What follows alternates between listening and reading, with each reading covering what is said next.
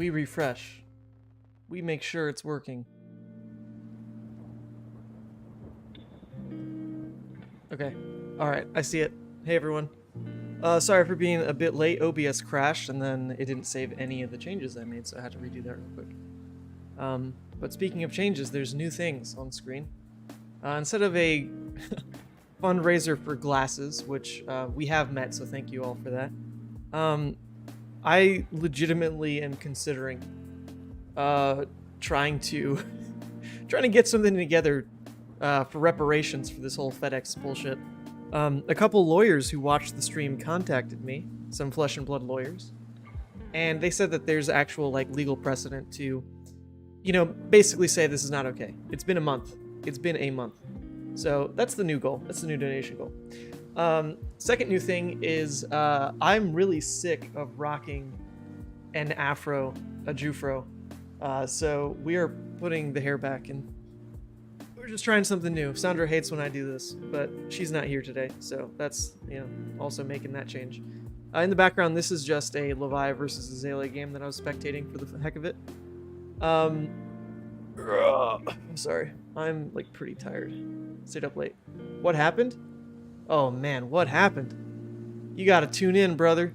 It's been a like month-long saga with this whole FedEx BS, but in summary, when I came back from France, they lost my bag. They found it within 3 days, which was awesome. But then the airline shipped it with FedEx. And then FedEx lost it. And FedEx has been basically declining every request I ask for updates. They just keep saying, oh, we'll tell you what happened in 2 days. Oh, we'll tell you what happened in 2 days. And they've been circle jerking me like this for now 2 weeks straight of it just being missing. You know, the tracking just has no update. It got scanned and then it kind of just got stuck. And it's ridiculous. Like, they just won't actually say what happened. I don't know what happened. It hasn't arrived to me. They don't know what happened.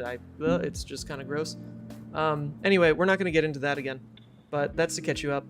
It's just awful. It's awful to deal with. But today, the premise of today, we're just going to let this Levia hopefully win in the background here. But the premise of today is to actually do kind of like a mock Nats run.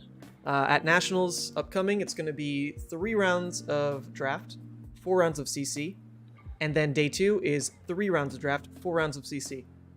And to make top 8, X3 should be pretty safe. X3 should be safe. Obviously, X2 is incredible, X1 insane, XO unbelievable. So we're going to do 8 rounds with Fi and just pretend it's our Nats run. And you know what? The quality on Talishar may be questionable, but so as it is in person. So as it is in person. You don't play against Michael Hamilton every round. That's just not how it works. So 8 rounds of Fi. It's a grind fest today, but I need this practice because I want to do well. So sorry, Levia. I hope you win, but we're going to go back and get this rolling. Deck link should be updated. The Fi deck that we're going to be running is my build. It's not the list that won.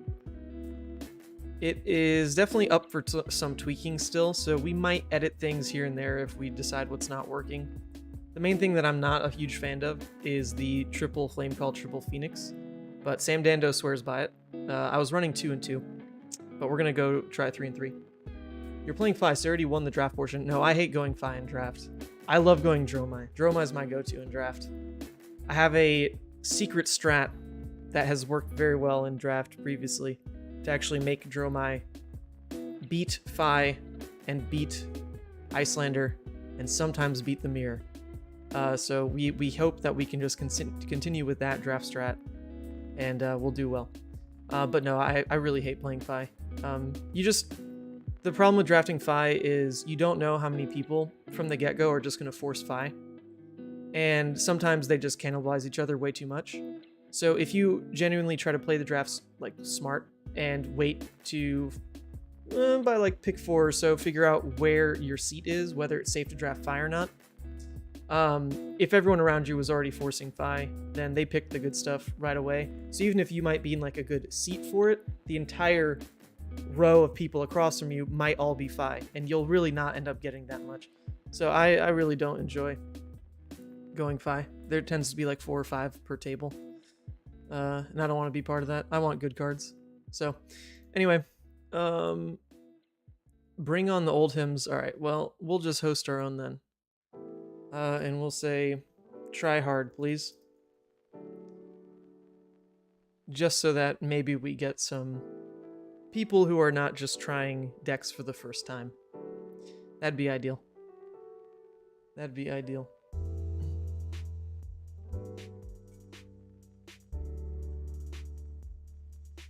Eight rounds. Ooh, and it's a Briar. We like this. This is a good start. This is going to replicate our run pretty well. Hey. Alright, against Briar, we're going to see who's going first. They chose to go first, so going second into an aggro matchup. Mask and Furnace is always correct. There's actually an argument to if you're going first and you don't want to go first, like in an aggro mirror, you can actually go Mask and a Tunic just so that you guarantee present lethal first. You don't block hit effects very well, but if you do take Pouncing Lynx and Tunic going first, then by your Tunic turn, you can pretty much present lethal every time. Not what we're going to do here, though. So we're going to take that. We're going to figure out those last slots that we want. That all you guys okay into Briar. It's not amazing. Briar's a deck that doesn't tend to swing on turn 1, so we don't really want to take the Scars. I'm trying out the Scars. I'm not a huge fan of that slot. Sync is going to cover some breakpoints well, and CNC is more relevant than Erase Face into them, especially going second. So we will take those cards. All right, here we go. Game 1. Game 1 of the 8-round run. Ideally, what I want to get out of this run is if I lose, I want to learn from my losses. If I win, then I don't want to be cocky about it. He revealed Bramble, Tome, Channel Mount, so he whiffs on Sonata. That's fine. Ideally, we're looking to go X1 in these rounds. That would be ideal. If we go X1 in 8 games, I'll feel pretty good about my ability to go 4-2 in draft. And then that guarantees top 8. So that's what we're all about today.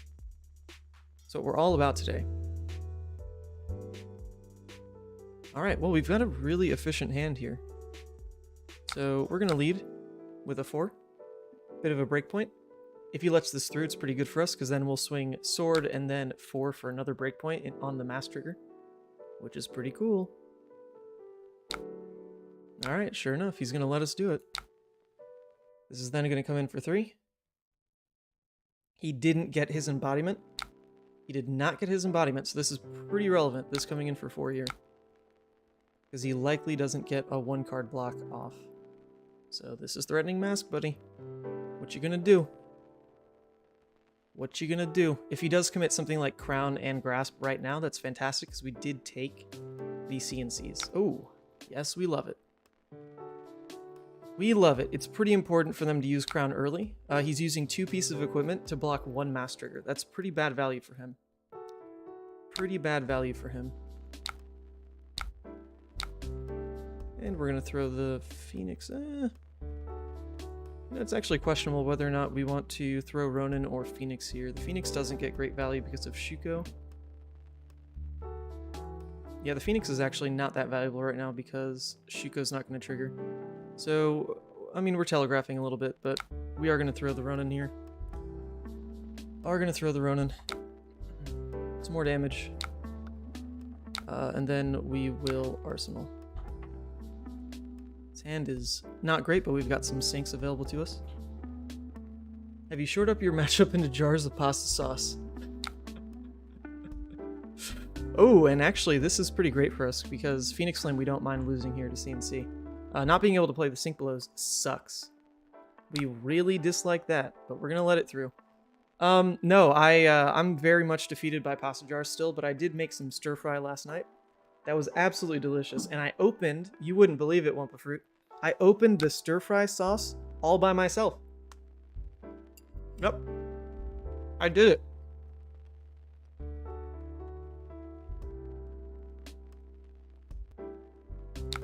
Scar for scar. We're going to cover this one.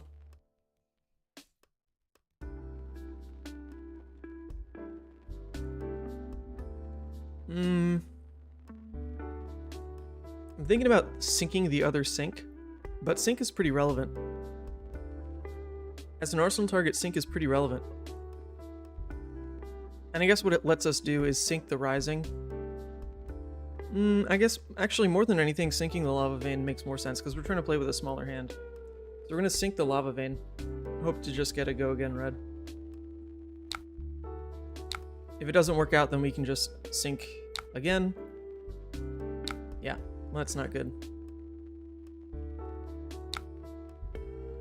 Alright, it really hurts to see this hand because we're still kind of YOLOing off the top. But we don't mind sinking again. If we find the red, then our 2-card hand is totally fine here. And him using these Scar for Scars without like channel mount is totally fine by me. This is one of like the most low effort go-agains he has in his deck. Yes, okay. We did it. We did it. This is what we were looking for. It's not amazing by any means. We wish this was a 0 cost.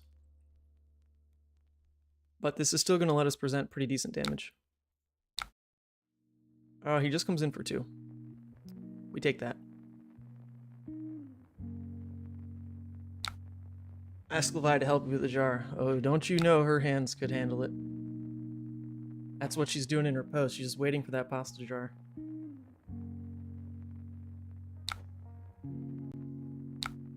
Alright, it's a little telegraphed here that he doesn't have to worry about mask, because he can just see that it's going to be 7.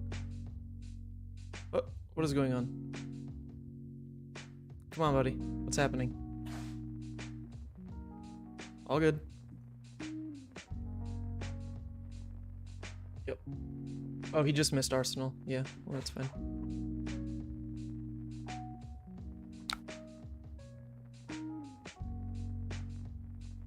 He missed Arsenal. There he goes. Okay. So it's telegraphed here that mounting has no real hit effect. But we don't mind, because our 2-card hand was going to be 7 pretty much regardless whether we found the 0 for 3. The difference would have been it would be a 3-card hand for 7 that threatens mask. That'd be the difference. So now we're not threatening mask, but it's still a 2-card hand for 7. So we're fine with that. Alright. This hand's not great. This hand's not great at all. What the heck, deck? This is actually one of those hands where all we really want to do is blaze Arsenal Art of War. That's pretty rough. That is pretty rough for us to see this come up the way it did. Yikes. I mean, the way to really force this hand, and I mean, it's incredibly forced, is Blaze, Snaps, Searing, Pitch, Phoenix, Lava Burst. That'd be 4 cards plus an equipment piece, all just for 4, 7, 8, 14. It'd be 4 cards for 14 damage, which is fine, but it would also use our Snapdragons. I guess we'll play for that if his damage is bad this turn. But we can also just block with Lava Burst, Blaze, Arsenal Art. That definitely sounds better.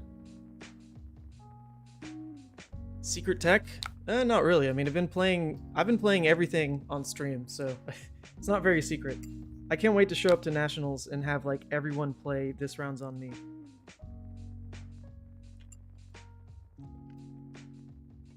That'd be pretty annoying. So he paid into it. Tome, Snatch, Bramble. So he got the Snatch.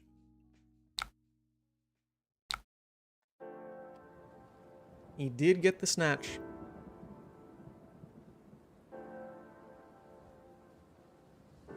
Yeah, well, the Snatch is going to make us block here. I don't want to block this way, but we'll do it.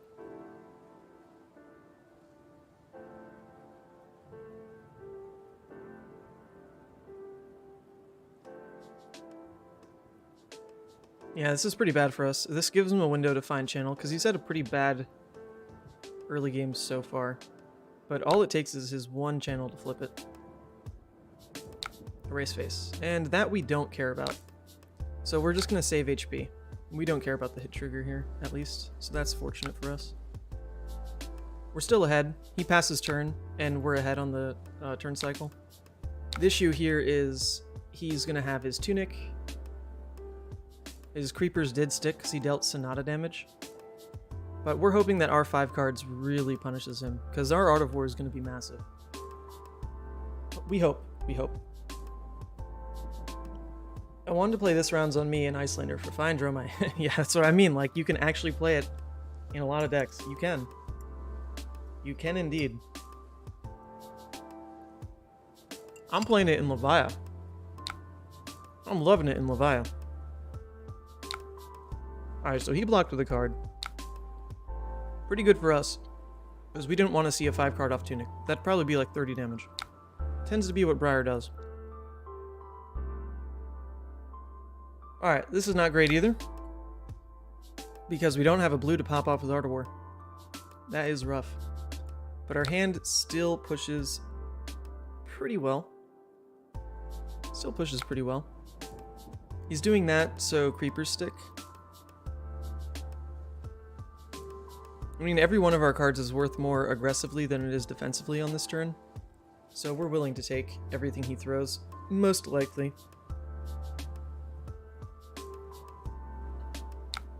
Alright, pass.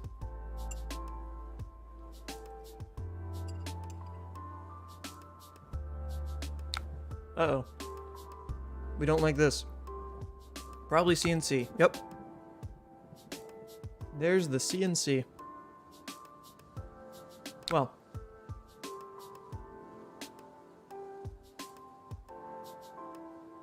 This sucks. This sucks for sure.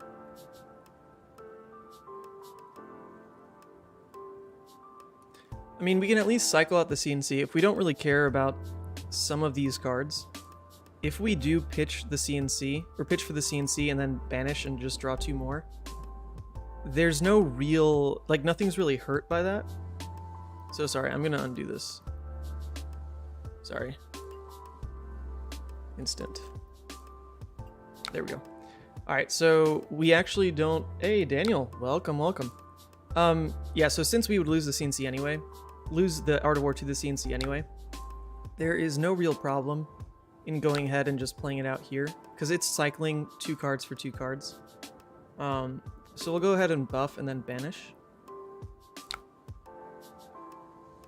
Just in case we do want to block.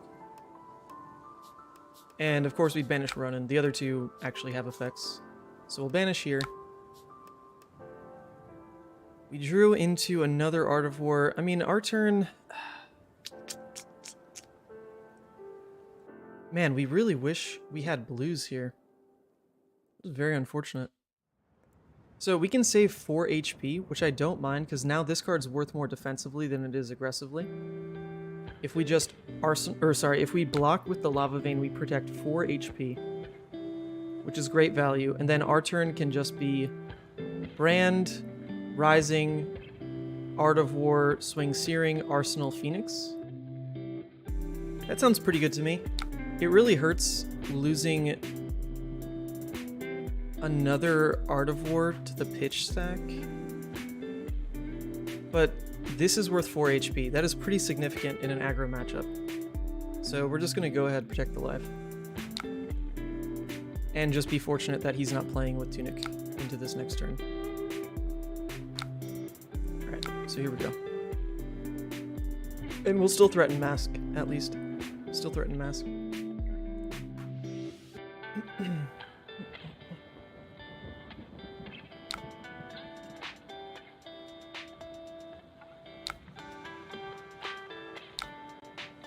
And then we swing Searing.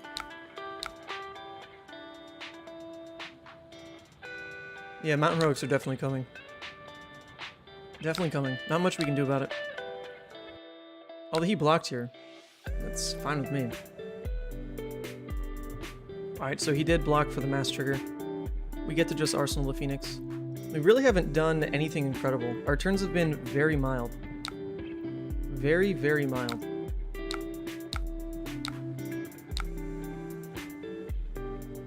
And this hand is awful. I hate drawing Phoenix Flames. That is the worst part about this build, is if you just draw the Phoenix Flame instead of the Flame Call Awakening. It is so bad. So bad. What turn is it? It is turn 5, by the way. It is turn 5. Daniel, so glad I'm running Fi. I think you're an awesome player, but your crutch was Levia. We've been trying. On these streams, I've really been giving her a shot to perform well. I've been really trying. Really, really trying. But, you know, she's rocking a pretty solid, like, 50% win rate, which is just not good enough. I have, like, an 85% win rate with Fi, though. Alright, he goes for the Creeper Sonata again. He revealed Entwine, Captain's Entwine Scar, so he will get 1. He will get 1. Yeah, it really sucks when you draw Flame and Awakening. Yeah, I mean, really, that is my biggest problem with this build. I really hate this. I hate running these counts. I think 2 and 2 is probably what I'm going to end up changing it to. I mean, we're kind of getting lucky that his turns are nothing crazy, but, I mean, our turn's nothing crazy either. Our turn is nothing crazy.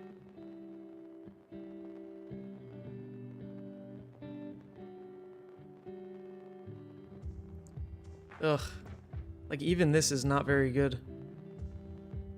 Because we're already getting the Shuko trigger across the Phoenixes. But, I mean, we can go wide enough to threaten mass twice, so at least that's relevant. Not great. Not great.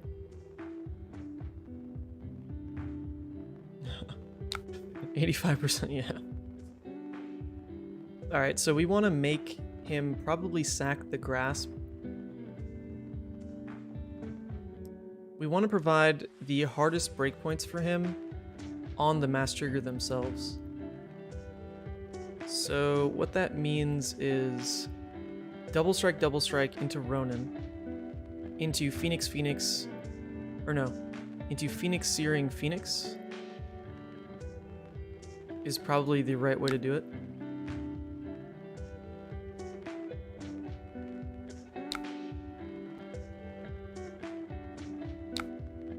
Or no, Ronin now, because we want this to be 2. We want the mass trigger to come in at 2, because then that's more awkward for him to handle. Yeah, man, this game just did not... just didn't find much. I mean, this is most definitely like a channel mount turn. If he doesn't have it now, I would be thoroughly impressed with how hard he's working. Okay, he goes and sacks creepers. That's fine.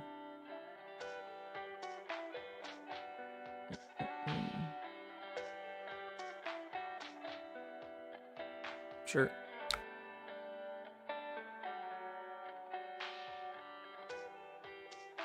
Do this.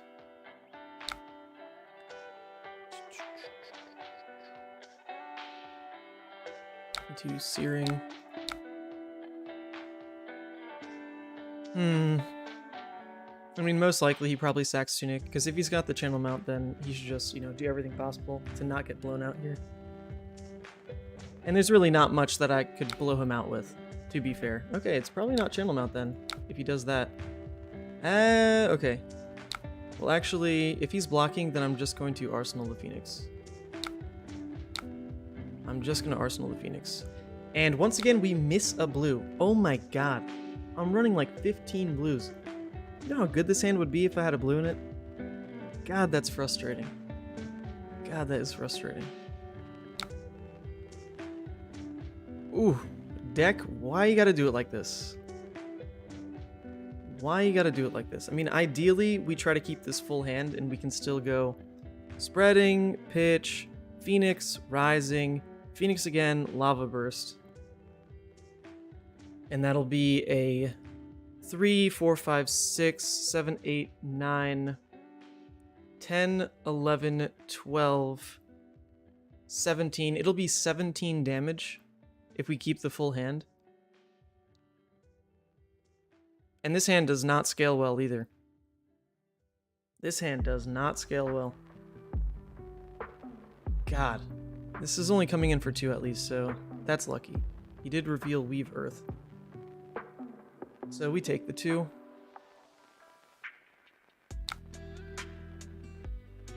finish that game before you get a glut of blue. Yep. It's gonna happen. I get 3 hands of all reds. Oh man, he plays another one? Buddy, you know that comes in for 2, right? Okay. That's fortunate for me, I guess.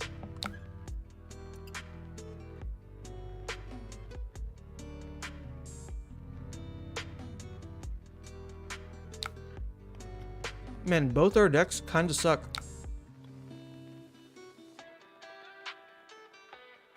Both our decks just kind of do nothing.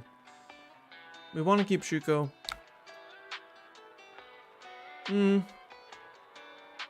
gives +1 damage this next turn. But Mask, we can go... I guess it depends. Maybe we... I mean, we definitely want to go for Spreading Flame. So we're going to go 1, 2, 3, 4, 5 wide. So we do threaten Mask, but it's not amazing. And he's going to have to block anyway because we present enough damage that he dies. So we are going to throw the Mask.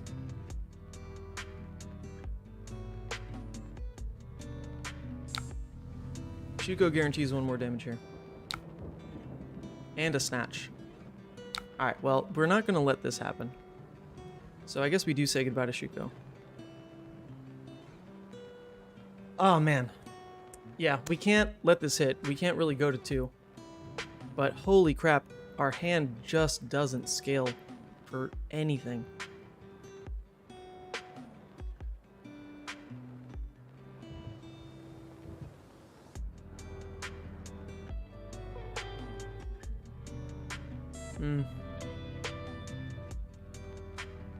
I mean, if anything, I'm more incentivized to actually block with Spreading Flame Shuko. That way I can get the Flame Call. I can pull the Phoenix out of deck just to make sure I don't brick and draw the last Phoenix on like one of these last critical turns in the game. But not getting the Lava Burst off means we definitely don't present enough damage. This is awful. Sorry. Thinking. Sorry.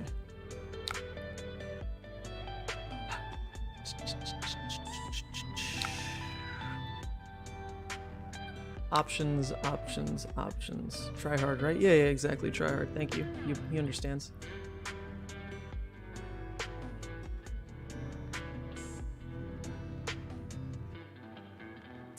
This is really bad. This is really, really bad. So it's definitely Shuko, and then it's gotta just be...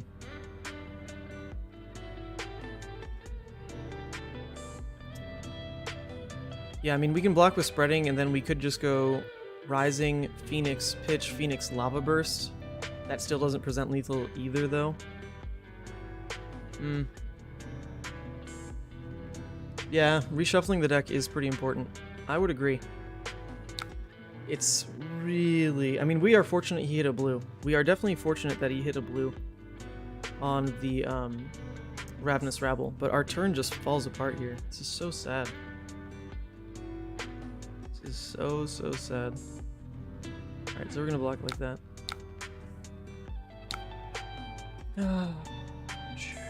Okay, here we go.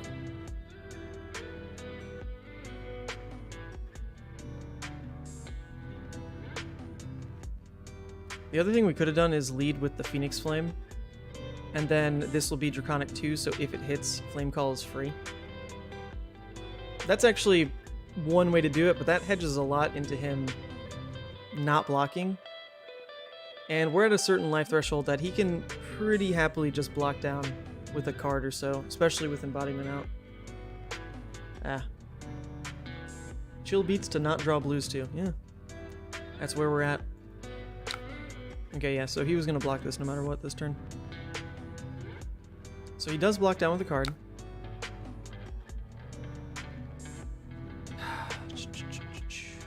Right now this presents 4 damage. This presents 5 damage. So it is better to go for the Lava Burst if we're just going for damage. But I actually really value the reshuffle. Oh, it's so annoying. Because we can go Phoenix Flame, Pitch, Phoenix Flame, Rupture. That's all fine and dandy. I think we have to go for the damage play. We want the reshuffle, but we can't be greedy about it. We can't be greedy about it. We need to just actually get him low enough to kill him. Which is, you know, not likely happening. He did actually get Tunic to a second counter, which is very Oh, he had a brick hand. He had a brick hand, guys. He had a brick hand. We are in. Alright, this hand sucks. What is going on, deck? Like, I asked for very specific things, you know? I ask for very specific things. And the deck doesn't give them to me. Well, we still don't want to give him Snatch, but Jesus Christ. Jesus Christ. This is horrible. Phoenix. Searing. Phoenix. It's great. Is Sam also on fight? Sam's actually not getting, he's not getting time off work to play in this Nationals. He's going to be there, but he's going to be vending. So it's up to the rest of us who've been playing with him to see a Fi in top 8. God, dude. These hands have been so unfortunate. We definitely die on his next turn, like 1000%. He's not going to brick 2 turns in a row. There's no way he bricks 2 turns in a row. He drew this. He's not going to get that kind of hand again. But what are we going to get? We're probably going to get a brick hand, because that's about the nature of this game. Okay, he sacks Tunic. I don't know why you would sack Tunic. You can take 1 damage. You can definitely take the damage, buddy. It's not that big a deal.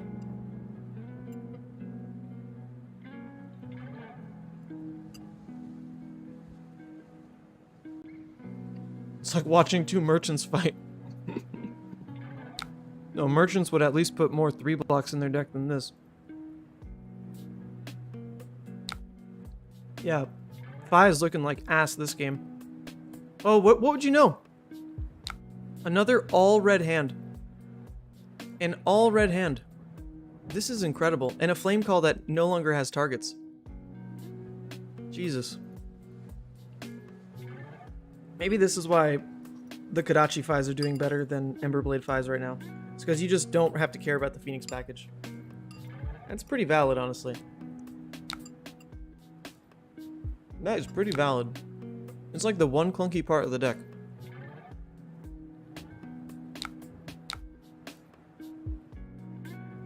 What would you know? Every single card blocks for 2. So that's nice. Every single card blocks for 2.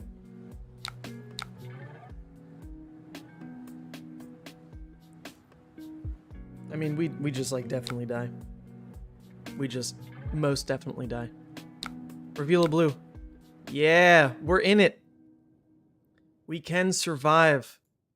I mean, not really, because he just gets to Tunic Rosetta. We must block, and he arsenals. Oh, or just even that. Oh yeah, dude. Oh yeah. Here we go. Now we just die to literally grasp. So it's over. GG's. Yeah. This game was very bad.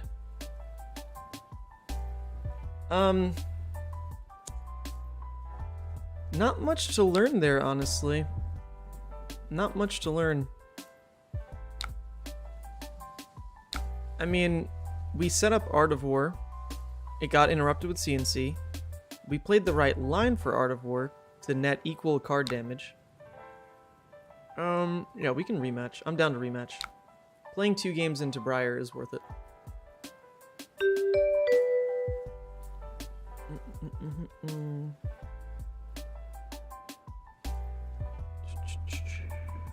We even called him on CNC and put the Phoenix in Arsenal, which felt great.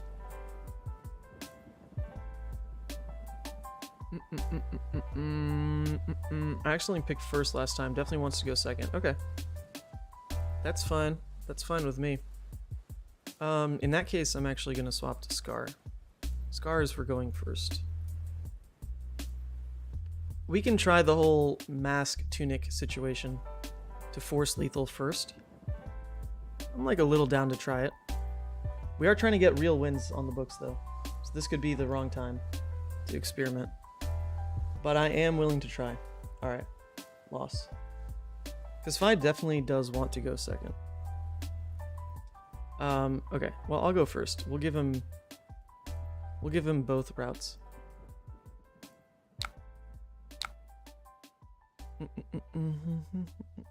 Okay. I've been trying the UK top deck a bit, and Phoenix Flame's so little that Fi's hero ability may as well be one card of deck thinning. Yeah, I mean, what that deck really does, though, is it uses Rise from the Ashes as basically another 0 for 4. Like, you almost never actually bring back the Phoenix Flame, but you have enough, like, single Draconic chain links on your turn that when you find Rise, Rise becomes a 0 for 4. Because it's going to give +3 to the first thing, and then the Phoenix will just get +1 because you played the previous Draconic. So that's really all it's doing. It's deck thinning, and then it's making Rise another 0 for 4. Which is pretty good. Which is definitely pretty good. Alright, well, we're just going to try to burn through his hand while he doesn't have embodiments yet. Hopefully cheese in some damage. Cheese in some damage. Seeing a Swarming Gun is also fine with me.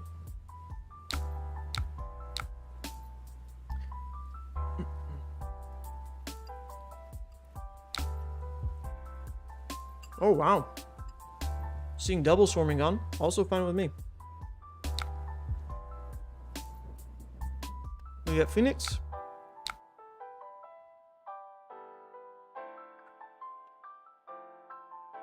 We are going to Lava Burst here, by the way. Arsenal Rising.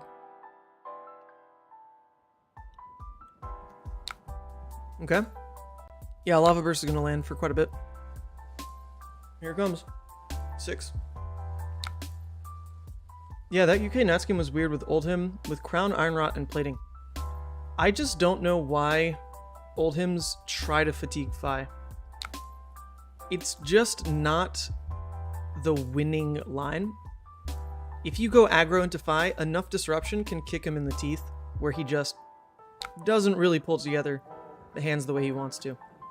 Alright, see, this is why we take Scar for Scar going second. Or sorry. This is why we take Scar for Scar going first. Because Fi's definitely going to throw his whole hand going first, and he's going to sneak a little bit of damage. But then an aggro deck going second is definitely going to return more than you snuck through, and then Scar for Scar is just a free 4. It's just a free 4.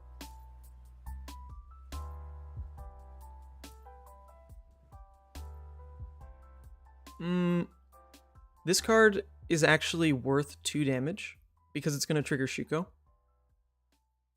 So it is relevant to keep. Especially since we're trying to go wide and it could be like a mass thing, so we will take 7 on this. They didn't fuse it anyway, so their turn is just going to be Arsenal. Cool. Yeah, we are fine with this. We'll lead with a brand. Just because it gives the Scar for Scar. Draconic, in case that matters for something in this turn. It won't, but in case. She's in 1. Scar. Draconic go again. Beautiful. Beautiful. This might be a Salt the Wound turn. It looks like he's really trying to not block.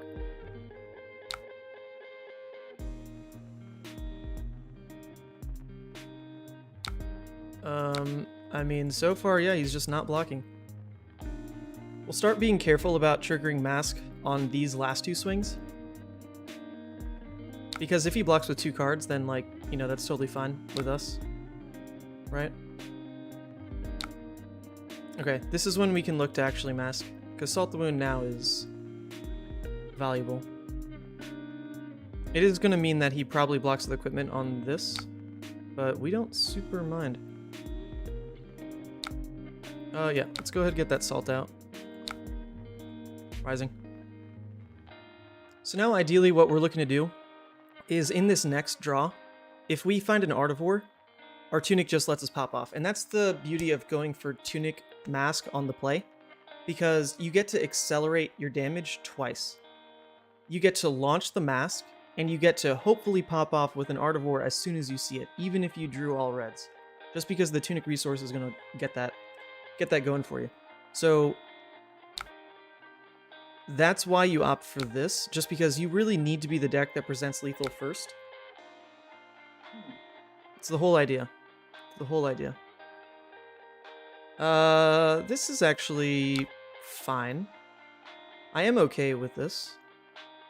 We'll get to just... I mean, it's going to be a Snap's turn, but we can just Snatch. Yeah, do your thing, buddy. I'm not blocking. We can Snatch, Snaps it, Tunic, Flame Call, Phoenix, Phoenix, Lava Burst, Arsenal, another Phoenix. That is fine with me. It also looks like they really didn't enjoy their hand. They've gone ahead and just been burning cards to make auras, and then are just playing off a random 3 with whatever that tome drew. Well, here we go. Autumn's Touch, Lightning Surge revealed. Didn't do anything. Wow. Their hand sucked. It's 7 plus a Rosetta next, but we just don't worry about it. It's just vanilla. We would have cared if that was a Snatch, right? Would have been big. We don't care, though. We have really put on the pressure. That's exactly what we're trying to do. Because if we can present lethal on this next hand, then we're just going to get in kind of like the Phi lock phase. So we do have to lead with the Snatch, though. So we're leading with the Snatch, but we're going to end our turn with a Phoenix and Arsenal. So even though Snapdragons are going to be wasted on this, we know that we can't really brick if we just sit on a Phoenix and Arsenal, because at worst it's a red go again. It'll activate everything else. Yep. Alright. Snaps. And there goes his equipment, which is fine by me. Fine by me. Let's Snaps. Let's get the resource. Let's Flame Call. Obviously, we hate drawing this Phoenix Flame. This could have been something way more important for our turn, right? Could have been. We're not going to show him this Phoenix Flame. This is going to be the one we Arsenal. Actually, no. We do have to play this one, because we need 3 Draconic. Yeah. So he's going to know that our Arsenal's just a Phoenix. Could have played with that. Are you patient with Mask normally? What is your threshold for mass damage, if not endgame? If Mask deals 7, it's worth it. Because baseline, it pretty much can always deal 6. Like, on almost any given turn, Mask can deal 6.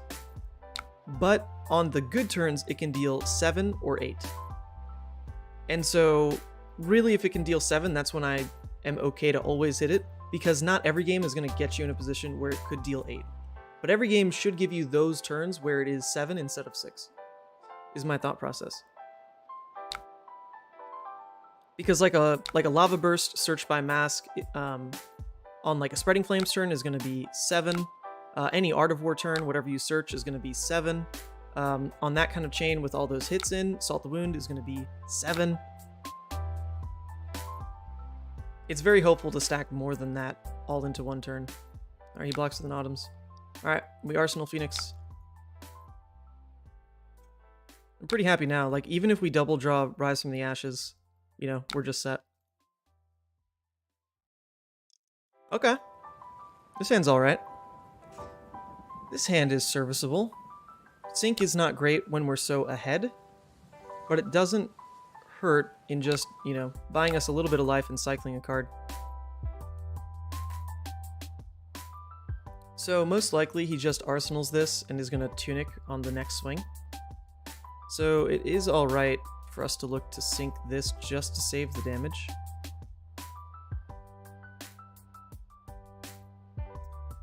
We do want to go for the Art of War because we have the free +1 that the Phoenix Flame is going to get plus our next Phoenix. So I'm kind of okay just sinking nothing just to make sure that we, you know, have a banished target here. Because if we sink and all of a sudden that hits like, you know, another Art of War or something, or like the Rise from the Ashes. Actually, Rise would be fine because then we could banish.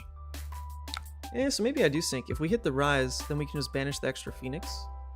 And that feels pretty good. So like the one bad hit is another defense reaction and another Art of War. So just because of that, I still think it's not worth sinking. We'll just save the HP. How's the fine matchup in a Bravo Oldhim? I think it's totally fine. It depends on how aggressive they are. If they're playing very aggressive, then, you know, they just try to first cycle kill you, which is easier for Bravo than it is Oldhim. But even so, Oldhim can just get really annoying because when he's playing aggro, he's going to have Stalagmite. He's really not going to pitch into Crown, and he's going to use his arsenal primarily for like pummels and CNCs and Erase Face to then try to use his Tunic counter to pummel you every time it's up. And those play patterns are pretty annoying. Pretty annoying. Buff, banish. Alright, we keep going. Buff, banish. Alright, so that's why we didn't sync, right? Because we actually... Okay. This isn't amazing by any means. Definitely not amazing, but I mean, we're gonna go get our third Phoenix as well. So it's more damage for us to play out this, just because it's gonna give the next Phoenix +1, and this is getting all the Art of War buffs, whereas the Searing wouldn't be. And there's nothing we'd need the second resource for anyway, by pitching it into Searing. So we wish it was a red, of course. We do wish it was a red, but we're totally fine with this. We're definitely presenting lethal. We're getting our Shuko value probably for the last turn. We're going to end up blocking with it most likely. But this is where we want to be going first. You need to be in a position like this, because most of the time going first as an aggro deck is just worse. We don't want to show him... oh no, he knows what our arsenal is. Never mind. We can just show our hand.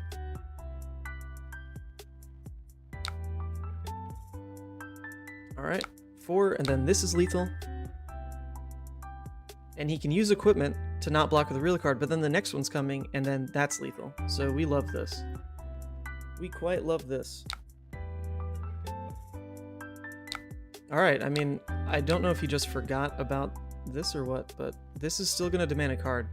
So blocking here was just wrong.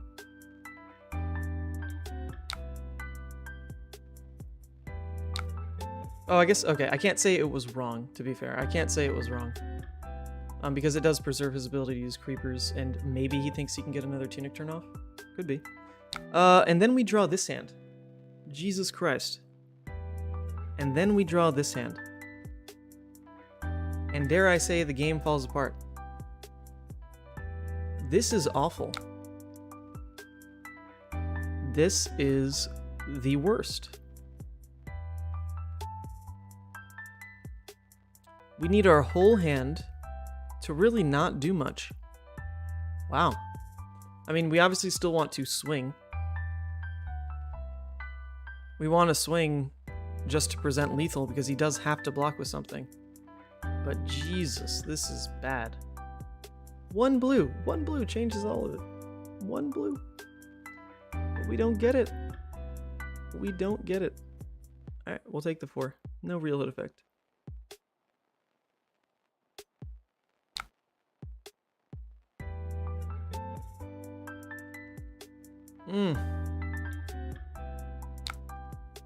Let's see. Alright, revealed an E-Strike. Man, we really can just lose this game. That is so crazy. We just draw like one punt hand, and we can just all of a sudden lose the game. I mean, we take this as well. We just do everything we can to make him block with 2 cards. That's all we need. That's all we need. Okay. Well, we do force him to block with 2 cards. This is really, really bad. It's just going to be mounting. It's going to be mounting Pitch Flame Call into Lava Burst. That's going to be our, like, that's all we can do. And then Arsenal Spreading Flames. That is horrendous. But who knows? Who knows? Maybe it still gets us there. Maybe, maybe. Alright, he blocks with the channel, so that's first card down. And then this actually doesn't necessarily demand a card anymore, because he can just Tunic Creepers. That's pretty sad. That's pretty sad. When do you decide you need to add blues versus just bad luck?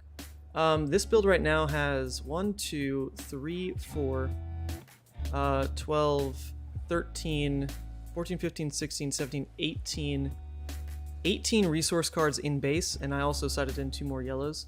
So that's about 20 resource cards. So you expect to see, at that point, you know, 1 or more per hand. When it's a third of your deck is a resource card, you just expect that. You expect to see at least 1 per hand, if not, you know, 1.5. So, like, this is what you expect. You expect to see 1.5 resource cards, which is exactly what we got. So. Oh, man. I didn't see him play Revels. But if he does, we'll just lose to the Arcane. If we can get the Tunic resource here, if we're allowed to keep Tunic, then we can actually block with both of these. And this is 6 life. So we really have 8 life to play with this turn. Because that Tunic resource will let us Spreadings, Rising, Blaze, Phoenix. So we just need to protect HP. We just need to protect HP. Really try to not die. Double Lightning Press also kills us. If he's got it, he's got it.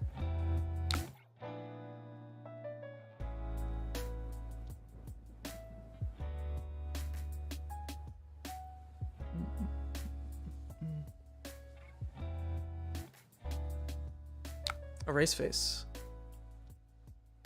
That's surprisingly okay for us, right? Yeah, surprisingly, this isn't that bad. I mean, we're gonna block here for sure, and then we can still go Spreading, Rising, Blaze. We just won't get the Phoenix Flame in there. But that should still take his whole hand. We don't want to go to 3 because then Runechant Rosetta would kill us, so we will chump the Shuko in as well.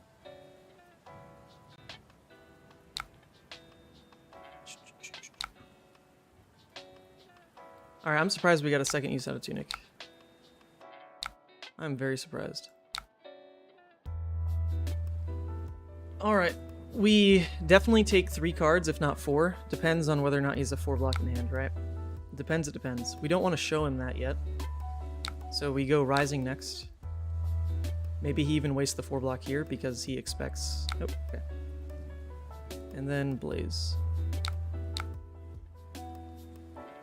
So we missed 2 damage by the Erase Face going through. Okay, so he had the 4 block, so he gets to return 2 cards at us.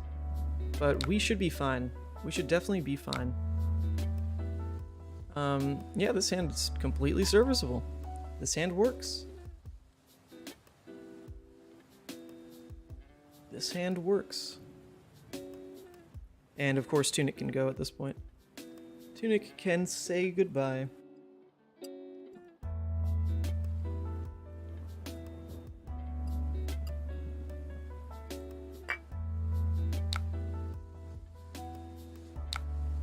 Okay. And we actually quite enjoy this because we just get full information on what we can and cannot get away with. And what we can get away with here is going 3, 3, 1, 1, 1. And that should kill him. So we'll just block like this. Give him that all you got. Take 3, go to 2. That way we don't die to Sigil of Suffering in case he runs it. Is the relevant part there. And then he should lose. Was there no Phoenix Flame? No, because I got hit by a Erase Face. So I couldn't. I got hit by a Erase Face.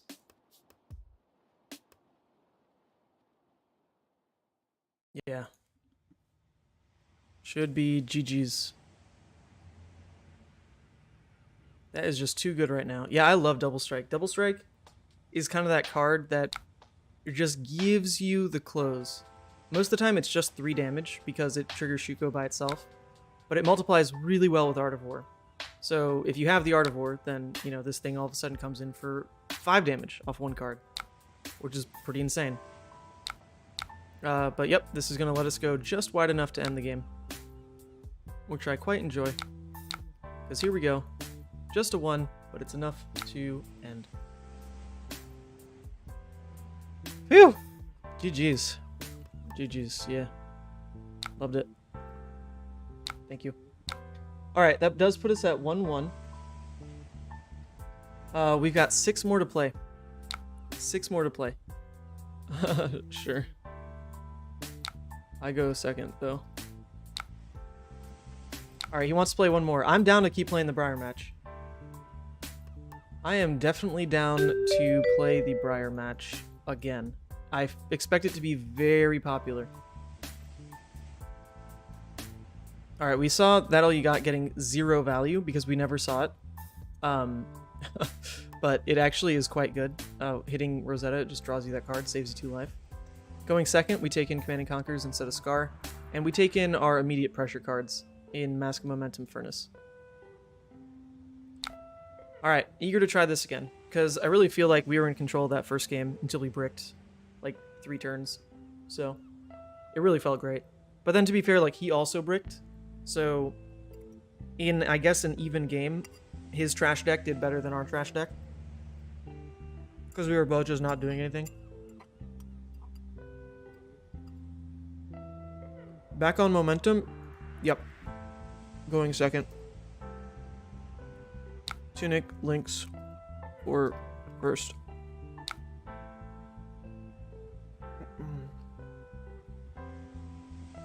Snatch, so Bramble.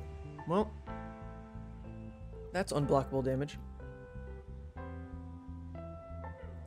Yeah, it was definitely Flame for lethal, but it was Double Strike that got us there. Double Strike is what actually got us the lethal, because it just went 1 too wide. 1 too wide. And that's how you have to end games with Fi, because you don't get cheeky damage like Reckless Swing or Dominate. You just have to go wide enough to close.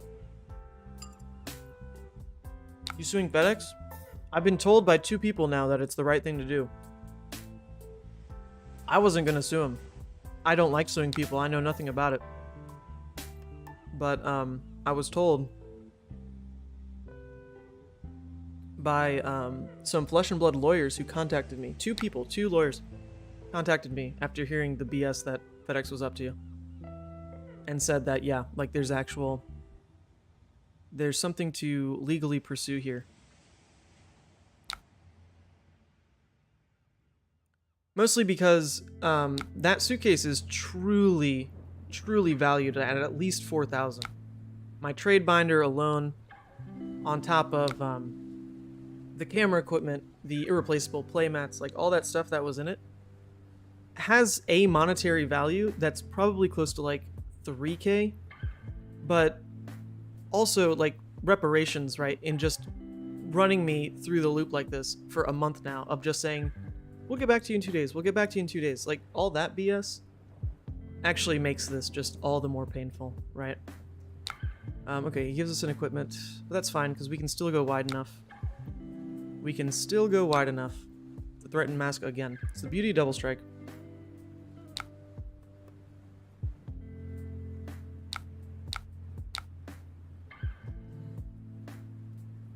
Definitely think threatening legal action might magically make the bag reappear. Exactly. I mean, I truly think someone stole it. Like, that has to be what happened. Because it is a giant bag. Like, it is a 40-pound golf bag that is, like, packed to the brim. It's got my Legal Levia's logo on it. It's got a lock on it. Like, it is not generic, you know? It's flashy. It's nice. I packed it well.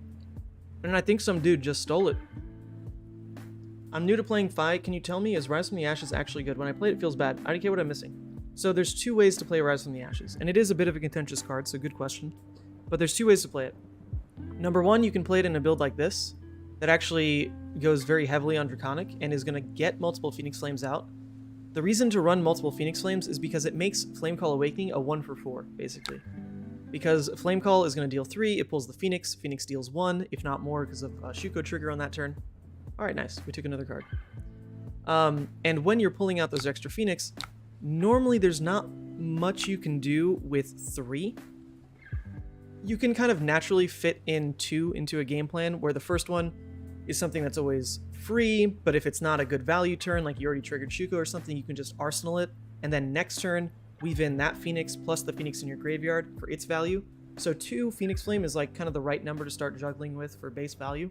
But when you add Rise from the Ashes, it's what unlocks the power of the 3rd Phoenix Flame, at least in this kind of build. Because there's no way you can really use 3 in like a full turn cycle unless you get Rise, right? This dealt an arcane damage from the rune chant. That's what happened. Well, once again, we actually like enjoy our hands. For once, we enjoy our hands, and we like sitting on the sink in Arsenal. That's pretty lovely. That is pretty lovely. Then the second way to use... what did he do? +2? Oh, this is actually fine. We get to sink. We do indeed get to sink. Good value, because he spent an entire card for just +2. Captain's Call just gave +2. Horrible value. We don't even want to sink anything here because our turn is that magical curve of mounting, sword, rising, Phoenix, lava burst. Like, it's just fantastic. So we don't sink. We take this. All right, back on the question. We're just going to throw this and let him think about the attack.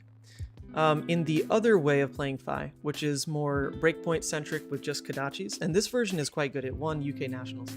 This is a bit of a tweaked list, so don't take this as the winning list, but the reason to use Rise from the Ashes in this build is because next time, make sure you air tag your equipment. Oh yeah, I mean, I never check bags is the thing. Like, I just never check bags.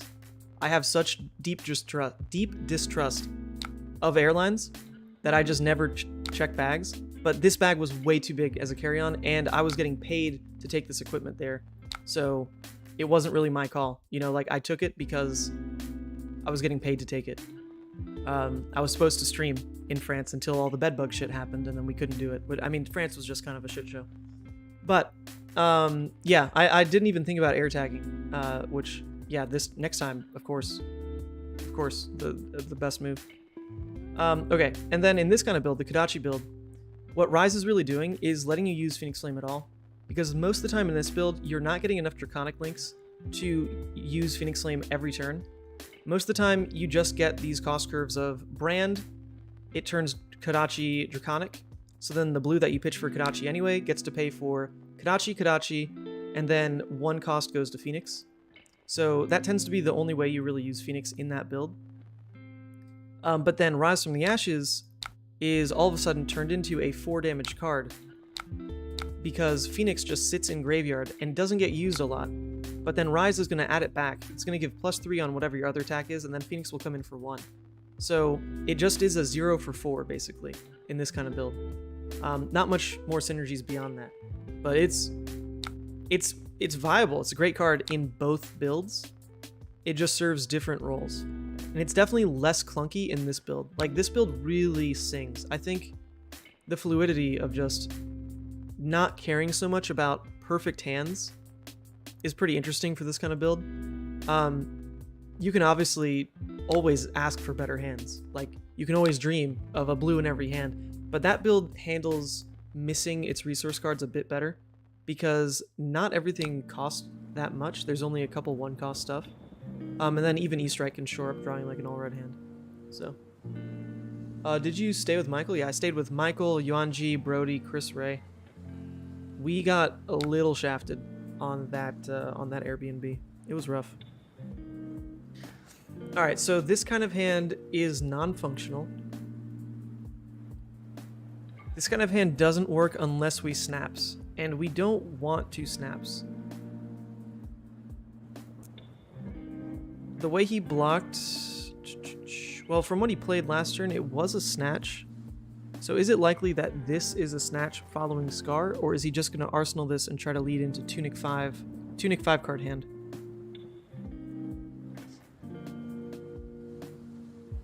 Yeah, we are still going to sink, because if he chooses to arsenal this... we'll sink that. It didn't really do anything. If he chooses to arsenal that card, then we want to deny him the embodiment. And so far, so good on that front. So far, so good. Rabble. Okay, he plays out the Rabble. I'm fine with this as well. Because all this lets us do now is not really force anything. We'll go ahead and just block with this. Block with this, take 1, and then just return our Blaze Headlong for 4, Arsenal Lava Vein for a bigger turn. And that's fine. That's fine. I don't want to commit snaps on such a weak turn. That's only 2 damage though. He didn't play a non-attack. So I'm very happy with that. I'll just take 2 any day for his Tunic Resource. Sure. This comes in for 4. We Arsenal Lava Vein. These 0 for 4s are so great when you're actually trading because it's just the best rate you can have. Apart from, like, you know, Ravenous Rabble hitting Gorgadian Tome. All of a sudden, 1 card in for 5. That's the best rate. But the 0 for 4s otherwise are pretty fantastic. Have you tried 5 Briar yet? Yeah, I use kind of both back and forth. The one thing that I prefer FabDB for is the sideboarding. But I do use both decks, mine. So yeah, I'm just not a huge fan of God, where even is the sideboard button? Oh, sorry.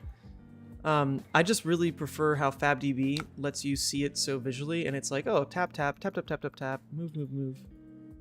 I do prefer that.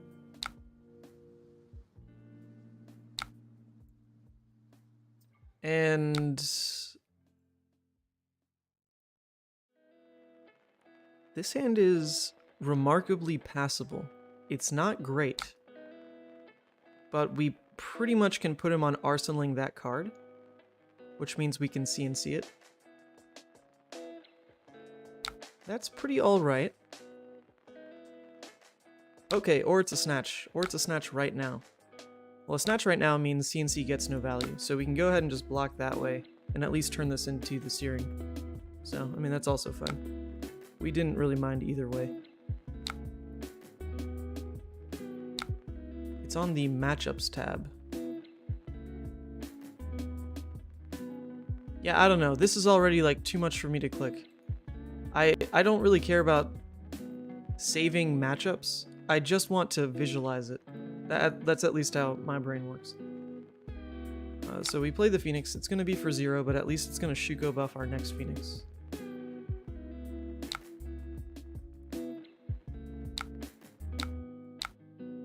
Nice. This is going to get that last Phoenix Flame out of deck. Thank God.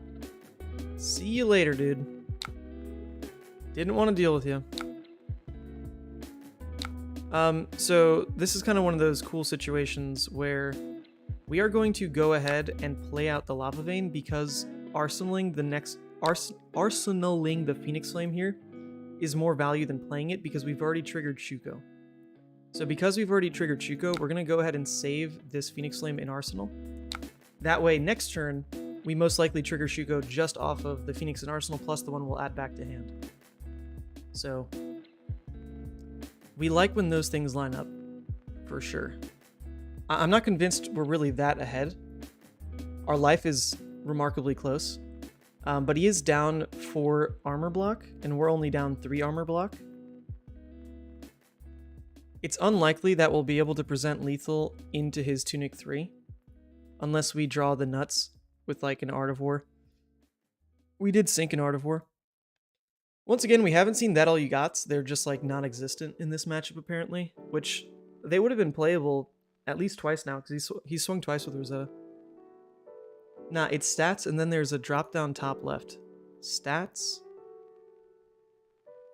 Drop down top left. I mean, this is all cool for the math people.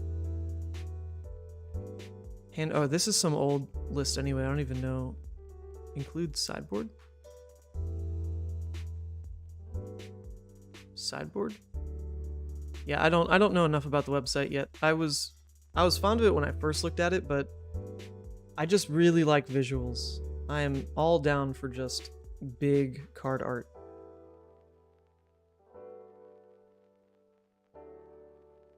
Channelless Briar. Yeah, we saw him pitch, or not pitch, we saw him block with the channel on like turn 0 at one point, and then we saw him block with the channel on like the last turn of the game, last game.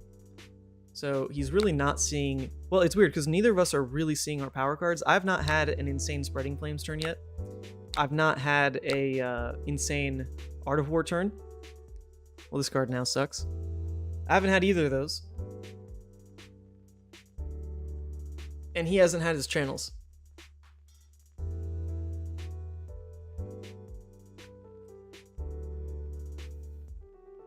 God, I lean way too much. Wait, and I'm sinking. Jesus Christ. Posture.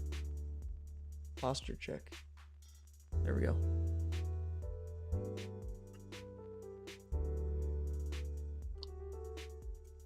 Drinking out of my trophy cup from when I got, like, I think it was second or third at an X-Wing tournament at Michigan GT. Back when I used to be a god at X-Wing. That was my main game before Flesh and Blood. I loved X-Wing.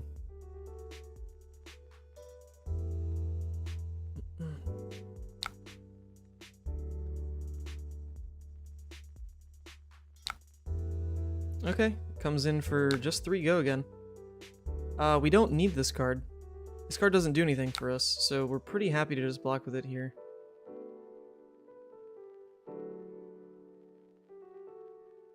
It's most likely that his next attack is for 4 anyway.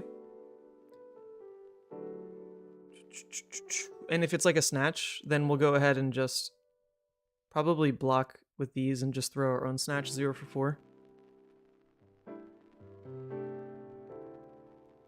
You need to make a matchup first to have the drop down, and making a matchup sideboard is a little unintuitive the first time. Yeah, I really do deserve giving the site like a proper passover because the guy who made it reached out to me about, you know, just kind of like using it more. And I told him that I'd actually give it like a proper UX pass because that's what I do for my real job. I'm a UX designer. But I just really haven't, I mean, streaming has just been what I do with my free time now. It's so fun. It is remarkable how fun streaming is. I have very much enjoyed it. So at least we don't care about this not searching with the way this hand plays because we've already searched all of them. So it at least will give us our searing stuff. Come in with this. Hey, Ian, hitting that subscribe button. If that's you, Ian, from Rochester, how the heck have you not subscribed yet? That is insulting. Insulting. I hope it's not Ian from Rochester. Yeah, I do play Phoenix Flame. So, yeah, Phoenix Flame is Chainlink 3. The thing about Mask that like not many people remember is Mask cares about the actual card hitting. A weapon hit does not trigger Mask. But people are so used to playing against Katsu where they just block the Kodachi that they just assume blocking the weapon does something to prevent the mass draw, which it does. It prevents like the links in a row, but it doesn't prevent but the weapon actually couldn't be the third link anyway. So you finally give up on her pretty lady? No, not at all. Not at all. You gotta follow the whole saga. You can't just jump in and complain about me ditching the pretty lady. No, I'm quite taken by Levia. I think I've got the best list I've ever played for her pretty much figured out. I really love that you can play full recursion into so many matchups right now. The issue is the format of Nationals is a split format. And Levia is not a deck where in any world you can hope to actually sweep CC, because there's 8 rounds of CC. I'm totally expecting to lose at least maybe every 4th game to myself to just Levia stuff. It just happens, it's fine. But when you know that you're going to lose about every 4th or 5th game to yourself, regardless of whether the matchup was amazing or not, then that means in 8 rounds of CC, I'm looking at probably 5-3. Probably 5-3. Even if I play Levia perfectly, the record's probably going to be 5-3 at best. Oh, this is fine. But then you add in 6 rounds of draft, right? And 6 rounds of draft, I do not think I can go 6-0. I cannot go 6-0 in draft. I can go 5-1 or 4-2, for sure. But to pretend that I can just go 6-0 is like a little ridiculous, because there is a lot of variance in that format. There's a lot of perhaps just like reading the pod incredibly wrong because I brain fart and then I just like punt. You know, there's a lot that can just go wrong. So there's no way I go 6-0 in draft. And I would have to go 6-0 in draft to make 5-3 in CC top 8 possible. Because X3 will make top 8. But I need to just be realistic about I probably will lose 1 or 2 games in draft. And then that means I can't lose 3 games in CC. I need to only lose 1 or 2 games in CC. And Levia is not capable of doing that. Like, as unfortunate as it is, like, Levia is not capable of only dropping 1 or 2 games. It's just not going to work. I face a Viserai, I lose. For 1. I lose to myself probably once or twice in a run like that. Like, it's just not going to happen. So I love Levia, but she's not going to work for the split format. The split format is why she's not going to work for this event. I'll play her in the Calling, I'll play her in the Battle Hardened when you don't have to worry about draft. But for a split format event, I'm not doing it to myself again. I'm just not.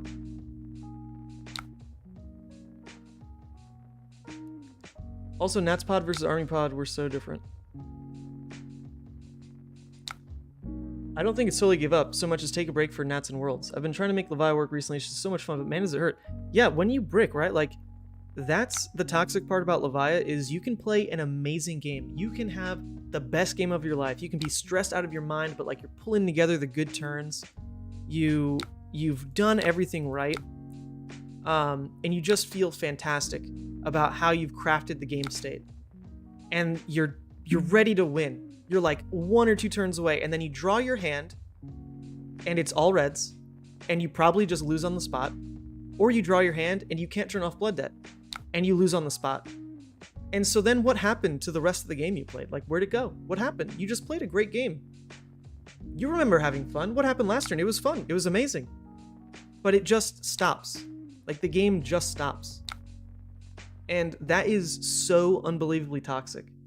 Like, that is just the worst way to play Flesh and Blood, where you play the game until your deck decides you instant lose.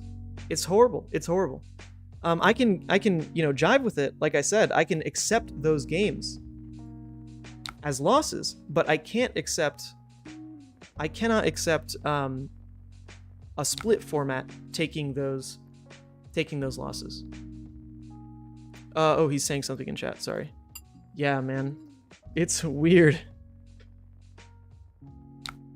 I've seen you block with CMH twice. I know it's in the deck. But you just haven't gotten those playable hands. Okay, so just coming in for 2. We don't really care about the Salt the Wound here, but it's a playable attack that's going to trigger Shuko, so we just take this. Are we expecting new cards for Levia in Dynasty? That face when you have 3 misses out of 10 in Graveyard and hit all 3 misses. That's the other problem with Levia that is actually just something you can't solve. Apart from just like, really trying to play around all red hands and like playing Talisman of Recompense or like playing energy potions, which you can do in some matchups. Or apart from understanding that, yeah, we just don't give him away back in this game. We lock him out. Or like understanding that you might just draw a hand that doesn't turn off Blood Debt, so you try to just always keep an arsenal piece that turns off Blood Debt. Like, you can add those layers to your gameplay, so that if you ever rip 4 off the top, you don't just instant lose. It can still be horrible, but you just don't instant lose. But then there's the situations where it's just not possible for you to actually control your graveyard completely. Like, the worst thing that can happen in Levia is you have hands that you want to block with, but the cards you want to block with are just not 6s because you just drew all blues early game. And like, there's your Convulsions, there's your Unworldlies, there's your, all your other blue cards, like, and you have to block with those because they don't do anything offensively. But then they're in your graveyard, and then they're misses, and there's just nothing you could do about that. It's not like you could hold those cards. It's not like you could hold them to play them. You were forced to block with them. And then your graveyard's just trash, and there's nothing you can really do about it. It's rough. Like, there's just a lot that can go wrong, right? That's the way of Levia. There's just a lot that can go wrong. But God, is she fun. God, is she fun. So we don't win, per se, because he can block with Tunic. People are undervaluing fine Canadian nats, I think. Wonder if it will translate to US nats. So I think the US, I talked about it yesterday, but I think the US is going to be... Oh, God, that hit. Oh, so it came in for 3. Oh, nice. We could have won there. Oh, this hand's good. This hand's playable. This hand wins the game, in fact. We like that. So this game, we actually just didn't whiff a hand. So that felt fine. We didn't get our crazy power turns. Once again, he finds Channel Mountain now. That is pretty funny. I do feel bad for him. He's finding it, like, right on those wrong turns. The thing about US Nationals is the US really... Oh my god, I keep leaning. I gotta just move this. The US really, really loves Briar. The US is just infatuated with Briar. And the other regions haven't shown that Briar is necessarily all that good. But people in the US don't care about the other results when it comes to Briar. Like, that's just not how the US works. They want to play Briar. They love Runeblade. Too many people have just played nothing but, like, Briar, Chain, Viserai, and now back to Briar. GG's. Alright, that was good. So we went 2-1 in that, playing against Briar. We enjoy that. And so I really expect Briar to be nuts, representation-wise. And there's a lot of talk that, like, people have figured out the Oldhim matchup, which is otherwise, like, supposedly pretty rough. And so I expect a lot of Briar. I also expect a lot of Bravo over Oldhim. Not a huge fan of background music. Yeah, well, I did take a poll, and it was overwhelmingly positive for background music, so unfortunately I'm not a huge fan either, but more people wanted it than didn't. So it's just going to be there. Just got a deal, unfortunately. Alright, what happened here? Competitive CC. Link, try hard, please. Try hard, please. The US also really loves Bravo over Oldhim. And so I think the US national meta is going to just be a little funky. I expect more Briar than Fai, even though Fai should be the better aggro deck right now. And I expect more Bravo than Oldhim, even though Oldhim's the better Guardian right now. Oh, we like this. Alright, we definitely want to practice this matchup. I'm down for it. I definitely want to practice this matchup a bit more. Like, I want to know what happens when they just rip a Tomultai early game, you know? What do those games feel like? What do those games feel like?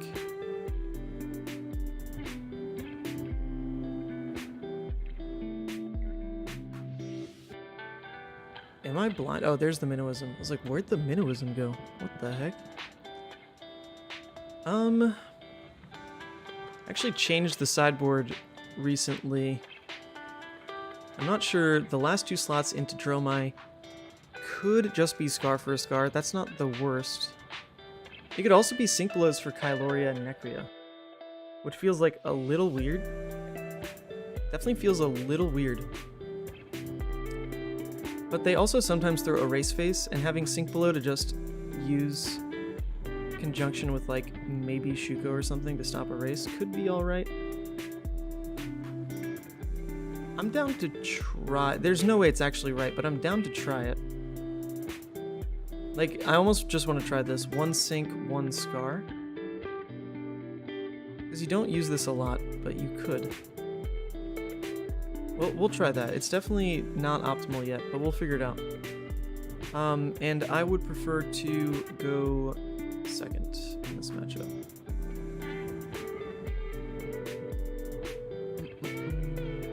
Alright, I will turn the music down though. There we go. It is turned down a little bit.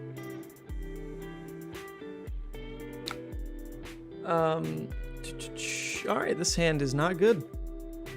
This is a good start. It is a good start. Unplayables.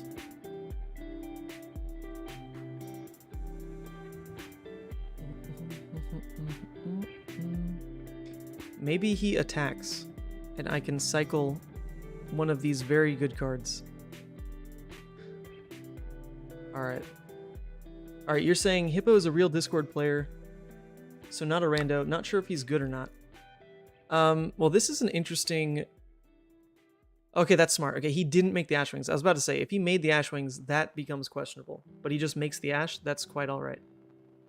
That is the better way to play that for sure. Looks like those must not be res, otherwise he'd flame scale, right? He should just flame scale.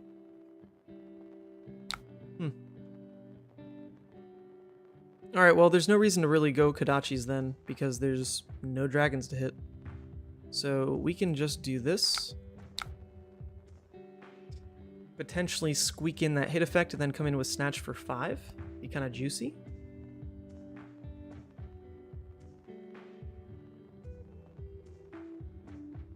Assert dominance by turning the music up.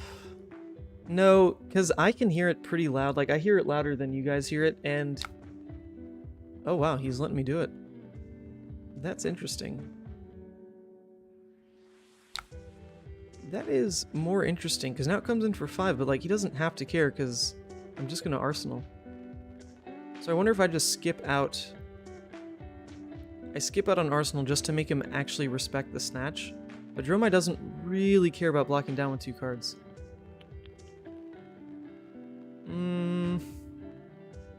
We could also Snaps, and that just be like the most insane greed play known to man. But I'm kind of here for it. Kind of here for it. We'll see. Maybe he just blocks anyway, because the HPs we're saving. Played my first army last week with Levi. I think it was my most tense match ever. Yeah, I could snap. I mean, it's like insanely early, right? It's my first turn. It's my first turn. And he doesn't even have dragons to clear, so... Normally what I'm saving snaps for in this matchup is... If I get one of those really clunky hands, I just want to be able to always clear the dragons with Kodachis and hit something. So snaps on those turns is pretty nice. I don't know, though. I'm, like, willing to try, I guess. He didn't block. Oh, you were just 3 people. That's funny. I'm willing to try, right? Because he definitely doesn't want to block. And our next attack is going to threaten... Our next attack is going to threaten Mask. So, we'll try it. Like, this is definitely wrong. It's definitely wrong, but I'm interested. I'm more interested to see where this goes. And this is actually best case. This is, funny enough, pretty much best case, because now we can pay into Phoenix rather than just swing Kodachi. That's pretty good. Because now this is a real Mask threat. And this means we can go ahead and play out Lava Burst for high value. Because we don't want to leave ourselves susceptible to one of his early game 4-card hands, which is like red, dragon, pitch red to flame scale, CNC. Like that's the kind of thing these decks try to do a lot off 4 cards. So we're not going to give him that. We're going to go ahead and play it out because it's 6 damage right now.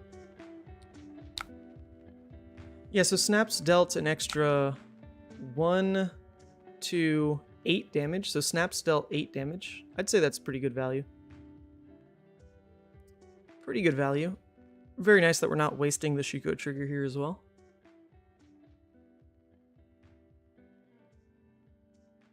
And he really wanted this 4-card hand.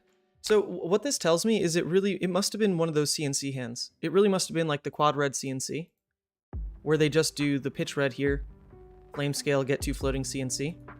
Because otherwise like at that point he's committed to just keeping the hand. But alright. No, it's a Scar for Scar. Ooh, this is getting interesting.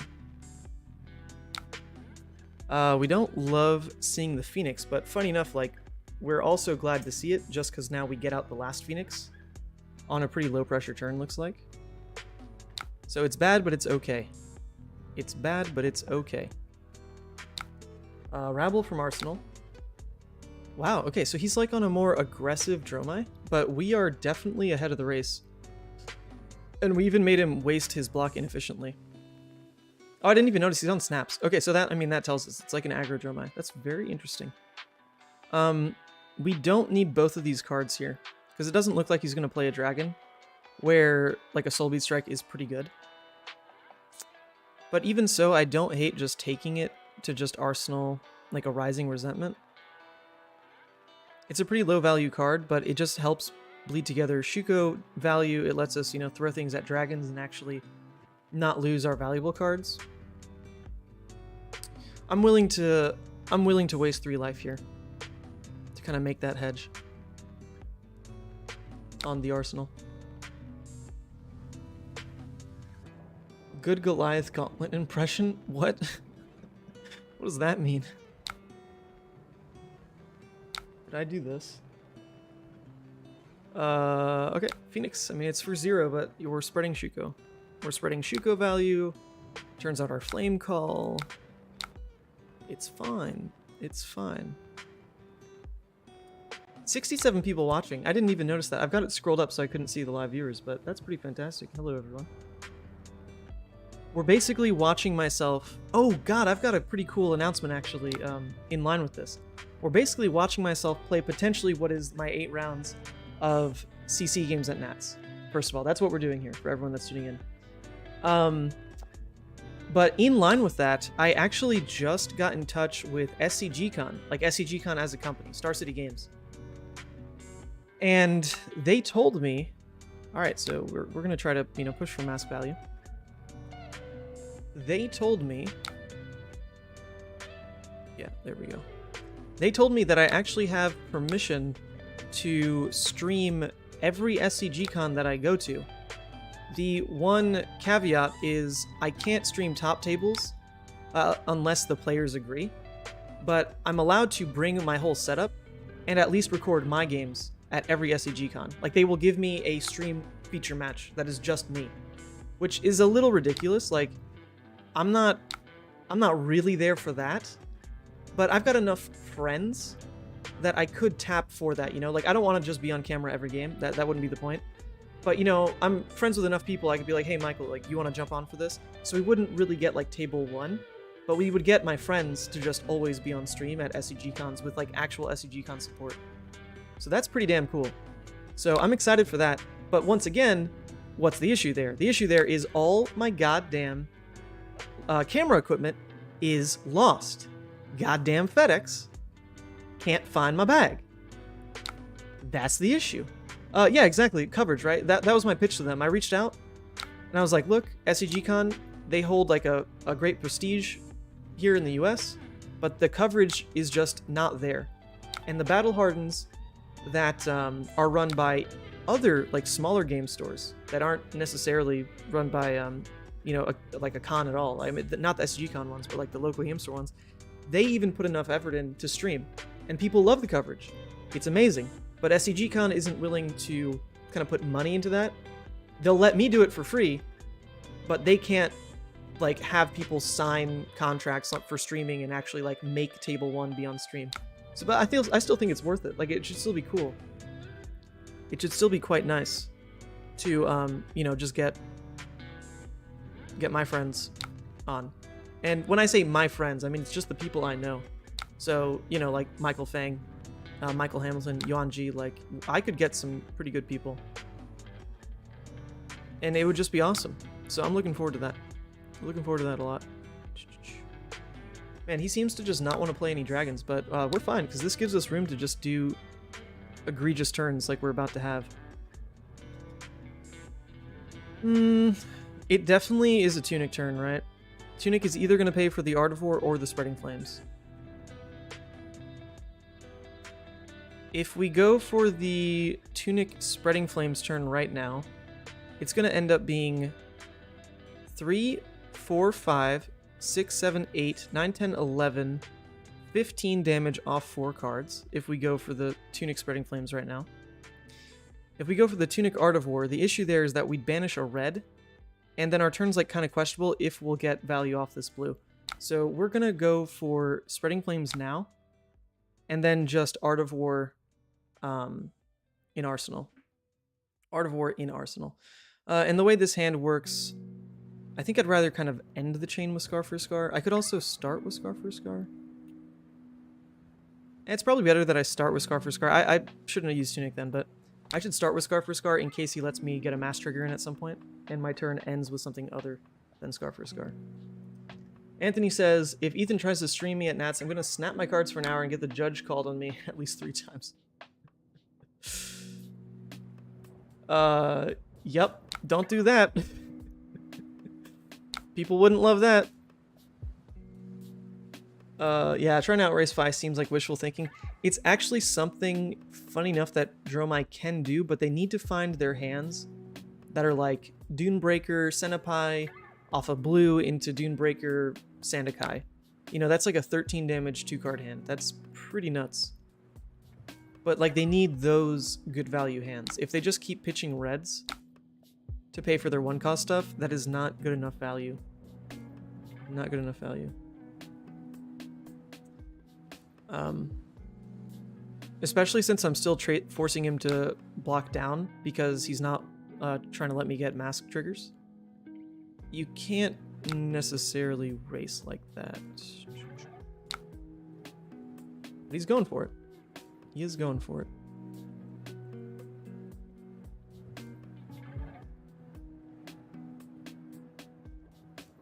The real blowout would be to actually have a combo finisher here, like a lava burst would be pretty insane. Be quite nice, but you know, the Art of War is going to set up for when we do have like a double blue hand. We can try to just pop off with it. Let's get this sucker out. Come in for 3. All right. So we're just spreading our value. Spreading our value. We don't want to see a CNC. That'd be pretty unkind. That'd be pretty unkind. Not gonna lie, I actually liked how that Scar for Scar felt in kind of our early sideboarding when we weren't sure which to pick. Alright, this is pretty good, because like if he doesn't do anything with dragons again, then we just banish the Command and Conquer and just play this hand with the Art of War. If he does try something with dragons, we super punish and we just, you know, Command and Conquer. Oh.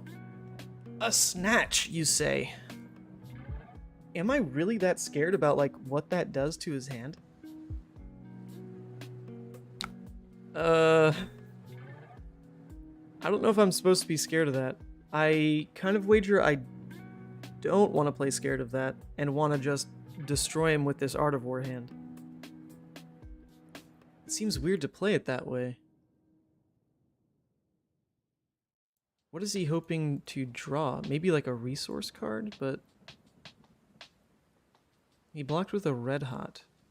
So his hand doesn't go wide, which is definitely what he's telling me with this attack anyway. So he's like missing the first go again. So the rest of his hand isn't going to be stuff like the Billowing Scar. But if it's dragons that he just doesn't want to play out, he's hoping to draw into something to pitch them for. I don't think I care about this snatch hit. We're going to let it through.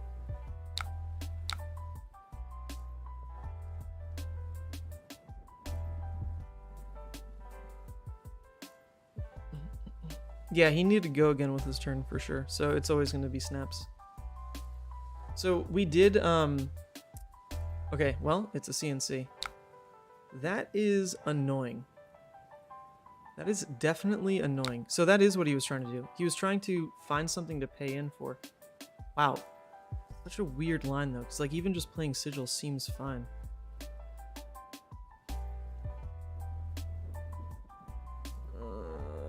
Yeah, this is annoying.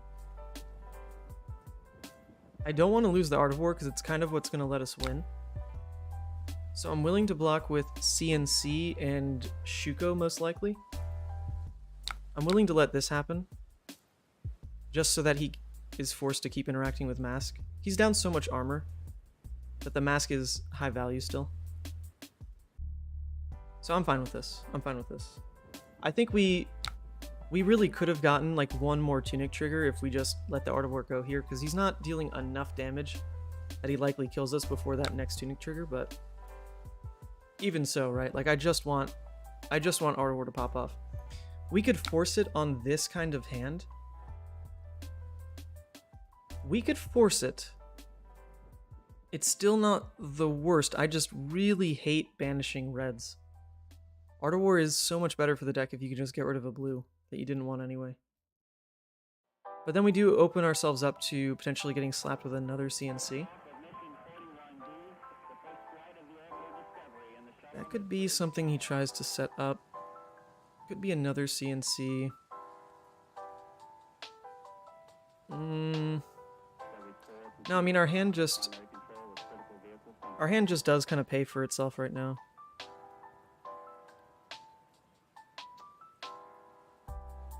If we do Art of War, it's banish the mounting, because that at least leaves us with 2 floating to go Kodachi Kodachi. I'm not sure. I'm not sure. Mounting's a little awkward with this hand anyway, right? Because we're missing the ability to swing double Kodachi and Phoenix Flame on this hand. So mounting isn't exactly amazing. I think I'm willing to go for the Art of War, actually. I am willing to go for the Art of War.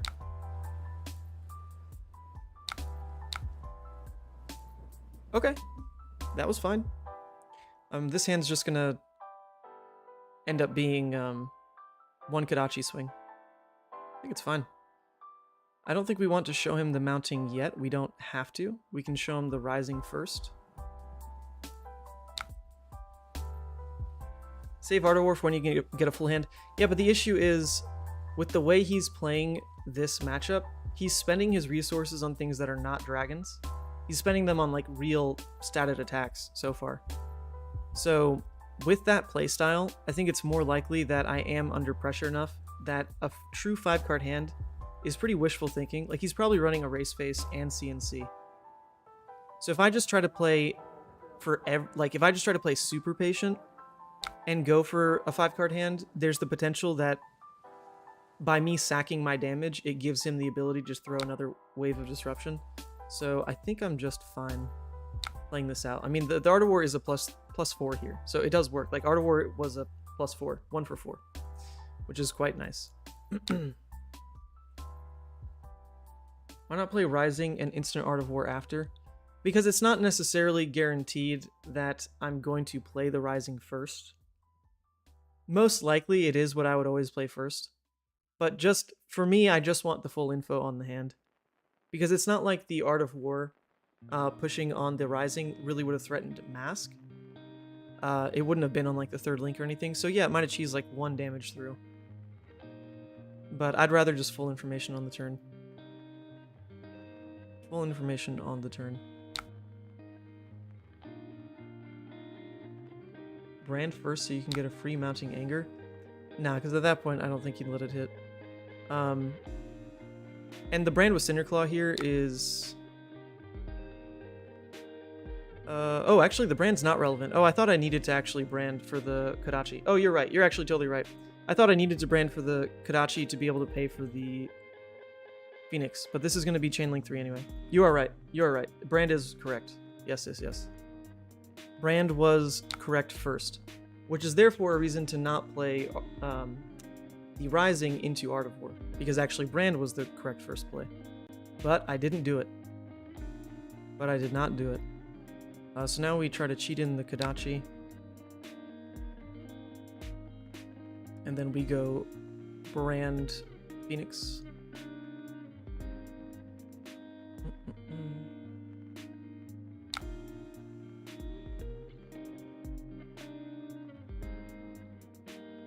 Yeah. No, you guys are right on that. You guys are absolutely right. I just didn't take a second to count the links anyway. I really, for whatever reason, thought I needed Brand on a Kodachi. Which I did not. The good news here, though, is I'm threatening Mask again. Man, I thought, who's that on Mansant stream, but you just have your hair bound together? Yeah, Sandra's not here. Woman Sant isn't here. And she can't stand when I tie my hair up. But we're gonna get away with it. The curly hair is a lot sometimes. Well, we put him at 5. Like, I can't be upset about that turn. I didn't play it right. You guys are right. But I can't be upset about that. And this hand's quite good. This hand's pretty alright, wouldn't you say? Kodachi and Needle to kill Asvalai. Oh my god. Okay, wait. Okay, actually, Julian, I'm only running Kodachis in this build for Dromai. Just because I think it makes the Dromai matchup like 90%. If you take Searing, there's still possibilities that you just lose to some Dromai lines. Where you don't get the agency to like Kodachi, kill a dragon, and just like kind of draw a card for free. Because if you go the searing route, you basically need them to let one thing hit, and then you can turn on the dragons and try to then get 2 more hits in and draw a card. So you tend to waste more of your like real damage if you go for the mask draws on searing. I don't think I mean, he doesn't even have this anymore, so I'm not that worried about what can happen if I let him draw. And Soulbeat is going to get go again by killing Kyloria anyway, so it's fine. It is fine. Kanachi say you never make Ashwings. I mean, exactly, right? Like, yeah, we can take this. Exactly right. It's way too strong to Dromai to pass up. It's 2 slots to just make the matchup insane, honestly. Man, if he... Wow. Dude, you're just giving me a mass draw. You're giving me a mass draw at, like, the most perfect time. Thank you. Alright, so we can waste 1 damage and just guarantee that we,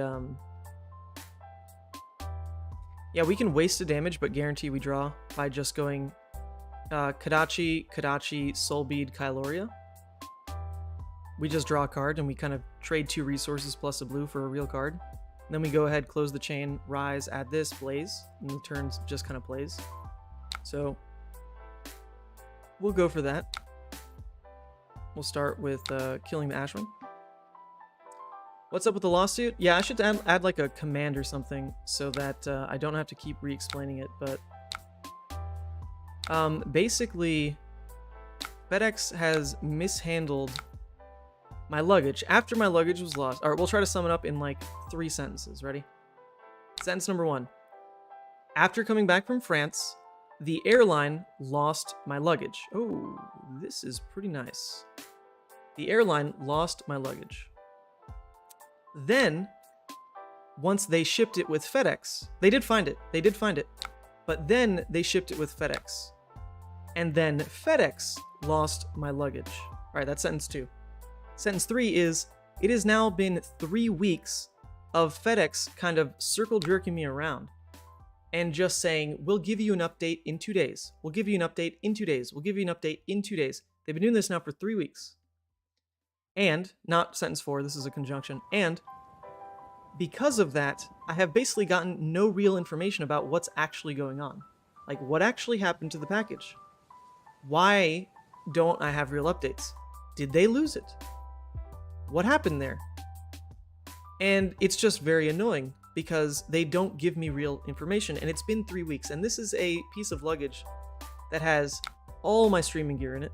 It has my trade binder, it has all of my playmats I brought with me to the Pro Tour, which includes gifts from you all. It includes my Levia playmat that has every legal Levia person I've ever met who's signed it. James White has signed it. I mean, it had all of that stuff. It had all of that. Alright, this is more than 3 sentences, so we'll just stop there. Well, okay, no, sorry. Last sentence.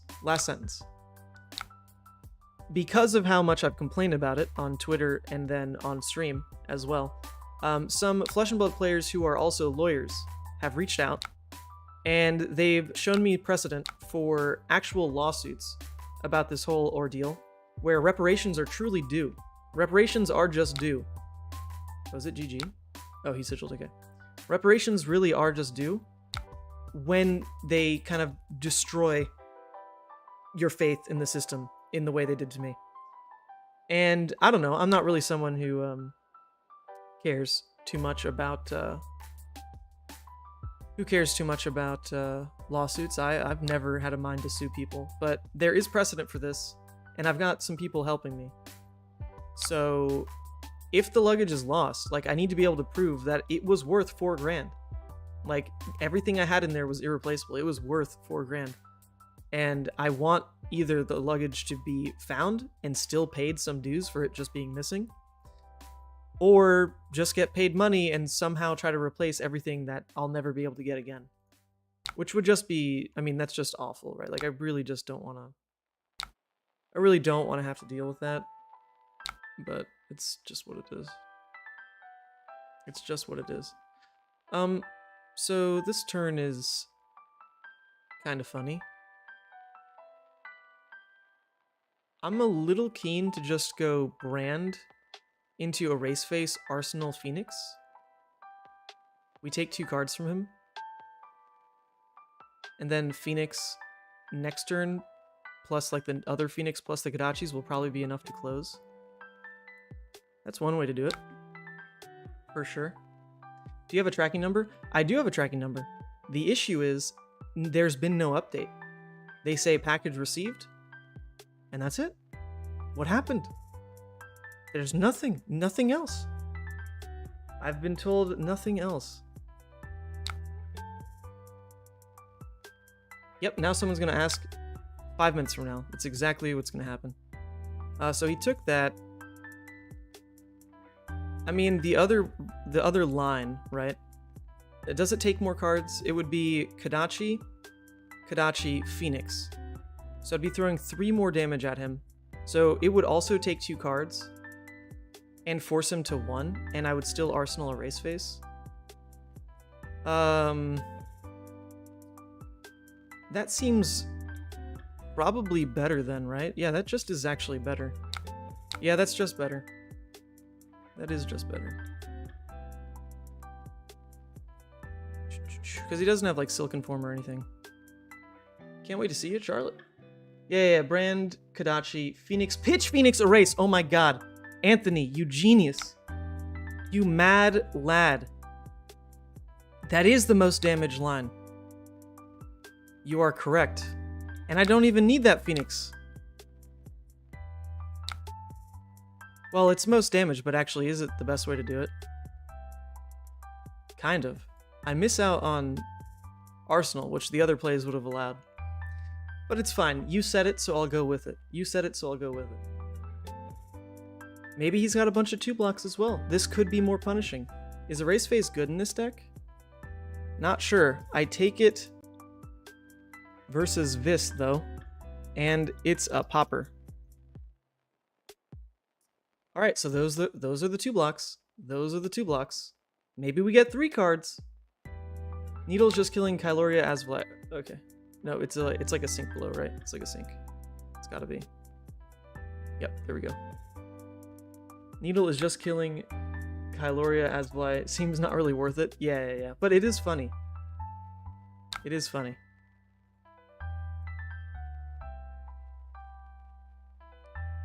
Alright, he comes in now. 4. 7. Our hand... Well, okay, now I actually really want to have that Phoenix. The issue there is we could have just ended up with a Phoenix and Arsenal, and then the Phoenix would like turn on the Lava Burst here, right? So, yeah, Anthony, you know what? That actually wasn't as good, was it? I don't think it was as good. It wasn't.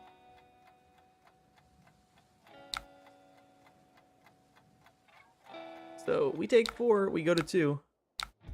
Obviously a blue would have kind of closed up this game. We don't get it though. We probably still win. Because we can pitch the Lava Burst into the Kodachi here. That will let us get back the Phoenix Flame. And then we'll be able to go 3, 1, 4, 1. Which should kill him. Which still should kill him. So it's fine. It's fine, Anthony. I'll forgive you. For your penance, you must join the channel. That's the deal. Although, to be fair, I just didn't think about it. Sometimes the chatters, I'm like, man, you could be Michael Hamilton. Who knows if your real name's Anthony Zerchell? It could be Michael Hamilton.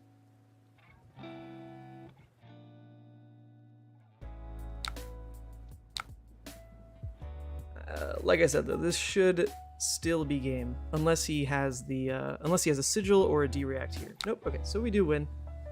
We do win. A very strange game. He played 1 dragon. GG. So he played 1 dragon, hoping that denying mass triggers would be enough. I think it was. In menu. Alright, so right now we're 3-1. Arsenal pass here. We're 3-1. So what we're trying to do out of these 8 rounds is go 7-1 at this point. I would like to think I can take just a singular loss and then take 2 losses in draft. And that's top 8. And that would be top 8. So let's keep going. Oops, try hard, please. It'd be nice to hit like an Oldhim or Bravo. I do want a variety of matchups. So far it's been Briar 3 times, which is hella relevant. Dromai, relevant. Let's get in some of the other big players, eh? Icelander would be cool. I think the Icelander matchup's pretty nice. I love the belittles into Icelander. Viserai. Okay, well, this is either going to be the most annoying blowout game of Viserai just drawing Revel swarming off the back of those Mavrian hands. Or he's going to choose who goes first here, so actually we're not sure on equipment yet. We're not sure on equipment yet. This is definitely one of those games where you want it to end so fast because you cannot outvalue his 3-card hands. So he's choosing to go first, which means we'll go second. And so we do want our hit effects. You really cannot outvalue his 3-card hands. They are insane. And we take the erase face. Cool. Okay. This hand's fine. I'll take this. Is there any matchup Needle would be okay? No. I mean, is there any cosplay contest at Nats? I actually don't know about Nationals. I'm not dressing up though. This is like, I won my lore book. My costume's missing anyway. It was in my FedEx, in that whole FedEx ordeal. So I couldn't dress up if I wanted to. Those contacts that I paid like $60 for are just gone now. Because you bet your ass that the contact fluid dried up, having been gone a week now in that suitcase. So,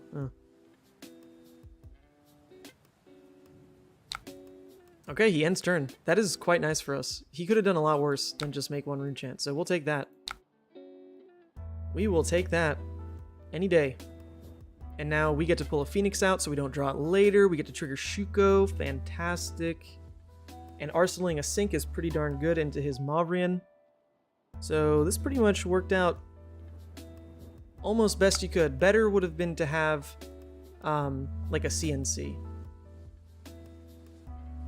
A CNC instead of Sync Below would have been kind of insane. Because then we just go Flame Call, throw out Phoenix, CNC Arsenal the second Phoenix. That would have been pretty good. That would have been allowed. But hey, this is still a lot of damage. We get the sword. Wait, did I say we didn't get the sword? We totally get the sword in. I don't know what I was saying. Yeah, we totally get the sword in. So it's good. It's good damage. Good damage here.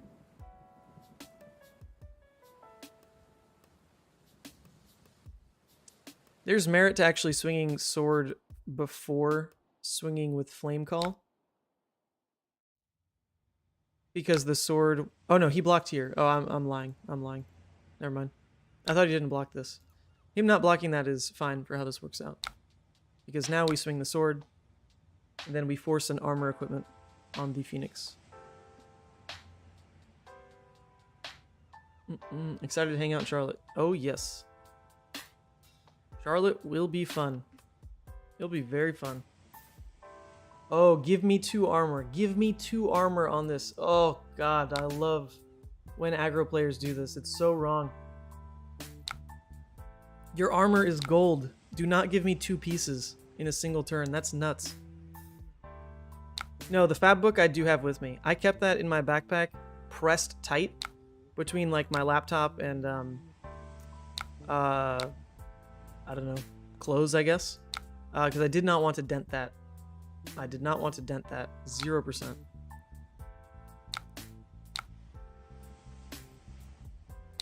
Okay. We took a card and 2 equipment out of him. And our hand's pretty nice. This is a hand we don't really want to block with. We can do a lot with this hand. Okay, but we... Ugh. You know, I guess we don't have to, because that's only a blue Mavrian. That was only a blue Mavrian, so it only generates 1 extra damage if we let this hit. So that's not enough. I think we're fine to not block this out, because our turn is still going to be pretty insane. With mounting Ronin Erase Face. Really just shut him out. So we're fine. We'll take it. We'll take it. Oh god. What is this? Are you kidding me? What is this, dude? Chill. I swear to god, this always happens when I put CNC in the... or when I put Sync Below in the freaking arsenal. Ugh. Well, that is a punish. Smart by him, though, because if I did sync from Arsenal, then he would just swing Rosetta and hold CNC. That's pretty good. It's pretty good on his end. So then our choice becomes awful, but we could think about blocking here for 6. Hold sync, still swing in with a race face.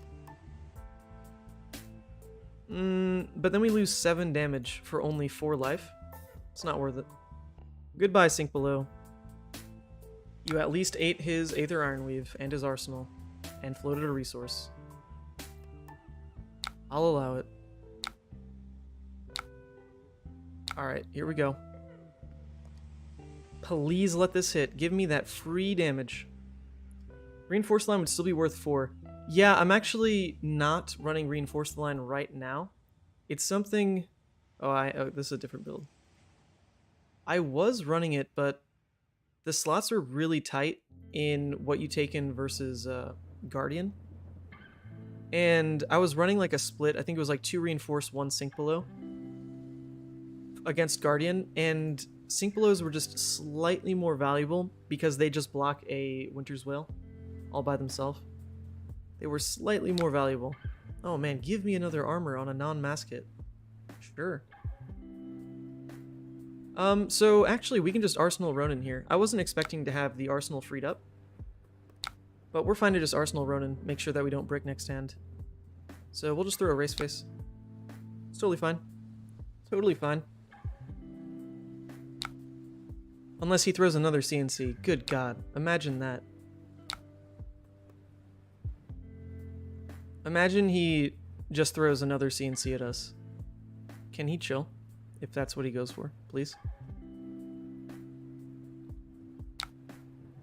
Alright, well, it's 2 cards. It could be. It could just be a CNC.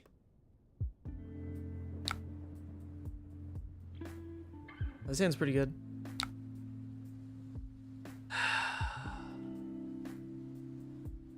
You gotta chill, man.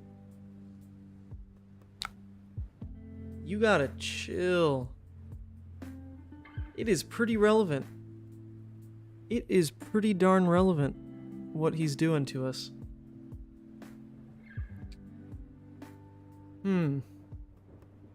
Unfortunate. Unfortunate.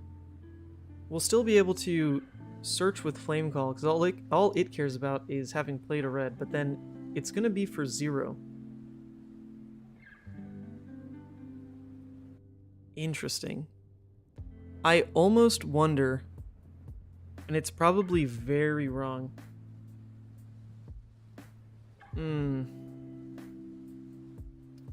No, because his armor is like so gone that there's no way blocking with Mask early is worth it at all.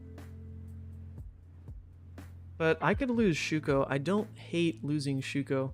To just go Shuko, Furnace, block with Rising, and just like have our God turn. I guess it's not like a God turn, but it's pretty good. It's pretty good.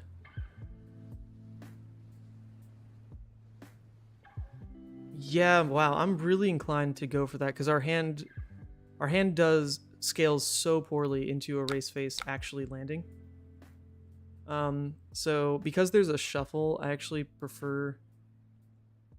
I mean, yeah, it is better to block with this because the extra 3 block after a shuffle could be more relevant. So we'll lose the Shuko. We will lose it. We will lose it. Which is rough, because we would have gotten +1 value out of it, but the Mask is still going to threaten so much when he's only got 2 armor left.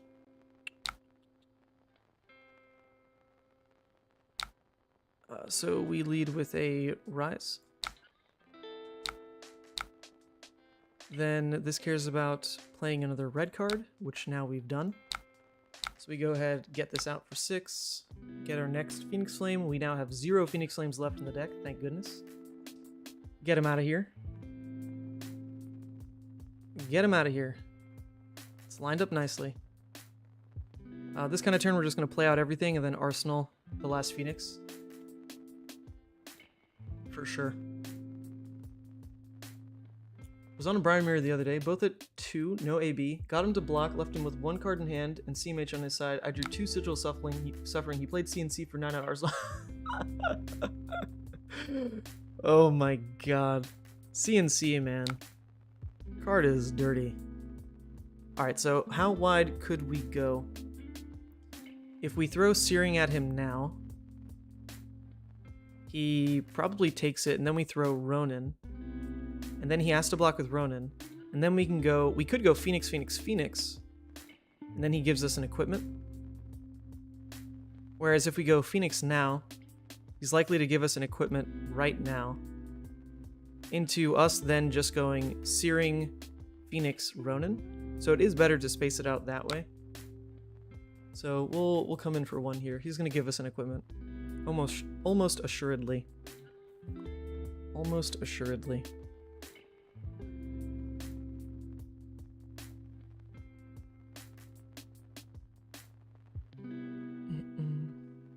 Yep, there's the equipment.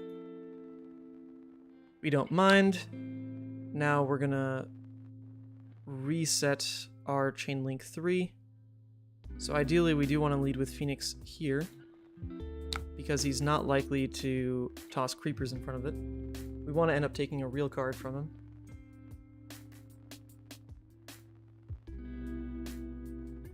So it'll end up being Phoenix, Searing, Ronin.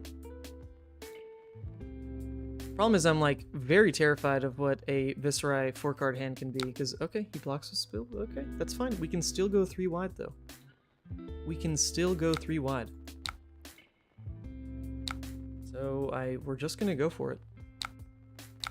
And we're gonna make this last block really inefficient for him, because it's just for 1. So take a damage, give me Mask?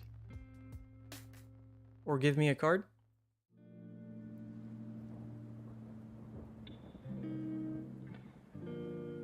Honestly, he should just let me draw the Mask. Like, unless the Mask is, like, you know,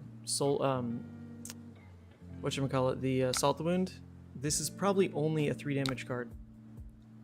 And it's actually less than that. That is worse.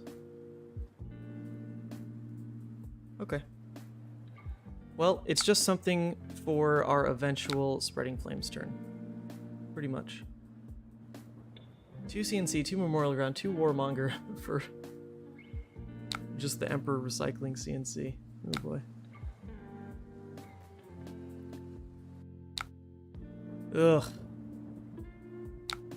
God, this menace comes in for 7 and it was a red Mavrian. Oh, that's so gross.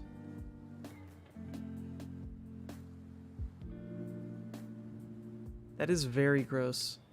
We can lose Mask. Oh god, we just don't want to lose Mask, but I don't want to give him all that free arcane. I don't want to do it. I don't want to do it.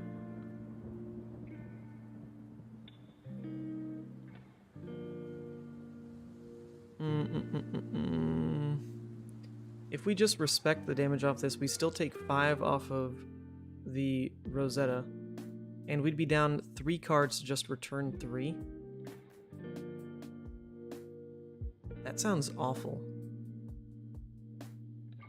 That sounds really awful.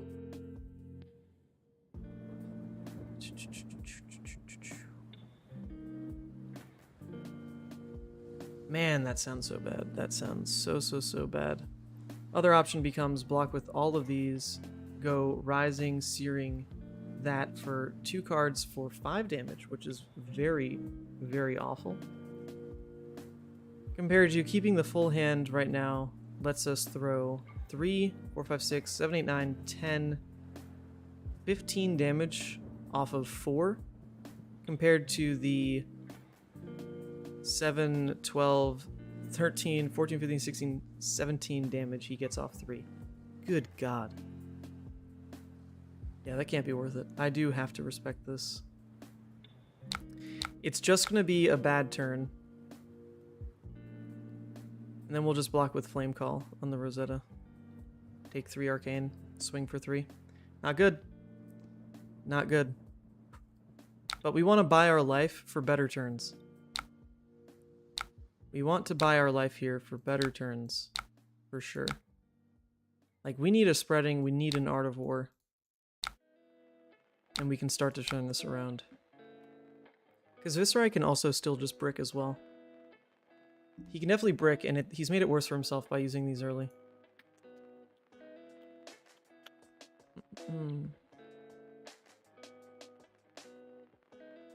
No, no. I can't take that. That puts me... I mean, that literally puts me in... If I actually just take all that, that puts me in... Oh, he draws Revel.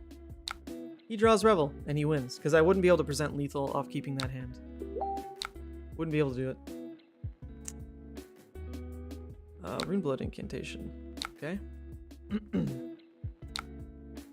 CNC! When I have a defense reaction. You love it.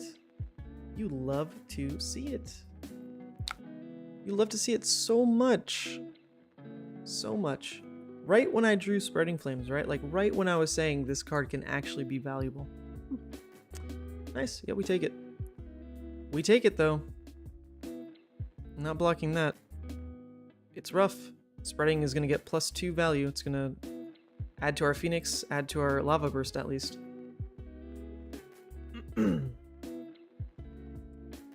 What would you say your odds for top 8 are? No idea. 0%. Zero idea. There is just a lot that can just be unknown. Unknown going into a very large open event.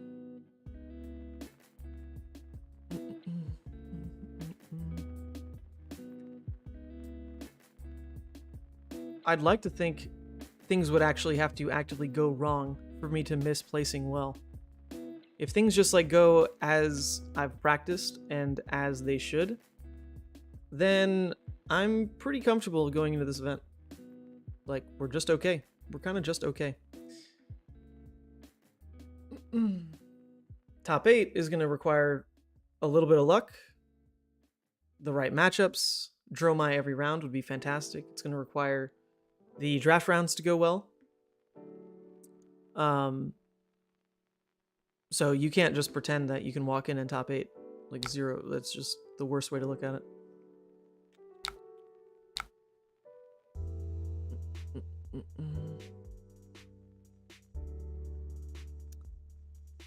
Oy, oy, oy, Viserai. Why you gotta draw the way you do? We've seen, what is this? All 3 CNCs? No. 2 CNCs in an erase. On top of 2 red Shrill of Skull forms. All in the first 5 turns. It's alright. How the deck draws, eh? Alright, so this takes a card, but it's not at a breakpoint that's relevant. Yesterday, I realized I just need to go 3-3 in CC to make top 8. Just go 6-0 in draft. Hey, that's a way to look at it, too. If I was really confident in draft, then hell yeah, I could play Levia. I can go 3-3 with Levia. You bet your ass I can. But I can't go 3-3. Okay, he blocks the Rebel, thank God. But I can't go 6-0 in draft. I haven't practiced since France. And granted, I got good practice in France. But, nothing since then. I don't live next to anyone.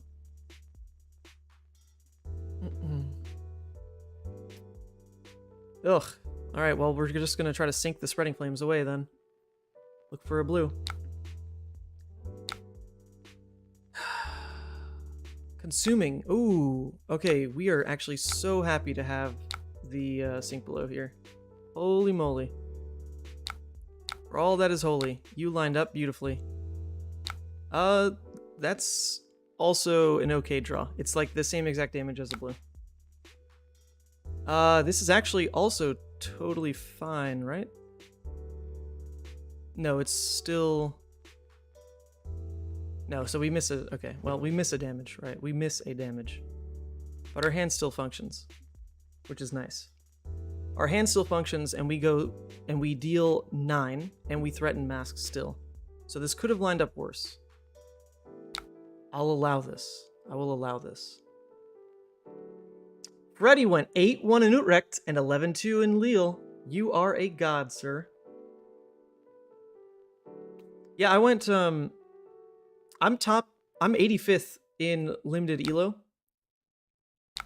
A lot of that, granted, is from how well I did in Tails. But even in Uprising, right now, I went 4-2 at the Pro Tour. And for whatever reason, I got paired up. I was 1-1 into a 2-0, and I still won that game. I don't know why it happened, but it did. Well, we should be pretty set to win here, because now we've got him locked on just 2-card hands. We've got him locked on 2-card hands. And that's a good spot to be against a Viserai. The worst thing they can do to you is Rattlebones a Swarming Gloomveil, but he hasn't seen a Swarming Gloomveil, so he actually can't do that. He cannot do that. So we are excited.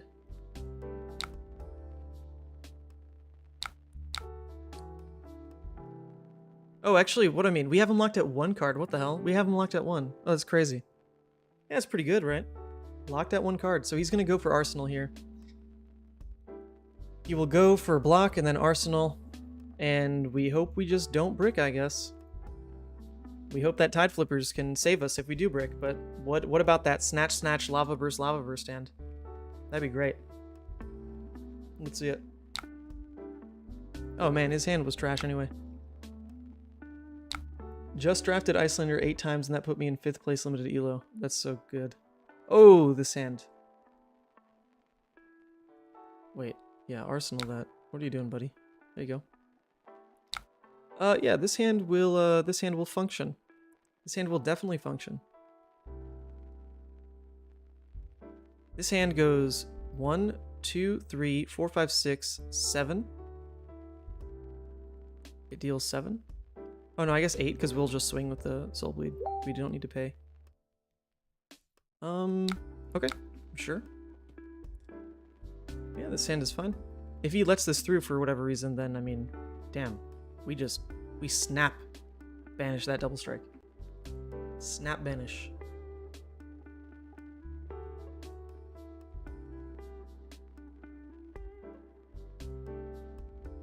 Nice time for a double strike. You know, double strike is, I love this card. Double strike does, oh my god, he's letting it through. Double strike does so much. It does so much. Because now we're turning this into a must block as well, which is pretty funny. He could have taken one of these hits. I guess he can still take the second one because we don't have shoot go. That's whatever. Yeah, it just lets you go just wide enough to kill him. Just wide enough. You forgot to flame last turn. Yeah, I was race-faced. Alright, so if we catch him on, I mean, I guess it wouldn't be... I mean... Okay. What is this? Okay, GG. GG's. Alright, puts us at 4-1. 3 more games. 3 more games to determine our fate. 3 more games. Try hard, please.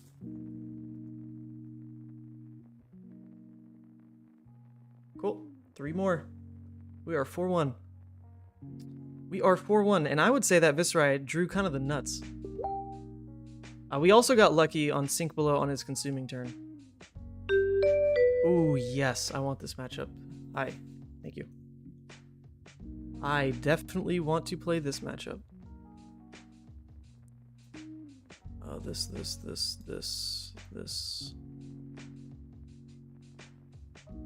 What I'm always a little torn about is if we hedge a little bit on fatigue and go over 60. That's always the little bit of question I have. Oops, not these.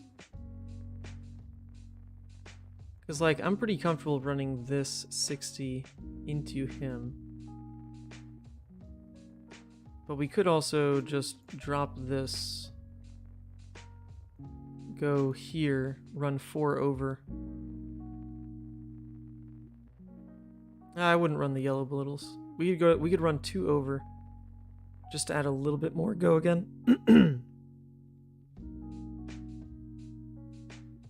A little unsure. A little unsure. I really like Erase Face when they're playing aggressive, though. When they're playing aggro into you, it's so nice.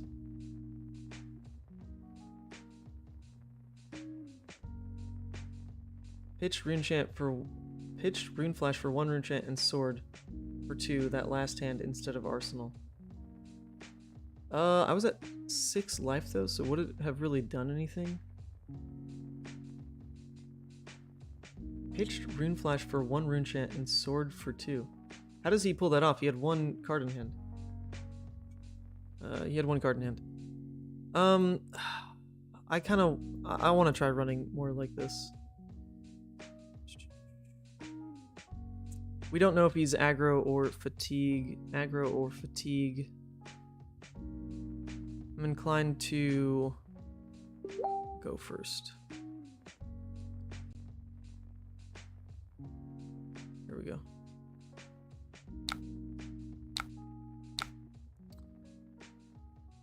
Oh, it's Pokimoki. I played against them last night, actually. I did win. They play Fatigue Oldhim, like just straight Fatigue Oldhim. And it's pretty boring, not gonna lie. It's definitely not the most interesting way to play.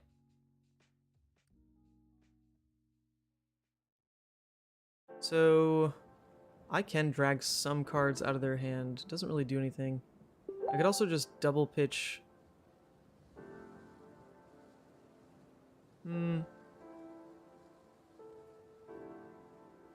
Yeah.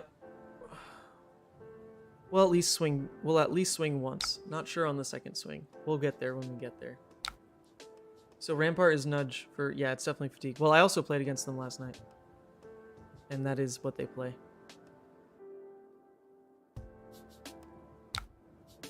I'd rather save the Art of Wars in deck. Art of Wars in deck for the late game is what you try to set up, in my experience. It's not great to have double these, but we could get lucky with the blue draw, which we did. Did you get money for new glasses? Yeah, I mean, there's been a lot of donations, which has been really cool. But I was not able to schedule... sure, I will pay one. I was not able to schedule an eye appointment before leaving to Charlotte. Was not able to do it. Interesting. So it's not an icy hammer, so we should just take it. But this hand is not that interesting to spend a spreading on. But it's what we do. It is what we do.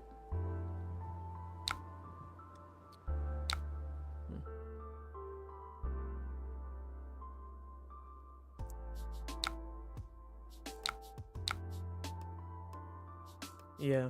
Not going to be a great value turn, but we can't just do nothing. And we do like that we did just pitch Art of War spreading next to each other and next to a blue.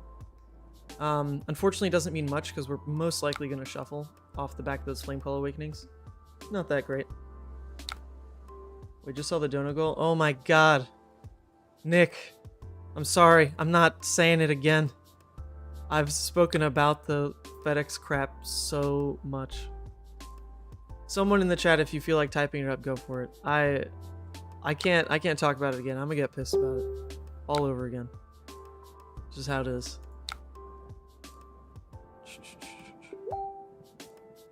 Luggage spontaneously combusted, pretty much.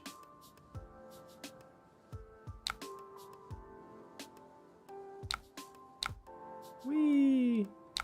Spreading Flames was a 1 for 4 that turn. Not great. But we'll take it. Ideally, I really don't want to spend every red I see. The sinks are going to be pretty big to actually cycle through reds. Whoa, buddy. Pitching a heart? You really are a Fatigue Oldhim player.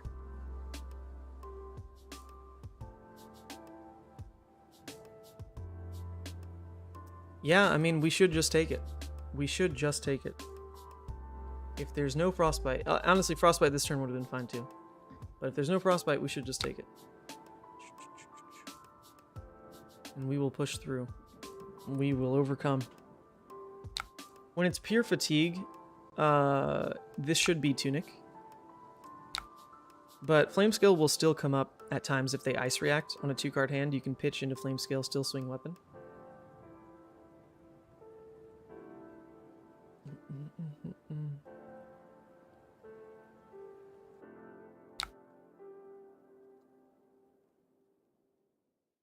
Okay, they're doing the double pitch. Look at this. Full fatigue Oldhim. What did I say? The good news about this, though, is we can still kind of punish that. Like, I'll just throw a Race Face. And then, hopefully if that means they were trying to Icy Hammer, they just don't get to.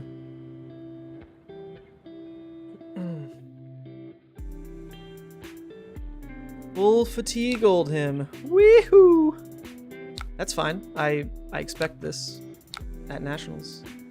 I think a lot of players are just going to pretend that blocking every single attack in the game actually wins you the game.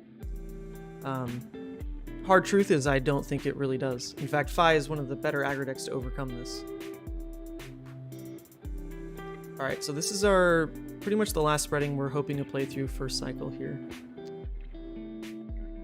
This hand does pump a lot of spreading value, but it's not great. But it does pump the value. That's all we got, so we will play it. At least we're seeing spreading next to the blues to make them a threat. If we saw spreading in this hand just next to reds, it wouldn't do anything, right? Yep. You can have that card. It's fine. Here comes this.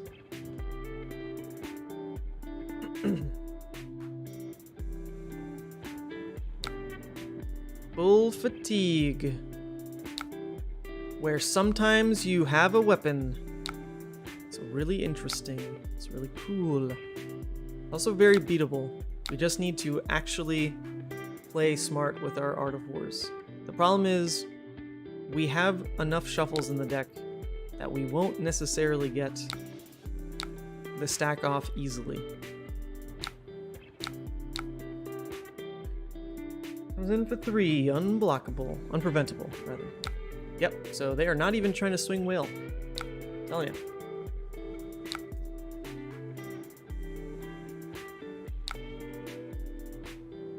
Alright, well, this is one of those hands, isn't it? This is one of those hands that if he blizzards, I'm gonna be quite upset. But I'm not trying to use snaps here. Snaps is gonna be for the potential, like, super late game Art of War, +1/+1/+1, Ultra Brick. Choose a card to banish? Nah, we're good. We come in for 3. Yeah, so ideally, the way you beat full fatigue is you just play your hands out, and you will leak damage here and there. Oh, there goes another pitch. Weehoo! Go ahead, top that. You will just leak damage, especially if you are patient about spacing out all your reds. Then eventually, they are concentrating their deck with so many 2-blocks that you will catch them on pretty juicy turns that actually like get through them full blocking. That can come up. But what you're really playing for is to just conserve your Art of Wars next to each other. When you know they're on full fatigue, right? Like that's what we're seeing here. It's full fatigue. When you know they're on full fatigue, you can concentrate your Art of Wars so that off of 1 blue, you can triple Art of War.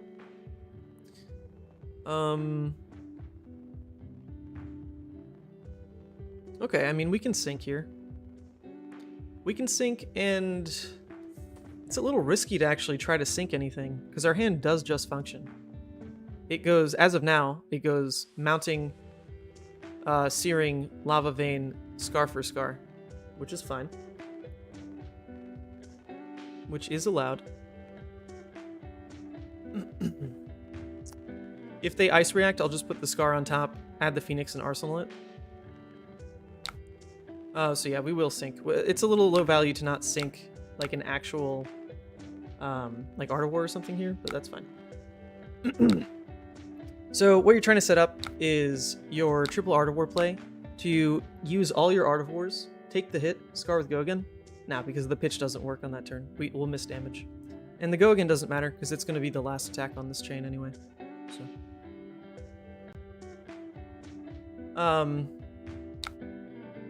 Yep, so they're going to Earth react, Ice react. Yep, it's a pulse. Beautiful. Beautiful. So we can put the Scar on top. That's fine with us. Also preventing 2 is definitely a little annoying.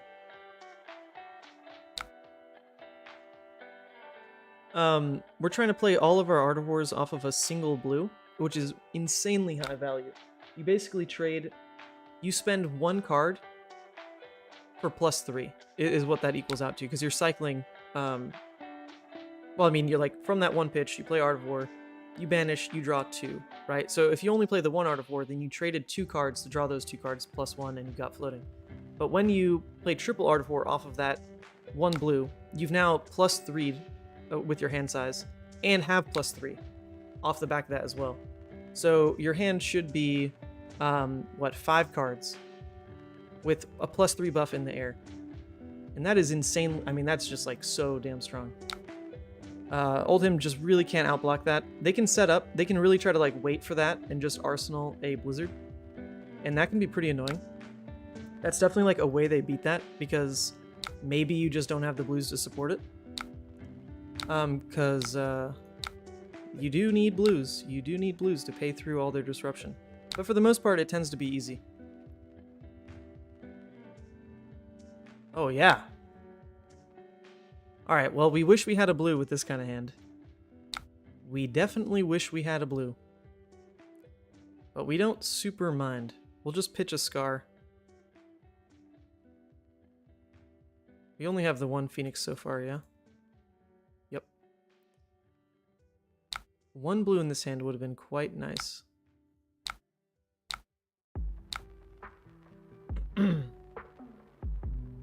Channel Mount Heroic. That's what you go for. It's the good stuff. It is surely the good stuff. Alright, so we hope they don't Ice React here. They most likely will, because literally that's all this person does, is Ice React. So because of that, there's no reason to play out the Phoenix. The Phoenix, we're just going to wait to get Shuko value off of that, whatchamacallit? Off of that, what is it called? The Zero Lava Burst. Yep. But yeah, a blue would have been pretty nice, because we just were pitching through the Frostbite anyway. We still throw in 3 damage off the Searing. But, you know, it's okay. We know how this person plays. We can just wait it out. How much life will he gain off Heart of Findel? Probably like 2. Probably 2. So this is a pretty blue hand. So we take this. We don't care. We don't care. We brand and we pitch. So we're not going to get good Phoenix Flame value this turn. That is unfortunate. Let's see. Where's the Ice React? Here it comes. Oh, it doesn't come. Interesting. No, we don't want to block there, because if they do Ice React, then our hand doesn't really do anything. It doesn't push for Rupture. So we'll toss it out like this. Kind of hoping they do Ice React here, and then we'll just throw the Lava Burst and be fine with it.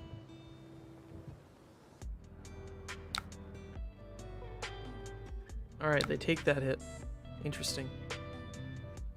Oh, Lava Vein and Arsenal. It works for Spreading Flames, but we know our Spreading Flames is not coming anytime soon. So all it's going to do otherwise is spread our Shuko value. That's fine. We'll play it.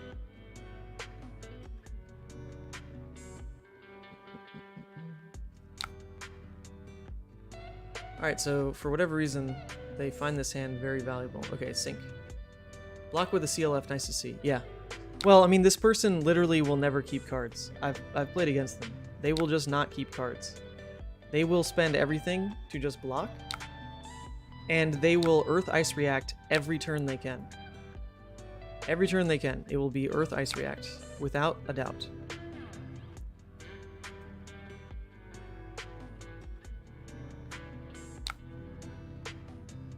Ah, you hate to see this, though.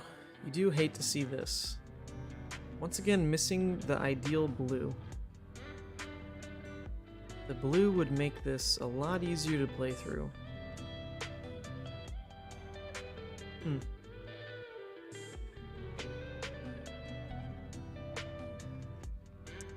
Yeah, unfortunate on this end for sure. I'm like almost considering just... Ooh, no, there's no way that's right. Like an equipment block. No. There's no way. There's no way that's right. Just gonna be rough on this hand. It's fine. We'll let it through. It's pretty much the max damage they commit to is just the Icy Hammer. And this is very much gonna hurt to play out. Very much. Big pain. You also need to count your Lava Burst and Salt the Wound for Mask Fetch. Yep. Well, there's one of our pitch handled. The Salt the Wound is pretty key for that. For sure. And there comes, you ready for it? Ice React. But we are fine with that, because the Race Face was not really playable there anyway. Now we just cycle out the Lava Burst. Or the Lava Vein. Sneak in, hopefully, one more damage here with Phoenix. And then Snatch. Which they probably cover. There was an argument, actually, to just holding the Phoenix for Arsenal. For sure. But then the Snatch really doesn't provide much value. Holding the ability to just activate Fi to Arsenal the Phoenix. Been okay. Would have been okay for sure. Icy Hammer is 0, well, it's 1 card for 4 with a Frostbite. Yeah, the value is incredible. The card is nuts. The card is nuts in terms of value. Here comes another Icy Hammer. Would you believe it? It's like that's the only thing they do. It's like it's the only thing they do.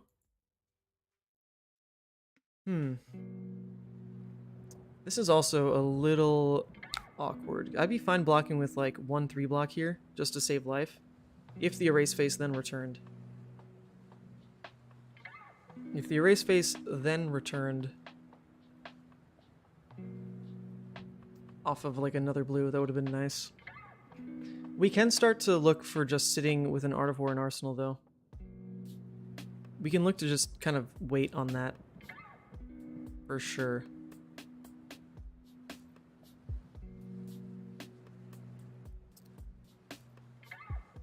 Which means ideally our turn is just... Oof. Man, is it really like just mounting?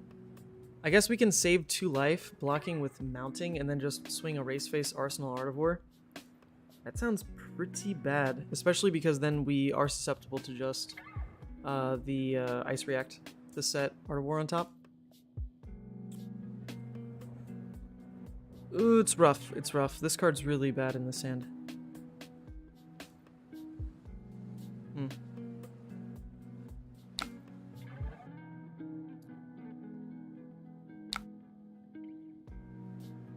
Yep. Okay. We're hoping for not an Ice React here. Because, honestly, Ice React just kind of makes a lot of sense for them, though, unfortunately. Because it'll just be 2 cards, then they Ice React with 1 card, and then they still swing Hammer. Oldhim 3/4 card hand and full fatigue are not threatening. No. Yeah, it's like a Spinal. Yeah, I don't think they run the Pummel either. They can do stuff like Tear Asunder, Spinal. They block with 2 CNCs so far, which is nice. That is nice to see. Looks like they are going for a larger hand here. Perhaps. I guess we don't know yet. They just did their Tunic value play. Spinal means you get a head jab. Yeah, that's about it. That's about all you can squeeze through. Alright, equipment though. Equipment for a 4-card hand. And they didn't ice react. You know, okay, and of course, alright. Hold up a second, game. Hold up a second, game. That's literally our last Phoenix Flame. And we drew it in a hand with Flame Call. And they have Oak and Old ripped through first cycle. Oof. Yeah, this becomes very, very annoying. Also, the damage on this is very, very annoying. So I guess best case is the Oaken puts these on the bottom and we try to just go forward with these. That's going to be rough. That is going to be rough. But no reason to block. They don't block for 3, so it's... Oh, okay. It hit the 2 that we wanted. But our life is now dangerously low, because ripping an Oak and Old fuse first cycle... Who'd have thought? It's pretty good. It's a pretty good line of play.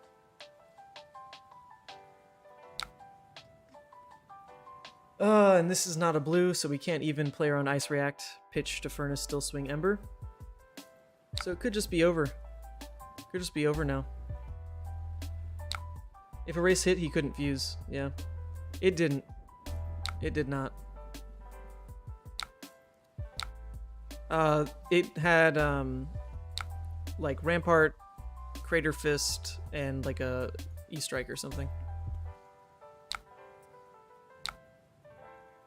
Alright, we dealt 3 damage. Okay, here comes Spinal. And this hand leaves a lot to be desired. This hand is... Well, it is playable. It is playable, but basically we have to keep the whole hand to really make it playable. Which we can't afford to do. We really can't afford to keep the full hand. Because we got to start protecting life. We have to start protecting life. So we can block 7, take 2, return 3. Pretty bad. Pretty bad. We could also chuck in a Flame Scale here to try to keep 2 cards with Phoenix and Rise. That's not great. That's definitely not great. Come in for 6 then 1. 7 card, 2 card. 7 damage, 2 card hand.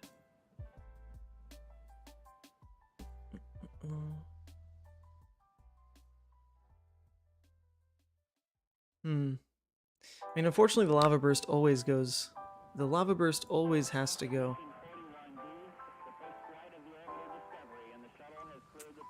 Flame Scale. The question is, do we try to hold the double Rise to be able to just mega stack the Rise Resentment and go 3 wide? Because both of these, they literally are 4 damage right now. They are both 4 damage. It is very hard to lose 4 damage cards. Oh, we also just might be behind enough that I have to get rid of the one of these armor pieces.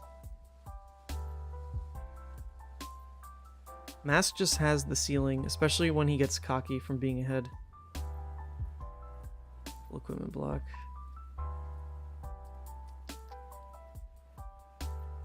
Yeah. Yeah, these are just too high value for... Like, I need these to get me back in the game. So I do have to just block with an equipment. And I guess I am looking at triggering Shuko next turn off the double... Off of the double Phoenix. So because I can get at least one more turn of Shuko value before I'm forced to block with it, I think I have to block with Lynx. I'm not going to be able to... He's not on the back foot enough for me to actually do anything with Lynx. Pretty sure.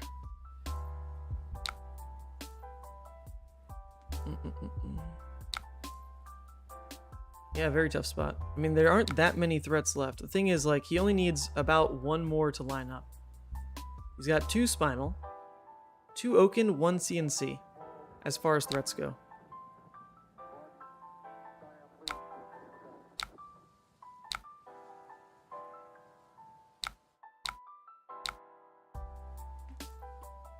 Flame, resentment, burst. I mean, I can't get away with the burst. I would sack too much there, and it would be too open to the ice react. It'd be too open for the ice react to really try that. Well, I present 17 assuming he doesn't ice react, but you very much assume Oldhim ice reacts. Or biting gales. Look at that. Look at that. No, we can discard a flame. That's fine. I'm telling you, it's full fatigue. It's full fatigue Oldhim. That's all they do.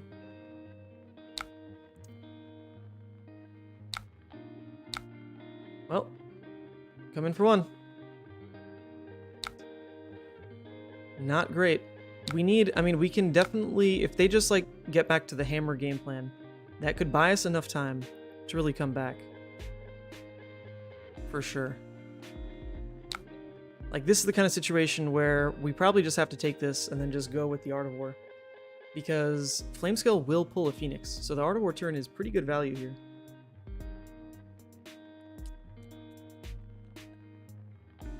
So we will just take this. It is, I mean, literally we just lose to an Oakenold. If he just rips another Oakenold off the top, sure, it is a loss. That is just how it is.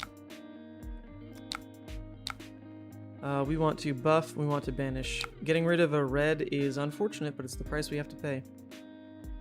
Try to get back in the game. Ooh, another Art of War. Another Art of War could do it, especially off the back of Double Strike. Boy, oh boy.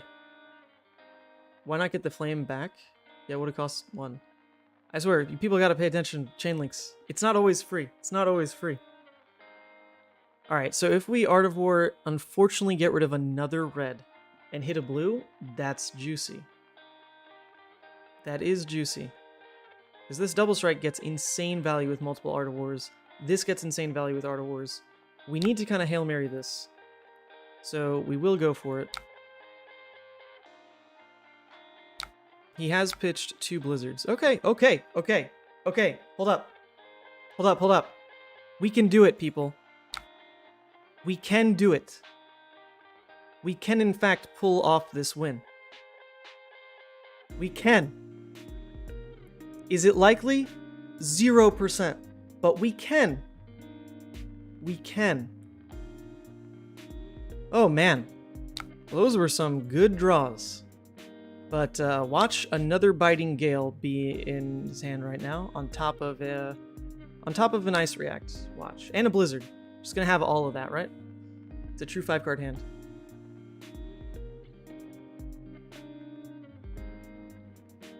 I expect it all. It's a lot of damage. It's a lot of damage, but I don't have much faith. Not gonna lie. Let's see. Normally, this person ice reacts, like, immediately. So that at least gives us information.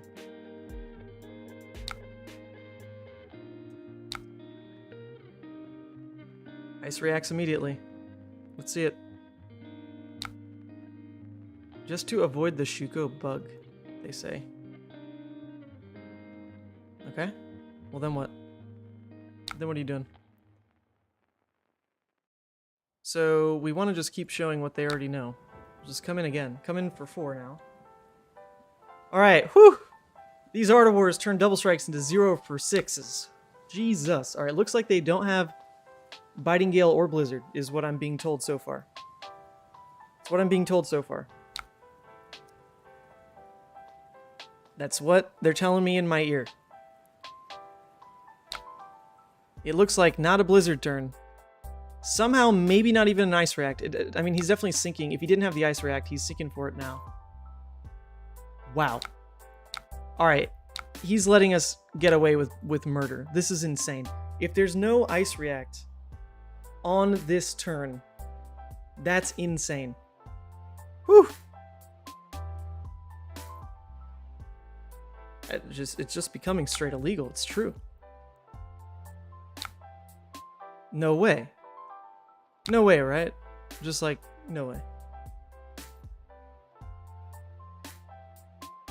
No way. There can't not be an ice card. What is going on here? Where is it? We're about to get away with it. We are like literally about to get away with it.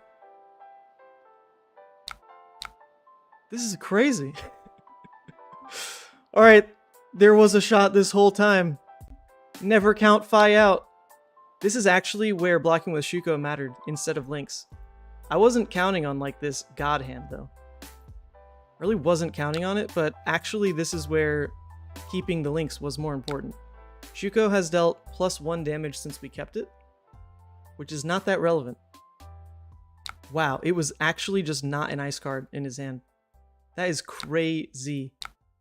Holy moly. Insane. We have actually come back. And we're not even like really getting fatigued yet. We have 21 cards in deck. We have another Art Award. We got Spreading Flames. We should be able to close this. We can close it, folks. And that's not an Icy Hammer, so we can get pretty greedy with the block. We can get pretty greedy with the block. Oh my god, I want to keep the card in hand basically just to play around Ice React and force lethal. That means I sack Shuko. Right? That can't be the right move. It's gotta be... If I block with Soul Bead, it's pretty hopeful to just... for them to just like not have the Ice React, right? It's pretty hopeful. But if we block with Shuko now, then it doesn't matter if they have the Ice React. Huh. It's a little bit of an interesting choice. I'm inclined to block with Soul Bead anyway, because what that buys us is 1 equipment block on Hammer to not die. Because we block here, we take 1, go to 2, and then we have 3 block here to block on a Hammer, go to 1. But that just like really pretends he doesn't have Ice React. And he didn't have ice cards in 5 cards last hand, so he most likely will have it. They gotta find the ice after... Yeah, I need to resolve the Lava Burst. Yeah, that is what has to happen. I have to resolve the Lava Burst. So we're just gonna go for Shuko. Go to 1. Yep. It is what has to happen. It's true. We're going to 1 here, but we're forcing resolution of our good cards. Yeah, they have... Yeah, like there's no way they don't have the Ice React, right? Like they just didn't have it in 5 cards last hand. Actually 6, because they sunk. They didn't have Ice React in 6 cards.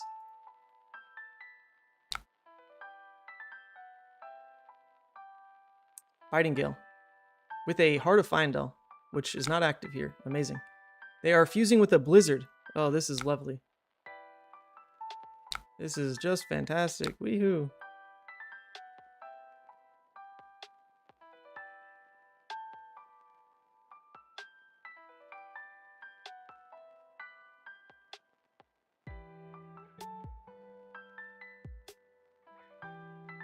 What? Save the blue for Ice React. Just get a flame, discard it, and then get it back for free on Link 3? You can't, because this is a once per turn. That's not how that works. That is not how that works.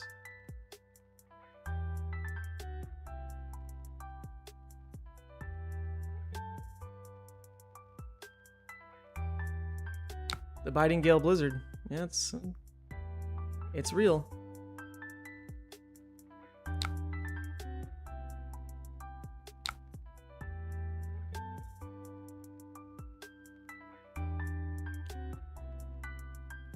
Alright, well, we got this through.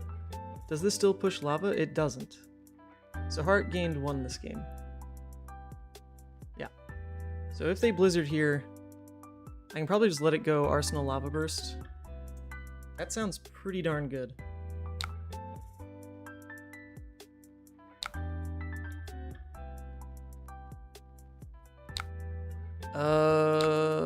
They're letting me play cards still, which is suspect.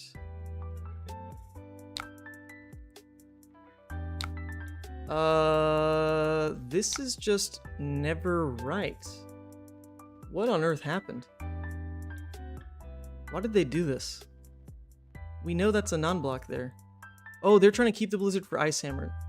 But, I mean, that just doesn't matter, right? Because I'm at 1, so it doesn't matter if it's Ice Hammer or not. I mean, they're still putting pressure on me. I need a 3-block and Furnace. I need a 3-block and Furnace. Please, for the love of God, give me a 3. Oh, I got Sync. Even better. Let's go. Let's go. I got the Sync. I got the Sync.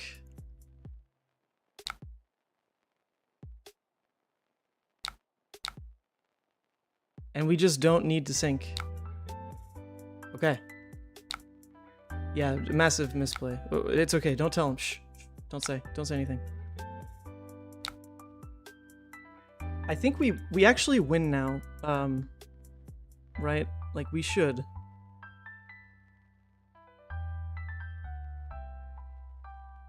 They can't really get us into the lock anymore of being able to sit on Arsenal, Hammer, and Ice React. That's like that crazy late game lock that is really hard to break. But now they're at 1, so like even the even my dinky little... Wait, why would you block, like, okay, so it's Earth Ice React again. Earth Ice React, yeah. We know how you do things here.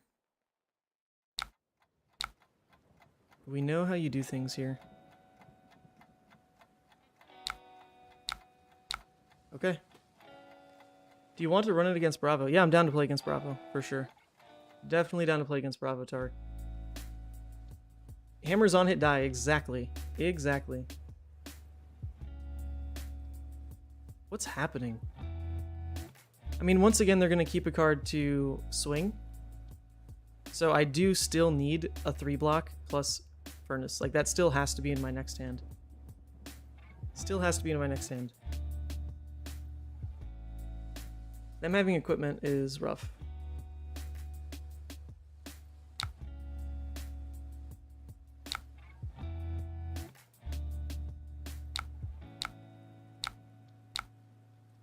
So we throw this, but this is just going to eat Ironhide most likely. It's just going to eat Ironhide. Yep. But at least it's gone. At least it's gone. It's pretty big, though, that they're going to get one more use out of Tunic. That is definitely big.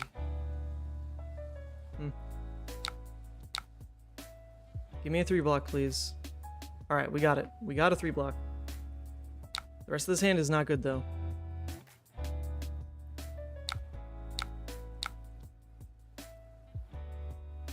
That's the last time we will be able to do that. Uh-oh. Uh-oh. Alright, but it's what we gotta do. Missing a blue on this hand is pretty bad. Pretty bad.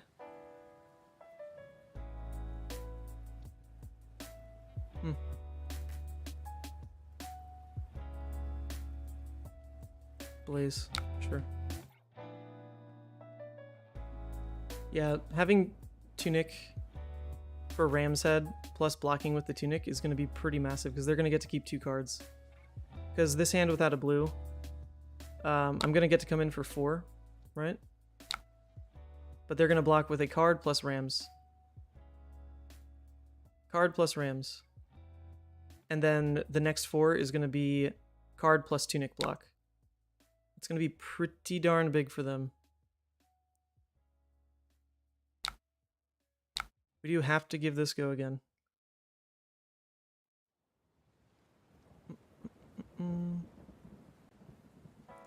No, there's nothing... I mean, yeah, Snapdragon Scar for Scar. There's actually no difference made, though. Yep, this will be big. There's no difference made. There's nothing to do with the go again. I guess it makes it look like there's more for them, for sure. That's true. It looks more threatening for them by doing it that way. This is not good. Not good. Wow, we're also missing a blue. Holy shit. How's this possible? The deck's so small. And yet we miss the blue. That is such a big deal. Actually, we also just don't have zeros anymore either. So, yeah, this is just looking to be over. Funny enough. Looking to be over. Best we can return is just snatch Arsenal. For 4. We gotta block with 2. In Arsenal, we'd rather the Mounting Anger, so we have to block with these, basically. Yeesh.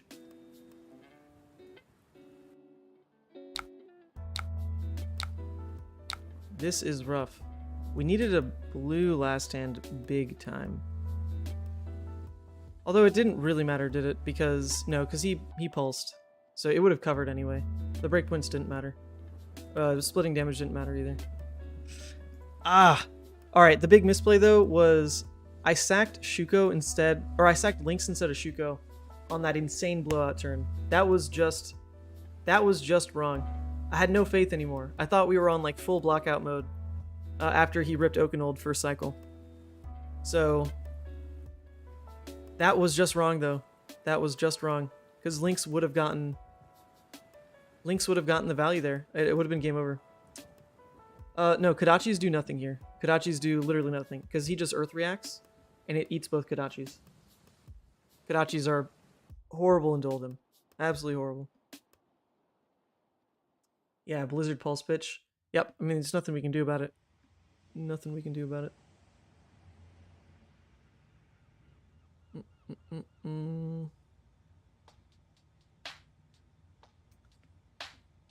Tough choice, they say. Well, not really. Because you should probably just get to, you know, win the game. Probably just get to win the game here. Yeah, no, exactly. Yep, that was the big learning experience, is even though I kept Shuko because it was guaranteed +1 value. Sure. I kept the Shuko up over Mask because it was going to get +1 value on the next turn guaranteed. However, +1 value was not equal to what in 2 turns Mask could have pulled off. But honestly, I didn't see those draws lining up the way they did. But I mean, you got to play for it, right? You do have to play for it and just hope the god draws line up. For sure.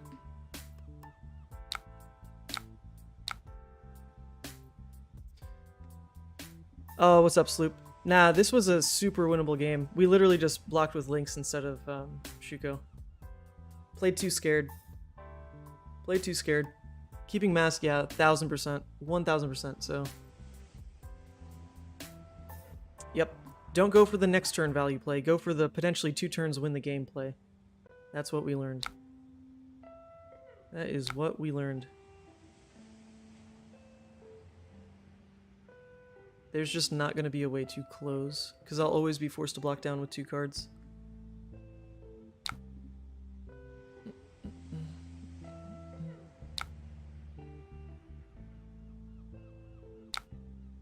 Whee! I'm struggling to beat Oldhim with Dromai still. Oh, come on. That's supposed to be your free win. That's supposed to be free. I don't know. I don't really play Dromai enough. I played her a little bit. She's cool. She's cool, but every game is like guaranteed to go long, basically. Up. And this is the turn we were hoping to get to basically end the game if we had a life buffer. If we had a life buffer. No, they have sync. They have syncs. If we had a life buffer, this is exactly what we tried to do with what we were leaving in deck. A turn like this. But unfortunately, the game is over.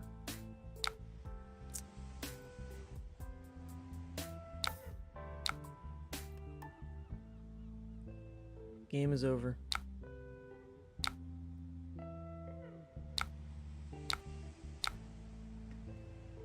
Oh, come on, Oldhim. For the love of God, just end the game. Come on, Oldhim. Come on, Oldhim. You can do it. You can do it, buddy.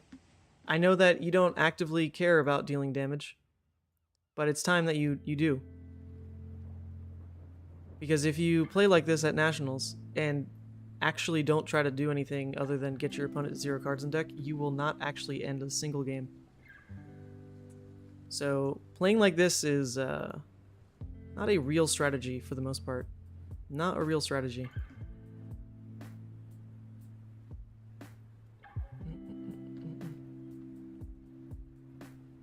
You can't Art of War off 2 cards. You can't, because you need something to banish. They say I'm so confused. Okay, but why? Like, come on, the game is literally over. Can you just end LOL?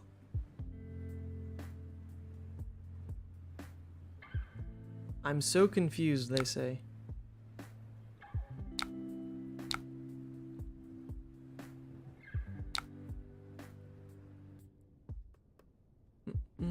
Yeah, it's 43 minutes, but then you also have to count out that there's no shuffling, there's no like deck searching, none of that. And you bet your ass I would take the Oldhim to time. You bet. Alright, unfortunately that is going to make it too big to block. Because we can only pump it to 4. So all we can do is this.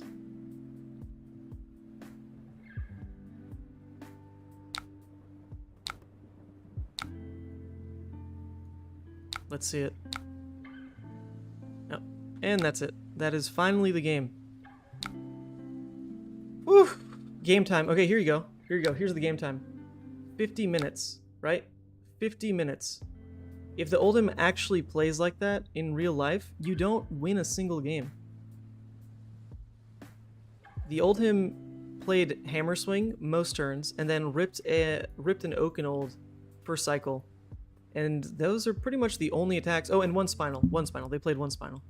That's all they played for 50 minutes. And this is a super fast engine, right? Like, there's no shuffling, there's no deck search. You just don't actually win. GG's. Hope you play fast IRL, LOL.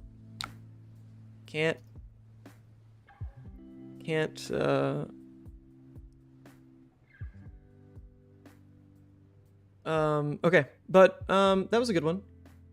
That was a good one because we learned something. That was the whole point, right? The whole point is we want to learn from our losses, and we learned that Lynx was massive. Lynx was more value than the Shuko. Even though we were super behind, we have to keep our Hail Marys available to us. You sound salty? Okay. I mean, it's realistic, right? It's a realistic statement.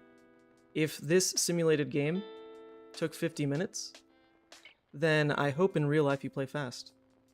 It's just the reality. But okay, I mean, there is an emote for this for a reason. Try hard, please. Try hard, please.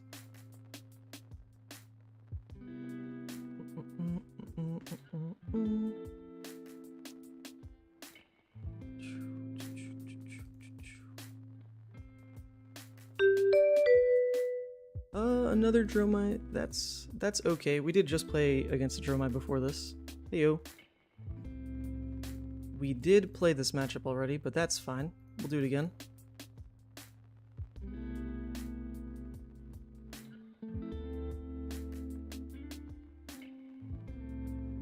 See you, Anthony. We'll take these. The scars were okay. And I'd prefer to go second. And we should be good. You are salty, but I would be too. I mean, okay. I mean, you can deconstruct this as you see it. I would say that I learned a very valuable piece of game knowledge in that, which is how to close the game. Like, that's literally that's a positive from that game. There was a great learning moment. So if there's a positive to come out of that game, then is it actually just pure salt? I mean, you can say what you want, but I think that was a valuable game to play, like 1000%. You just can't ignore that at the table, games like that do need to finish. They do have to actually finish.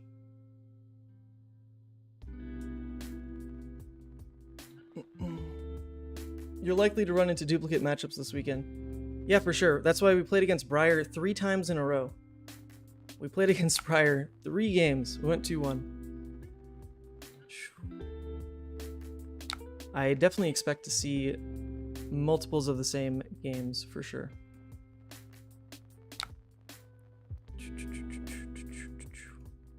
Alright, no dragons, so we'll just throw at face. Yeah, full deck out mode will lead to a lot of draws. I mean, that's just the unfortunate reality. If you salt and tilt against the Oldhim, he will punish you. Okay. I mean, is that actually, like, relevant? I don't think there was any actual salt. Like, you guys are just saying it to say it. It's whatever.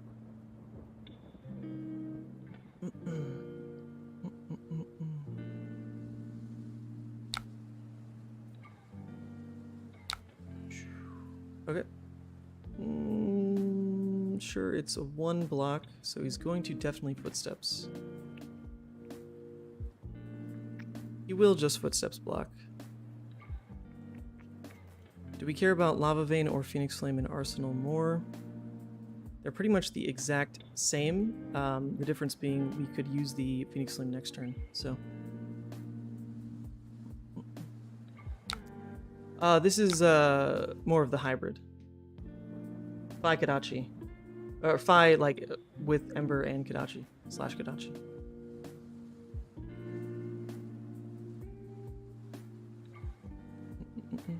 I mean, the emote exists for a reason. Like, if you want to spam it, spam it. But don't belabor points. Like, it's kind of irrelevant. What happened? He undid? Okay, it's fine.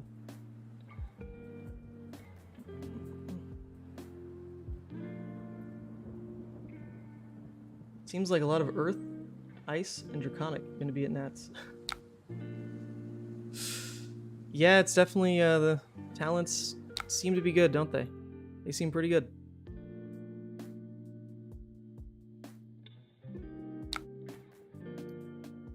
We could throw out the Lava Vein just to make Lava Burst threaten a mass draw, which I don't mind. Because that in Arsenal is not that valuable. So I'd rather take 2 cards out of him, if anything.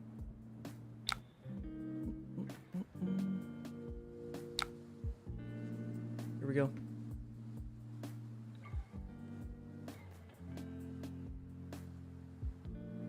Don't sound salty. I just think it was... If I was sitting at the other end of the table thinking I did good and being happy about the win, I would take that comment the wrong way. Okay. I mean, unfortunately, I think in reality, the game just doesn't end. If you think about playing that game on the table, I think it just doesn't end, is the reality. Like, that's just the problem. That's just the problem. Okay, well, we don't have an Arsenal, so we played around that correctly. That feels pretty good. Art of War to just say +1 go again isn't awful on this next stand either, because we are missing... Yeah, misplayed. Oh, they're saying misplayed. I mean, we take this, so I shouldn't waste time on that. It's just not going to be an Art of War banish type of turn. We should be fine with just +1 go again. So go again, buff. Into headlong, 5 go again.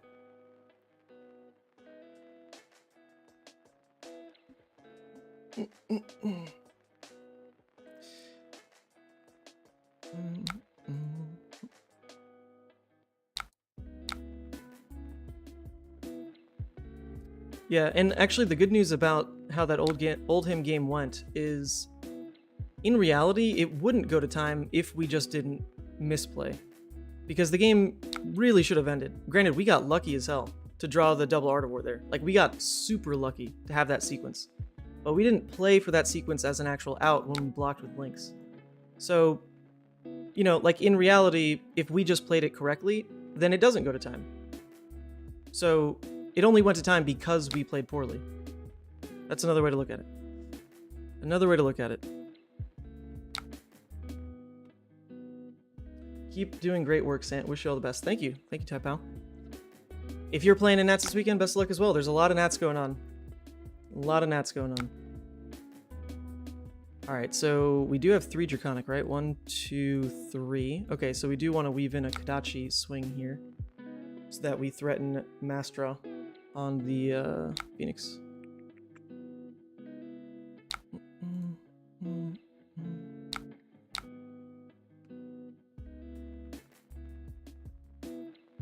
I played an army where over 50% of the decks were Oldhim Fatigue and they drew each other all day. I ended up in the finals with 2 wins in round 4 of Swiss.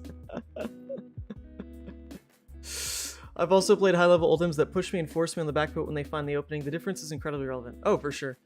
Especially right now, the tendency is for Oldhims to actually play more aggro.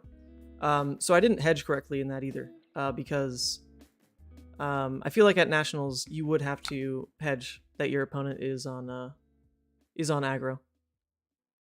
For sure. Especially if they're at the top tables, you should hedge that they're aggro. And that's what I did with the sideboarding, so that was also just not right. We're pretty lucky. Better lucky than good, I should say. You can go away, Kyloria. I'm fine with that. This has nothing to do with being salty. Both comments were good. Oldhim players would need to figure out a way to be more fluid in their gameplays and not run to time. Prism is the only way I've ever been able to beat Oldhim. Dromai just isn't the same. To be fair, I beat Oldhim a lot. Last night, Pokimoki and I played, and I did win. And I don't think I got lucky that game. It was kind of just a normal game. We just did everything correct.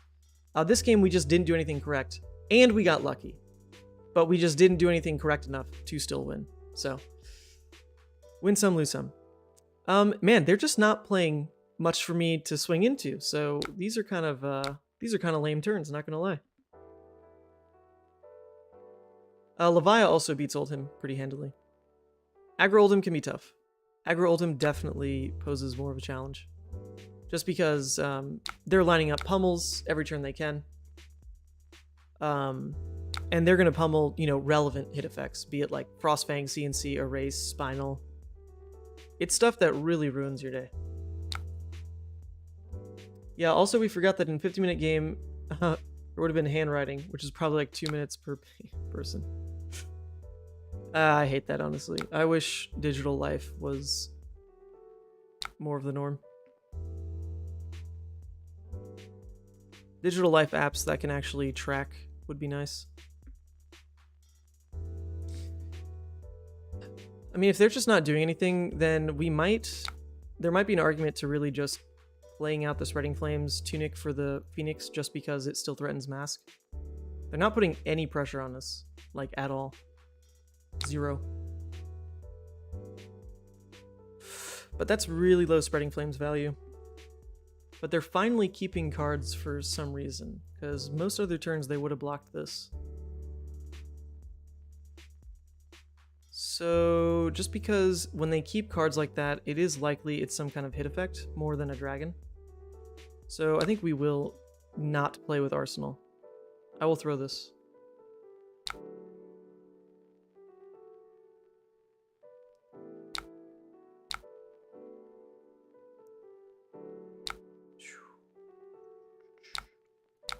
So this will come in for 2, which equipment doesn't easily block here, and it's threatening Mask. And we drew a Lava Vein, which at least is a 3. It gets the Shuko trigger plus spreading, so that's not bad. That's not bad. Mask dealt an extra 3 damage. We're fine with how that played out. They're at 13, and this is turn 4. And we have another popper. Oh my god. I'm sorry, opponent. I'm sorry, opponent. This is just not going your way. This is really not going your way. They're gonna nuke me for 4 Arcane, but then I pop Optimi. Oh my god, I'm so sorry. I'm so sorry, Dean. This is just lining up really well. Sorry, man. This is luck. I won't say that. I won't say that. I won't say that.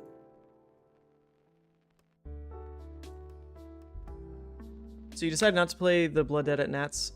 I've belabored this for a long while as well. But basically, to sum it up, the issue with playing Levia is that this is a split format event. And in split format, I'm definitely not practiced enough to go 6-0. Like, I'm just not. I have enough practice in me that I can probably go 4-2 again, like I did at Lille. If I go 4-2 again, then if I even want to give myself a shot at top 8, I need to play a CC deck that can basically go 7-1 in 8 rounds. That has to be my goal. And, alright, so he's going to block that one. And Levia is realistically just not a deck that can go 7-1 in Classic Constructed. Even if I play out of my mind and get only good matchups, you're pretty likely to lose every, like, 4th, 5th game or so. And that's not counting your auto losses. Like, you just absolutely get your teeth kicked in by Viserai. Kano's pretty bad. Okay. Wait 1 second. We only saw 1 Spreading Flames, right? So tossing this in Arsenal is okay, but then that means the Snatch doesn't do anything with its hit effect. Nah. I'm okay tossing this out then. We'll just get rid of it. It's 1 damage. It feels awful.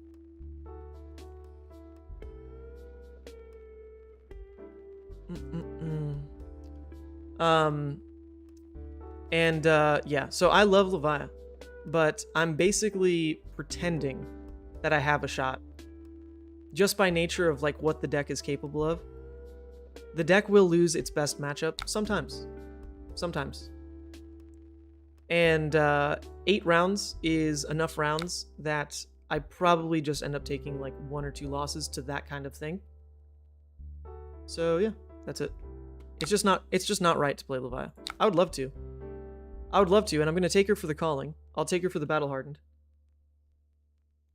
But for the actual Nationals, no. She unfortunately just can't function if I want to actually try. Alright, well, look at that. We did just draw spreading, so we should have arsenaled that. Oh well. Oh well, it wasn't likely.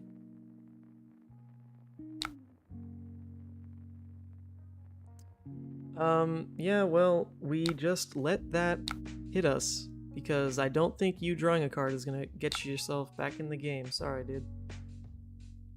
Sorry, dude. Just kind of is how it is. Oh, and a Dromai. That's interesting. If we had a blue, we could actually kind of just get the Master Draw for free here. But we don't. So if we actually wanted to kill the dragons and draw, it would require us sacking snaps to really do that. That's pretty gross. Because it would just be Kadachi, throw lava, snaps lava, draw a card, keep going. That's not great. So I think we'll be inefficient about it and just throw some damage at the dragons. It is inefficient. It is inefficient. This can go face first. Yeah, this can go face first. Because if he doesn't block this, then we can just draw off the dragons, because we'll be able to do Lava Vein into Phoenix kill, and that'll be 3 hits. If he doesn't block it, then we can still go Phoenix Lava Vein, kill these, throw Scar for Scar at face, which threatens Mass then. Battle Hardened is Uprising Draft? Oh, okay. Well, then never mind. Just the Calling. Calling's my shot. Calling is my shot. I have to say, though, I really like your stream content. Your calm demeanor helps me wind down after a day of listening to screaming kids. Well, sometimes the chat is a bunch of screaming kids, so, might have to squint your eyes to avoid some of that, but it's alright. If I'm getting salty about something, it's not like I raise my voice. I'm not even sure what it sounds like if I yell. That's just not how it's gonna be. So, I appreciate that. This is just kind of how I exist. Alright, here we go. Kill.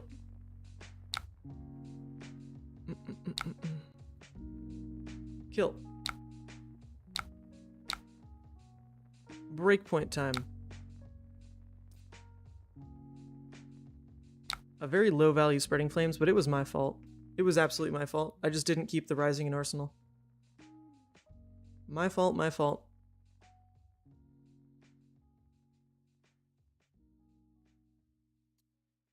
I'm not sure if that was like actually incorrect though, because playing it out did force him to care about the Scar hit.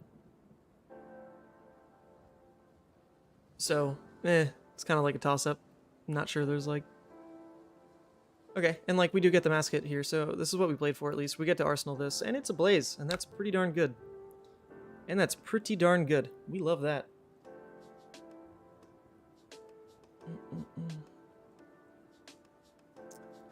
No poppers on the Endurai, you'll be happy to hear, bud. But it doesn't matter, because I'm pretty sure we just kill you next turn, unfortunately. Well, not next turn, but we're going to lock you, rather. We will lock you next turn, especially since you're pitching a Sigil here.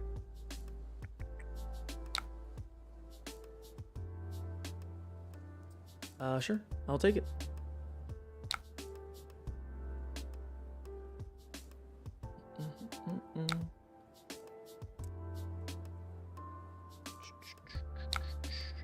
So we could care about killing the Yendurai. If we do care about killing the Yendurai, then the way we want to do it is Kodachi off the first counter, then Kodachi him, and then double strike, and that will draw the card. So we will try for that, because it's not like double strike is doing much otherwise. It does 3 damage, and in this case it could deal 3 damage and then probably replace itself.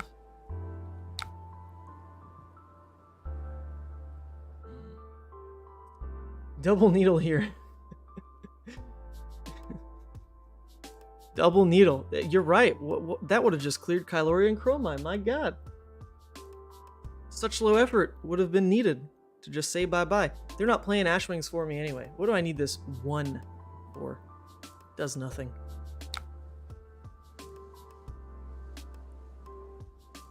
Alright, so they block with that, but they're giving me a whole card just to block 1, and they're at 8, so I don't think that can be correct. We'll still just keep throwing things face, because as soon as one of them hits, we can turn on the double strike Yendurai and draw. So either this one hits or the Blaze, basically. Or I guess even the Phoenix Flame. Okay, so it looks like this one's going to hit. Perhaps? Yes? Nope, sink. Okay, we try. Well, that's good for us too, because now the Blaze doesn't worry about that breakpoint defense reaction.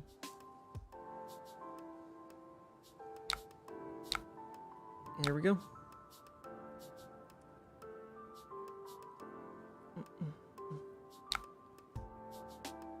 Alright, does this one hit? Or do they have another? Okay, they have a sand cover. Whew! Alright, we get 1... Okay, actually no. If we get the Phoenix back now, it doesn't quite work because that's going to mess up how our Shuko triggers.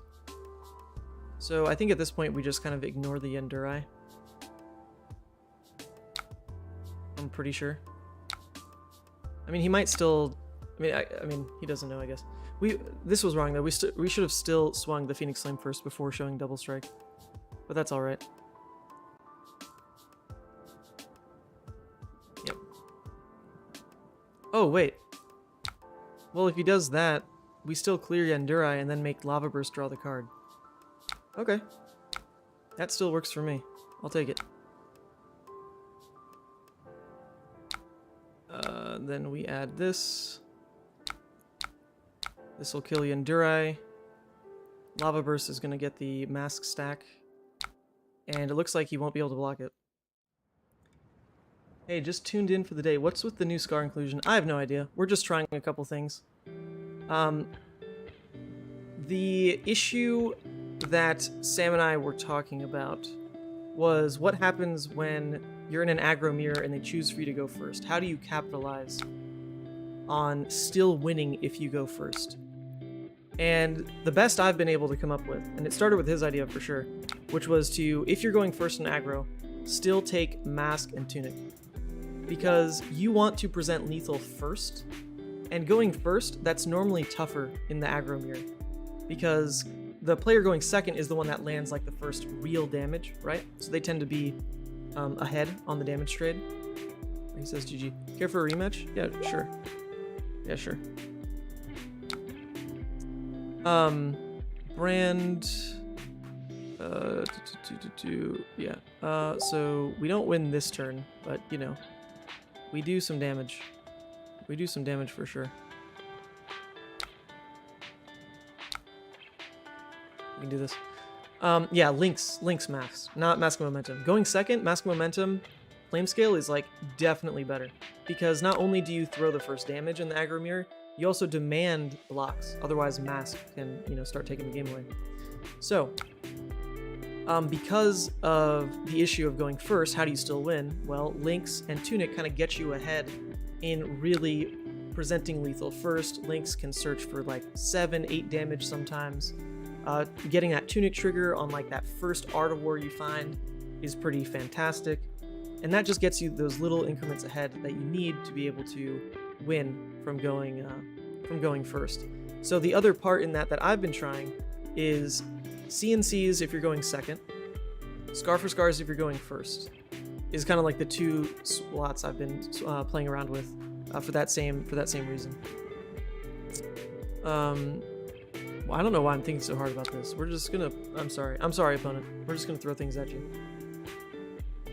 Yeah, try to use Links for at least 7. If you use it for 6, bad value. It definitely could have gotten more than that.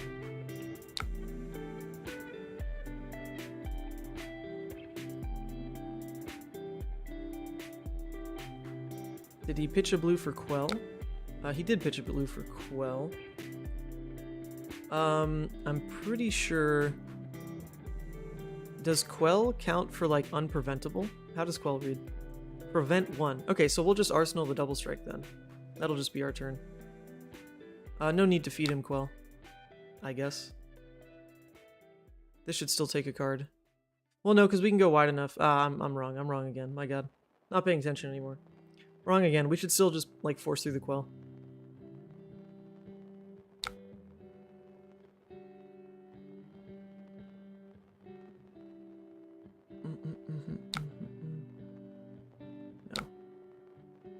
Okay, so he's saving the Quell, which makes sense because we've got Kodachis to use.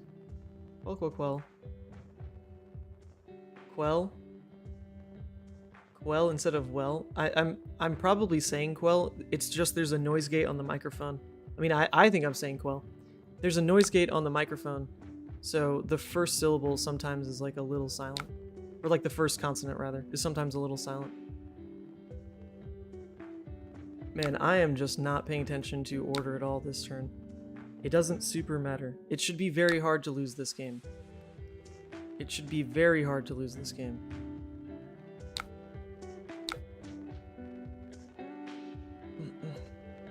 Is Fai easier to play than Levia? Yeah.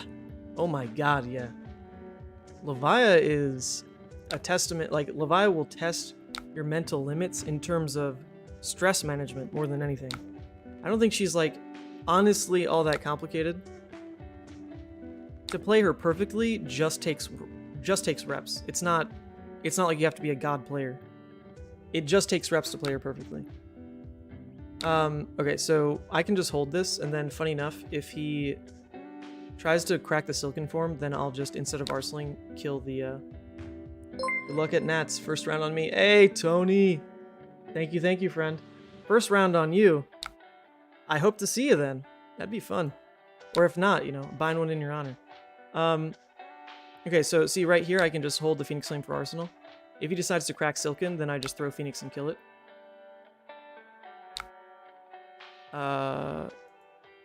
Oh no, but the chain breaks. Oh my god, I didn't think about that. Okay, when I pass turn, the chain does break. Oh, okay. Misplay. Misplay. I thought I was outplaying him there. Not true. Not true. It's okay. Let's clean this up. Let's clean this up, team. We can do it. Yes, yes, yes. Deal me 4.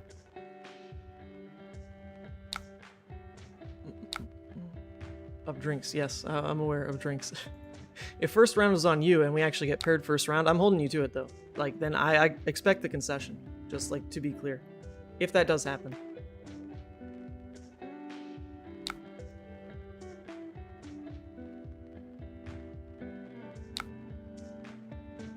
Okay, come on. Let's just end this game. Let's end this game. Come on, come on, come on. Come on, come on, come on. He wants a rematch anyway, which I'm down for. But we need to clock back in, pay more attention. Kind of spacing out.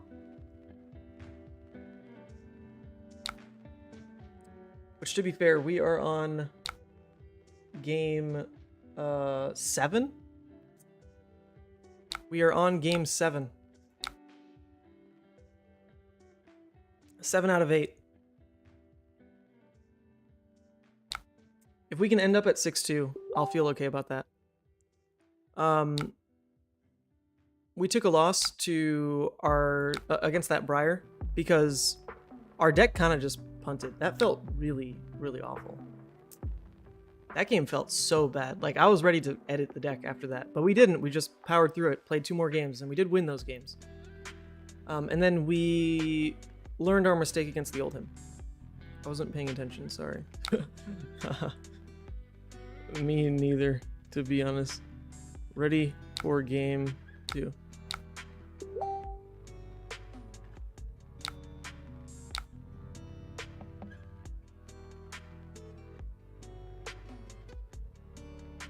Okay, I think, yeah, you can just take this and we'll replay it. Yep, okay, we'll just rematch this. Thank you. I was ready for that game to be over. I was just like really not paying attention. Oh my god. Okay, here we go, here we go, here we go. Here we go. Popper, popper, popper, popper. I don't know about the scars, but I mean, the way the sideboard is, there's not another card I would immediately put in, I guess. Good luck, good luck. Good luck, good luck. Alright, so we are going to put that in. Okay, so we're 5-2. We're 5-2, so in theory, this is our last game of like the true 8, but I'm down to play some other matchups because this will make 3 games against Dromai, 3 games against Briar, 1 game against Viserai, 1 game against Oldhim, which is like pretty varied to be fair. I would have liked probably 1 more game against a Guardian, would have been pretty nice. So we can try to squeeze that in. Actually, Tarek, if you were here, if you're in chat still, we can set up that game. Play against Bravo, which I'm down for. Alright, but let's pay attention. I don't want to lose this. This is our last, like, true game. Our last true game. Let's not punt it. Alright, well, this goes for sure. This next to spreading is really not that bad to get started, so we might just draw a hand that works like that, so we'll block with those instead. Give me Flamecall Awakening and a blue. Come on. Flamecall Awakening and a blue. God hand. No. Although Scar is active, funny enough. That's pretty hilarious. That is pretty hilarious. You. Yeah, but without a resource card, this hand is all kinds of clunky. Like, all it is Rise. Yikes. Yeah, all this hand is just Rise for 3, Lava Vein, Scar, Arsenal spreading. That's pretty bad. That's pretty bad.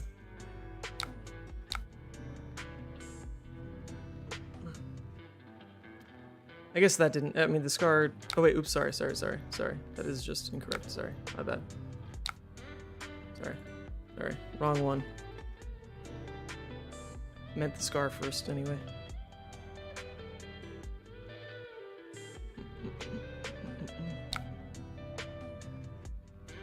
Hi dude, want to guide me through your choice for Rise from the Ashes? Because this is a true Draconic Fi deck, so once you've pulled the Phoenix Flames out of your deck, you don't really get much use out of the 3rd Phoenix, which, to be honest, is like still questionable to me. I'm not sure I really like 3 Phoenix. It's not my choice. I've been running 2. I've been running 2 for a long while, but Sam believes in 3, so I've been trying 3, and sometimes it's awful, sometimes it's okay. That probably tells me I do want to cut it back down to just 2. But anyway, once you have 3 Phoenix, the Rise from the Ashes can actually get full value in this deck. It can get good value off of just 2 Phoenix. It can get decent value off just 1 Phoenix. But having that 3rd Phoenix really makes Rise from the Ashes amazing because you can set up plenty of turns with, oh, I don't really get my Shuko, or oh, I already used my Shuko, so I'm just going to Arsenal the Phoenix Flame, and then next turn you can have your Rise from the Ashes, naturally pull back a Phoenix with your attacks anyway, and have that 3rd one in Arsenal. So Rise like actually unlocks play for all 3 Phoenix, and also is just a 0 for 4 most of the time. And a 0 for 4 is really good. A 0 for 4 is quite good. But I do agree, I'm not a huge fan. Oh, there goes Mask already. I'm not a huge fan of the heavy Spreading Flames package. Or not Spreading Flames, Flame Call Awakening package. I'm really not. Ooh, he reveals a blue and a red. Oof. OMG. Well, I mean, there goes there goes Tunic still. That's still big. Tunic gone is still big. But at least it's not Mask gone. Do you have enough one cost that Blood of the Drakai is not just a flex and actually good? I don't really know. I've like never even considered that card. I've never even considered running that card, honestly. I don't know. Probably. I mean, the only one costs really are like Spreading Flames and Mounting Anger and Flame Call Awakening, so that's 9. That's 9 cards. I don't know ideally what you're looking for to run that in the deck, though. Alright, well, we still have Mask, which is massive. And we know that he drew Ember Maw and Kyloria, I believe were the two. Ember Maw, Kyloria. Yep.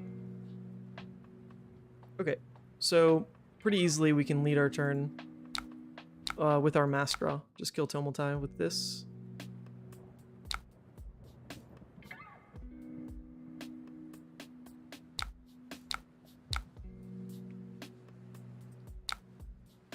Okay. Tomotai. Draw me a card, good sir. Uh-huh. It's a double strike. Interesting. Well, unfortunately, neither Art of War nor Spreading Flames become that much more playable. Art of War could at least...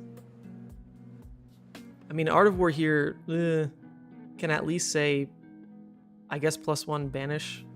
That feels pretty bad. Double Strike becomes 5 damage, though. But Snatch is also 5 damage plus hit effect. So stacking those doesn't feel too great. Spreading Flames is also pretty bad value to play out this turn.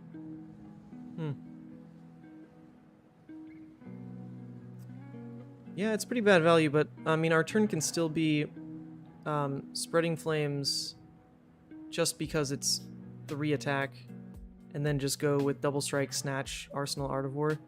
And that's still a lot of damage to handle. Spreading Flames does, like, nothing, though.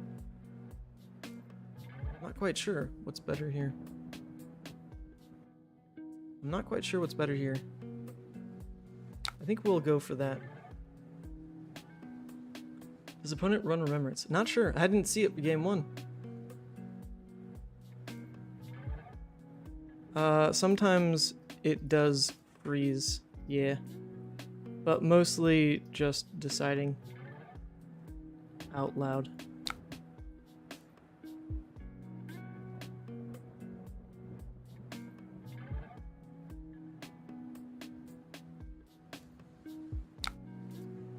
Sure.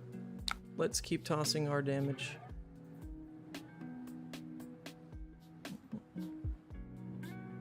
I'll start taking note on how often Spreading Flames is played for a 1-for-3 go again naked. Probably like once every other game. Once every other game is normally about where it sits. I'd say most games you play at least one is just a 1-for-4. And then on the turns you actually specifically set up, it's like a 1-for-6.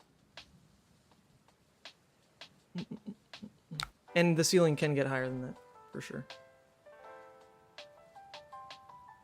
That all you got? Interesting to use it now because Chico is coming next attack, but that's alright. I hope you keep up with the good Levia stuff soon. Yep. That's the plan. Honestly, if I just like scrub out of Nats, it's still pretty exciting to know that I get to play Levia in the Calling. That does sound pretty fun. It definitely does sound like a good time.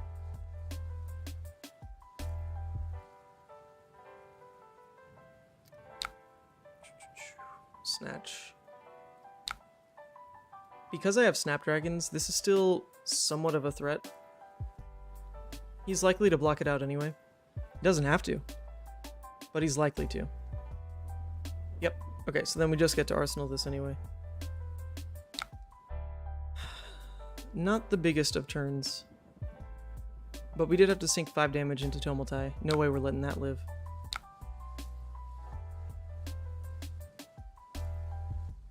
And now we're just, you know, kind of free of it. And Mass got to stay. So we enjoy that.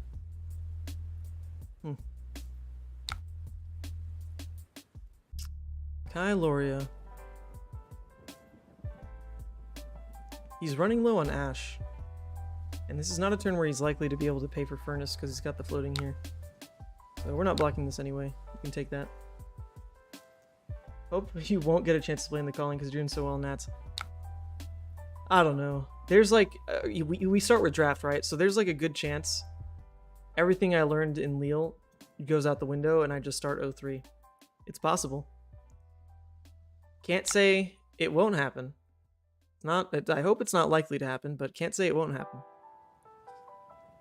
Alright, well, Command and Conquer means I do have to play the Art of War now. And I have to play it defensively, so it doesn't really trade too much because we'd lose the card if we didn't. And at worst now, it's just going to cycle 2 cards for a new 2 cards. So we are okay with this.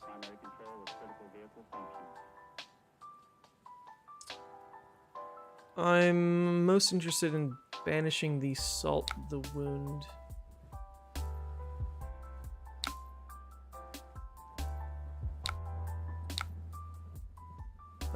Yeah, that's fine. Okay. Well, now next turn we'll just go to try to reset Art of War again. We'll just take 6. We actually would have had Tunic up on this turn, exactly, if he didn't Tomultai. So that definitely hurts.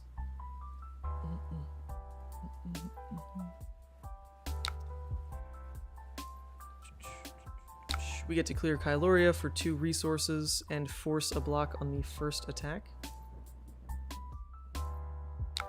which is relevant. What's your strategy for draft? Are you leaning towards force Fi? Hell no. I hate forcing Fi. This is so miserable. Yeah, I'm not a fan at all of forcing Fi. I'm most comfortable on Dromai in draft.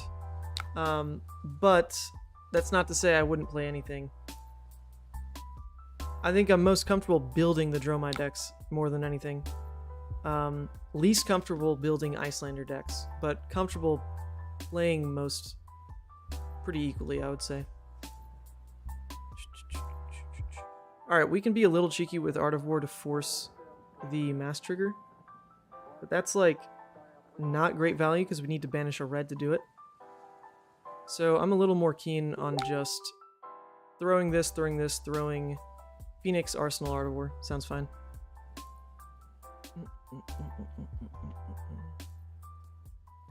But my strategy overall is something that worked pretty much exactly as I wanted it to in Leal. So I don't necessarily want to just say it out loud in case someone is at the draft table, because that would be a little annoying. And I also could be quite wrong about it. But it's something I tried in like 4 practice drafts, and then in Leal itself. And it had like the exact same result each time, which is 2-1, 2-1, 2-1. So if I just kind of play for that and feel very confident in just, yes, if I do this, I'll go 2-1. That's fine with me. But then we need to play the CC deck that gets us X1, right? That's the deal. We need to play the CC deck that can get us the X3 record in total.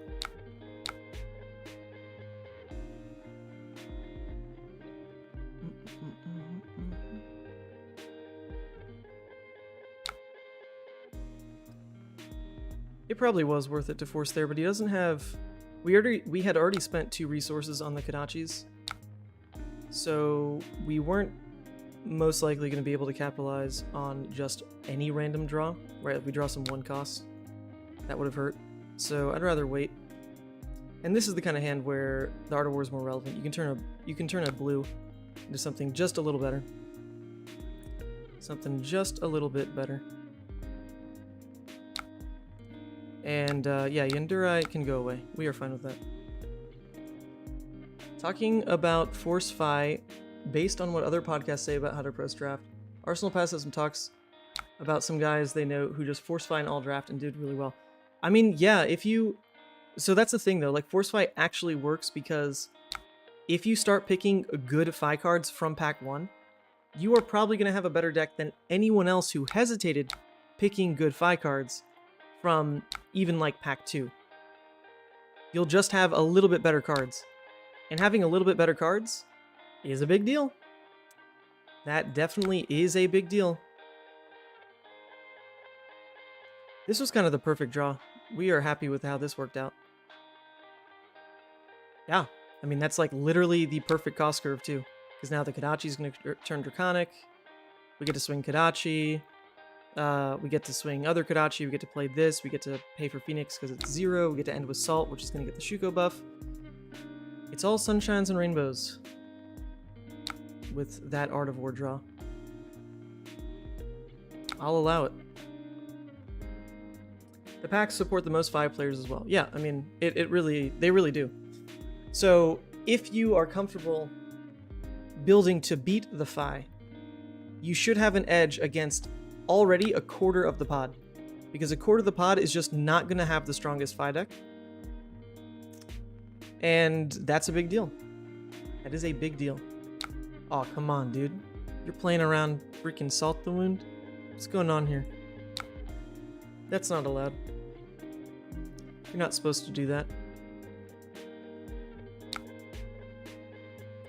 Just make him eat the Quell effects.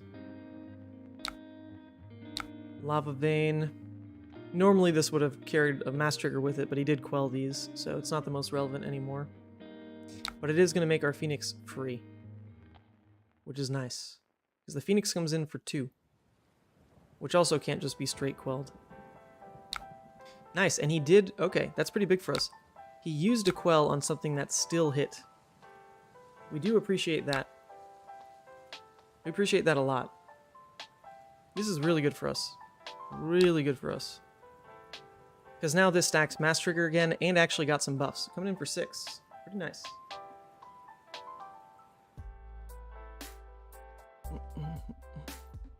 Hello, I keep playing your Fi decks, and they're so much fun. Good luck, thank you. I still don't think I'm the best at Fi. I haven't built the best Fi either. But I've been trying to get good enough at Fi. That is just the goal. Get good enough for this event, and then probably don't play him again. But for this event, I really think he's the best deck to pick. So if we hold this, it's like super obvious that it's a popper, right? So we do have to Arsenal it. And there's always the chance that it can get played just off of like a heavy blue hand anyway. But missing a blue on this hand is pretty rough. Definitely rough.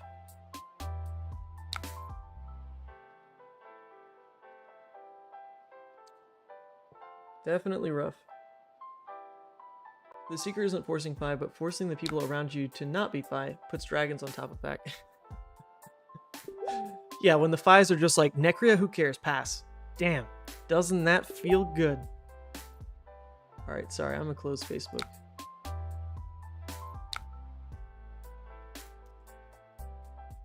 Well... we get a pretty good value turn if we just snaps the Blaze into Flamecall Pitch Blaze, probably kill the Azulai with it, because why not? Throw Phoenix, summon Phoenix, throw Phoenix, stack Mass Trigger on the Lava Burst. That sounds alright. It costs us the snaps, but getting the Phoenix out of deck is pretty nice here. And it normally is rare that we just don't have a hand that like functions with Gogan anyway. They normally come up like maybe once per game, and this is that turn. They pre-open packs for Nats and Battle Hardened. I'm not sure for Nats. For the Battle Hardened and Leal, they didn't. For the beat this version. I don't know. Hold on, sorry. They did for Lille. They didn't for the Battle Hardened at Lille, and they didn't for some of the other nationals across the world. So I don't know if for this they will or not. I don't know. I don't know. US Nats should be big enough that they actually will, but I just don't know. But I just don't know. So unfortunately, he gets to just block with Furnace or Footsteps to deny the mass draw, which is unfortunate, but at least it does eat the equipment. He spends a whole card to block one, which is okay. It's just creating an Ash is the one annoying part about that, because he didn't have one otherwise. Pitching a Dunebreaker, okay. A blue would have been so nice on this hand. Oh well. Is it gonna get shoe code? Canadian Nats was Naked Dragon. Yep. That's pretty... Actually, I didn't even, like, think of that aspect of it, but that really is annoying. That is really annoying. The Naked Dragon cards. Wow, yeah. I totally forgot that that's how those play out. Huh. Jeez, I hope that's not what they do. I hope not.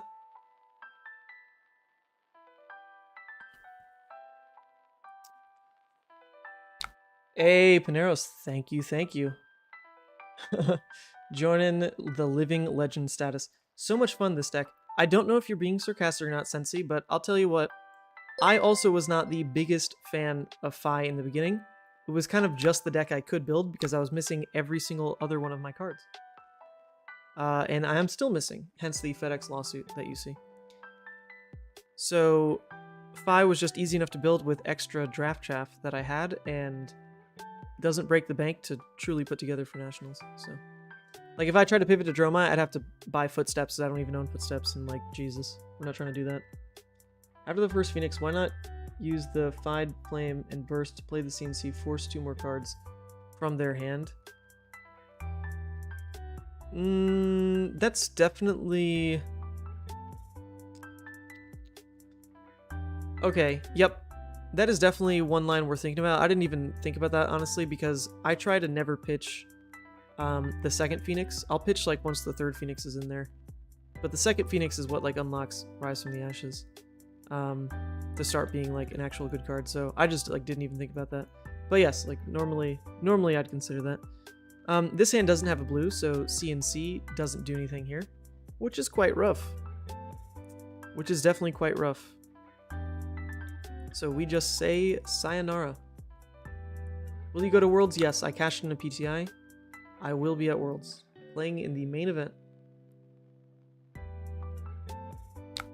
And honestly, for the heck of it, I might just play Levia.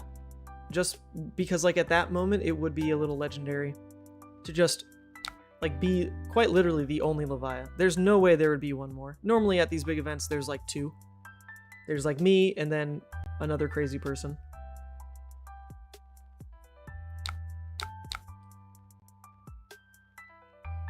But at Worlds, like, I would actually be the only one.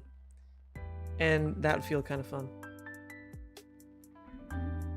Just to have, you know, all the hopefuls on Twitch and YouTube, whoever's watching anywhere. Just like hoping and praying that I don't scrub out, which then I would most likely scrub out. But it'd be fun. Why not keep playing Fi during the season? Mostly because I feel like after this event, there won't be much more to explore with him. Like already, I'm disassociating like a little bit too much from like how it felt to build Fi in the early days. Because when I was like just playing Fi, it really felt like there were a lot of directions to go with the deck. Like when I got top 8 at the LCQ, got 9th at the Battle Hardened, those versions of Fi were awful. I mean, like, I was playing Pursuit of Knowledge, like in a pure Kodachi Fi deck. Like, it just made no sense. But I was just experimenting and trying things, using my Levia brain. And now that I've gotten to talk to actual Fi players and played them a lot more, the builds feel a little solved. You know, like there's the Draconic way to play him. More spiky, less consistent. There's the Kadachi way to play him. Less spiky, more consistent. And there's little in-betweens that you get to tweak around both those playstyles. But at the end of the day, like, there's not much iteration because those two playstyles, like, have such a demanding core. And so now that, like, the really good deck builders have built Fi, my ideas definitely feel a lot worse. They definitely feel a lot worse. Because you don't see anybody putting Pursuit of Knowledge in their Fi deck right now. And that is for good reason. It is not good enough. It was fun though.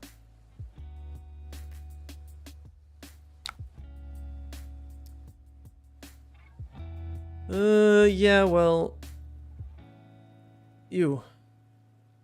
This hand doesn't even have a natural go again for us to just kind of eat the Chromai with Mask. So that means we do just pop the Chromai. It's like a little... Yeah, that's like a little sad, right? No, I guess... No, that's not true. We don't have to pop the Chromai. Because the other option would just be we Kadachi Chromai, throw Erase Face at face. It's an 8 damage turn. We clear Chromai. It's only 6. Chromai Erase Face threatens the Mass Draw, but we have a card for Arsenal anyway. Nah. That ain't it. This is threatening the same amount of damage face if we just go at face. You know?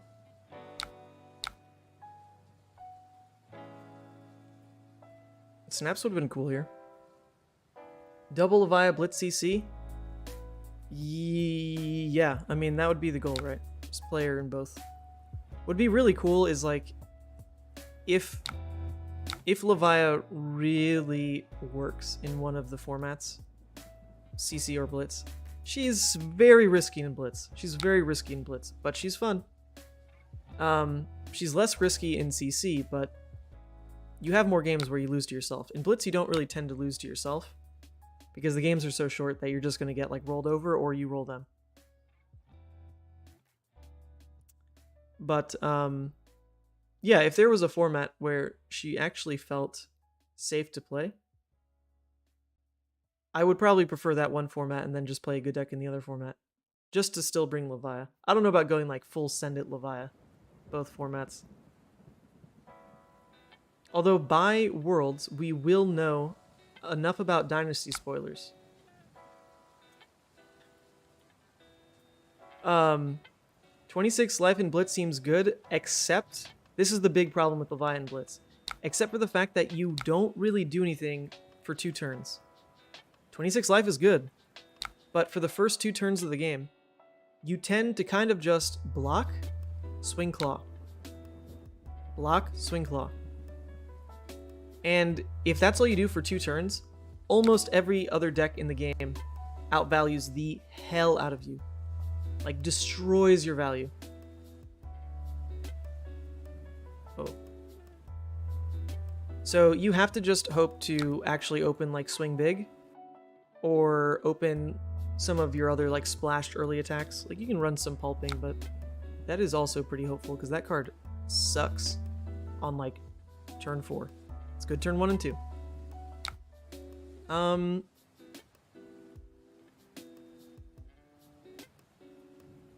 Yeah, we can just take this. It's a lot of damage, but he's still pretty far behind from actually having, like, closing power on us. And our turn is a Spreading Flames Lava Burst turn, so, you know, obviously that feels pretty good for us.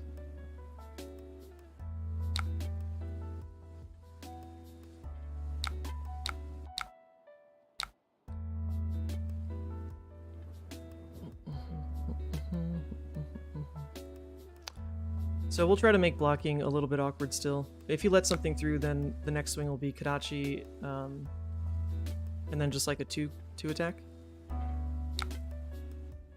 And that should be an inefficient block by him. So there goes Viserai. This comes in then for 2, which will be an inefficient block, and then we actually go wide enough to threaten Mask again, which is nice.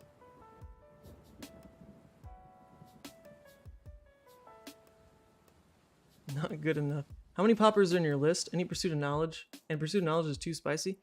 Well, it's a blue that doesn't cost 0, so you don't really get to pitch it for many things in Kadachi Fi. Like, pretty much nothing. It's a card that I was, like, actively trying to play in Kadachi Fi so that they would, like, block on the mask hit, and then you're like, okay, Pursuit. And it's like, oh, Jesus. Like, I just used my equipment on breakpoints. And so stacking, like, 3 Red Snatch, 3 Pursuit was, like, kind of the idea I had there. And it was functional. It was functional. Was it amazing? No, but it beat a lot of Battle Hardened players. But I wouldn't take it to Nats. 4 poppers though, 2 CNC, 2 Erase Face, which I take in for different matchups. Never run the full 4 in anything but Dromai. But also, I'm not set on the list. I need to do like a long call with Sam or something and iron out the last bits, because I'm kind of playing for Sam on proxy. He put a lot of time into Fi, but he can't play at Nationals because he is working. He's going to be working the min-max booth, so everyone will get to see him. No one will get to actually see him play, though. So I'm trying to do my best. Be his proxy player.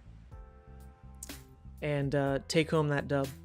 So I will default to most of his ideas, for sure.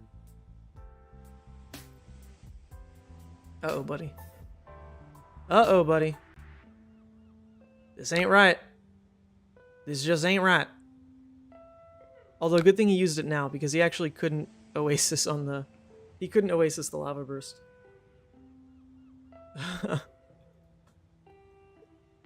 Couldn't Oasis. Anyway, to be fair.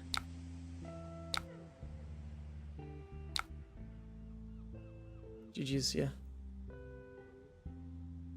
Alright, well, I don't know, these Dromai games just remind me that I need to not zone out. They feel pretty easy, but like there's definitely moments where Dromai could kind of just have that god swing turn. Granted, they're playing for first cycle in those matchups, so it has to be a bit lucky. But they could just have like the god swing where it's like Dominia Vinserakai, right?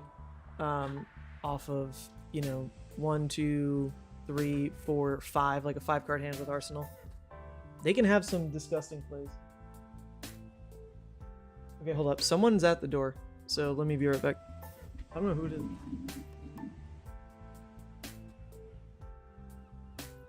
Hello? You alright? We're doing good here. Well, we're doing good here. Oh man. How'd you get here? Wait, were you calling me? Are you streaming? Yes, I am. We're doing like a mock tournament.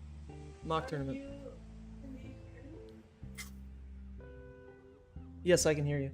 Flame was Shuko'd after the blue rising. Oh, shoot. Oh, geez. I did not even catch that, but you're right. I did play the blue rising. Thank you, other Ethan. Are you the Australian Ethan? There's a couple Ethans out there that are pretty damn good at this game. I'm probably like rank number 3, to be honest. Maybe it's FedEx. It was not. It was Woman Sant, who hasn't made a comment about my hair yet, but I'm waiting for it. All right, Tarek. Are you here, Tarek? Let me see. I wonder if I can add him. Tarek. Wanna play Bravo? He is a friend from Michigan who plays exclusively Bravo, so if he's down for one more game, I'm down for one more game. But we're gonna call it, because this has been, I mean, we did what we wanted to today. We played 8 rounds. We were hoping for 7-1. We ended up with 6-2. So pretty close. Pretty close to what we wanted. And to be fair, one of the games we lost was a monumental punt by us. It was our fault, 1000%. One of the games, just a little outvalued by Briar. But it also goes that way, You are not the Australian Ethan. That's alright. There can only be one Ethan per region, so you better not be from the US. Hope it's like Canada. Alright, I don't think Tarek's here. So, I will just ask... I will straight up just ask for Bravo. Please play Bravo, because I do want to get that game in. I would like to play against Bravo, and then we'll wrap up. It's been a long day, folks. What? You called her for I can't pause the stream. That's not how it works. It's okay. Come say hi. Come say hi. Come say hi. Come. No quiero. Come say hi. No? Okay. GG, well play. Was that you, Twigman? GG's. Alright. If we don't get a Bravo within like 2 minutes. Timer. If we don't get a Bravo within 2 minutes, I'll just end the stream.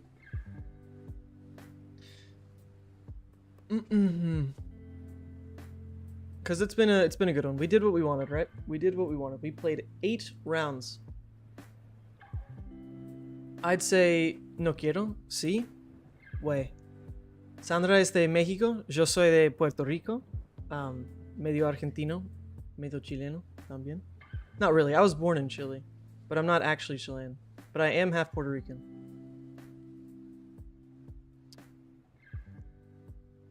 I've got chocolate in my mouth, so I feel like I said that all fuzzy, but that's all right.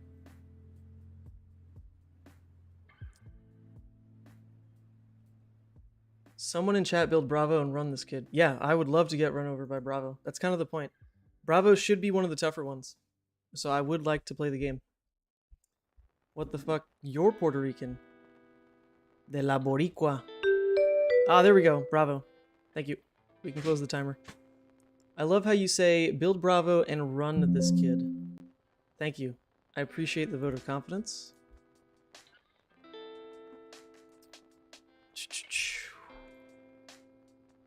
I also feel the loss in this matchup, for sure.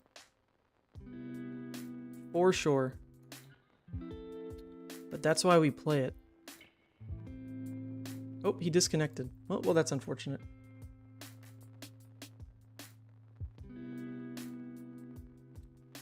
Chocolate on my face. Heart.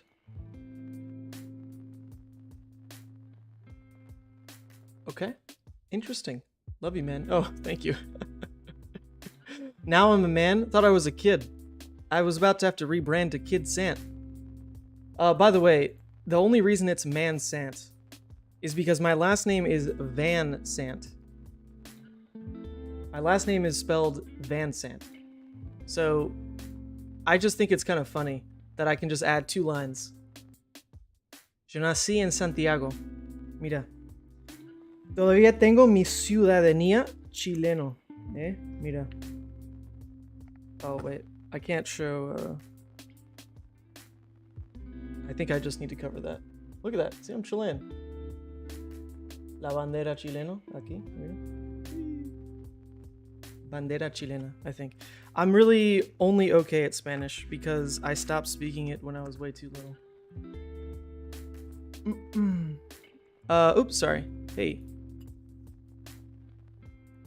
I would like to go second in this matchup. We want to start pressuring. Que buena vida. It's good Spanish, still nice. No, it's a little unfortunate. I really try to speak Spanish when I'm with Sandra's family. They don't laugh at me, but my family laughs at me.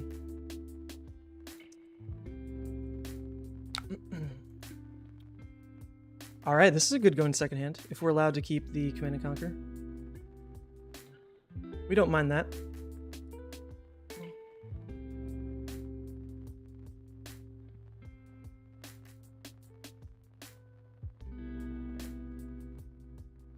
Oh god. Jesus. Please just be on a Nothos, please. Okay, if that was like about to be on a Crush the Week or something, it's probably worth just like conceding right there, you know? We protect the HP, we lose these cards. We take 4 damage. That is mighty unfortunate. But we do get the CNC right into his arsenal, which we hope is like a pummel or something. This hand is not very good, is it? This hand ain't quite it. We needed 1 more resource, and we'd actually be able to come in for 3 and then CNC. Not quite it, though. Not quite it, though. We will prioritize arsenaling the sink in this matchup. I'm from Chile, too. I would hope you're from Chile. You're named Fab Chile. It's the blessings Is the blessings relevant in Bravo these days? Is the blessings? Do you mean that card blessing? What is it, like blessing from deliverance or something? That one that heals? I know Kale McCreath has been playing it.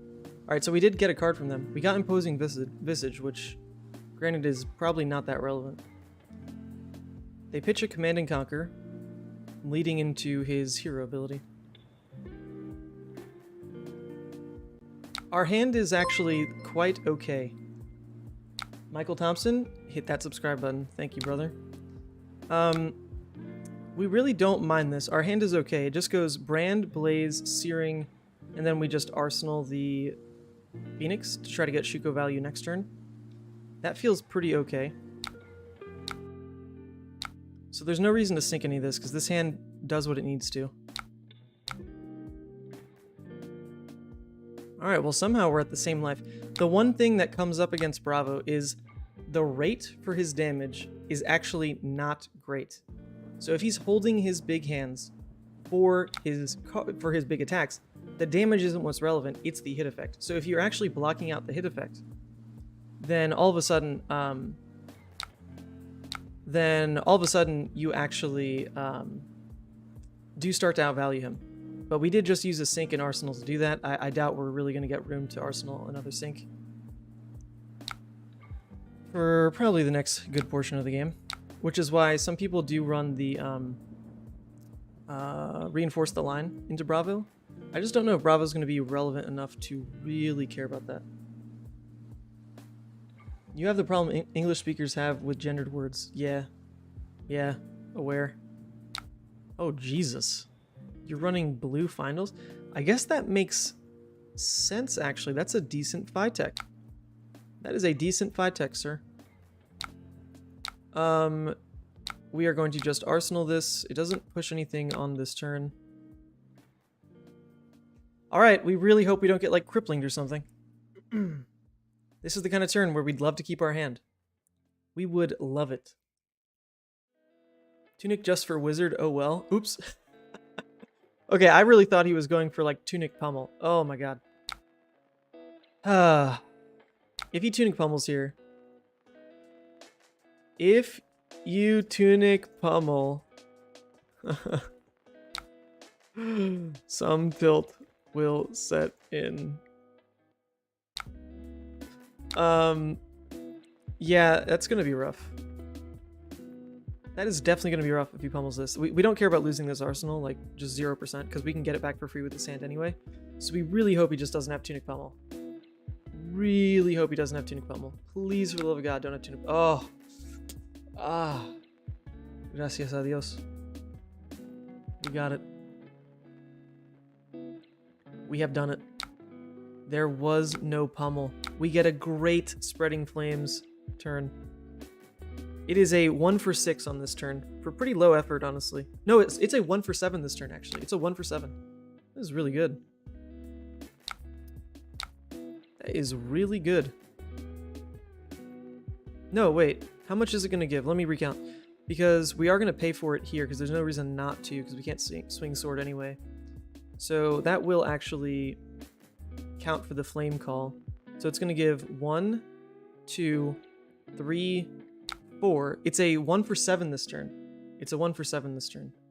That's pretty good. Would Kodachis not be okay into Bravos? They don't have Crown or Shield. This build is actually really not built to support Kodachis. I just like taking them into Dromai because it's unbelievably free. This build really is built for Searing. Like, it's a way heavier Draconic focus build. And it doesn't run like the 9 Cinderclaw, which is what I would really start looking for in a Kodachi build. Yeah, this Spreading Flame is a 1 for 7. That is pretty amazing. Wait, am I counting that right? 1, 2, 3, 4. Yeah, 1 for 7. Okay. We can count. Just 2 damage on this last ping here, but it's alright. We put him at 21. This hand is not going to survive a big hit effect, that's for sure. Alright, a Choke Slam. It will survive a Choke Slam. It can easily survive a choke slam. The damage I push back is not too relevant. But we do kind of have to do this. We do have to block the crush because we've got the lava burst turn coming. So it does have to be this. The one thing I could do... Oof. I don't know. I like really want the sink, but I don't know if I can sink. Subrate Bravo. I might remember, but naked CNC is heartbreaking sometimes. I mean, if he had the pommel there, he even had the tunic for it, it really would have been big. But the naked CNC is also just normally a good rate for Bravo regardless because you get to make the seismic first, right? So you never float the one resource. CNC is pretty damn good. Ooh, but the thing is, if I sink this and hit a red, it's so nice. But if I hit much else, the turn falls apart. So I can't risk it. I really want to, but I can't risk it. We're just wasting a bit of value because the Shuko is going to trigger anyway. Oh well. We're staying ahead on the turn cycle. We're hitting him for a pretty big amount of damage this turn, and he's getting low on armor. All these things are okay with us. Especially since the Phoenix Flame here is actually going to have the Shuko buff, so we can't just chump it with Crater Fist. Alright, blocking anyway.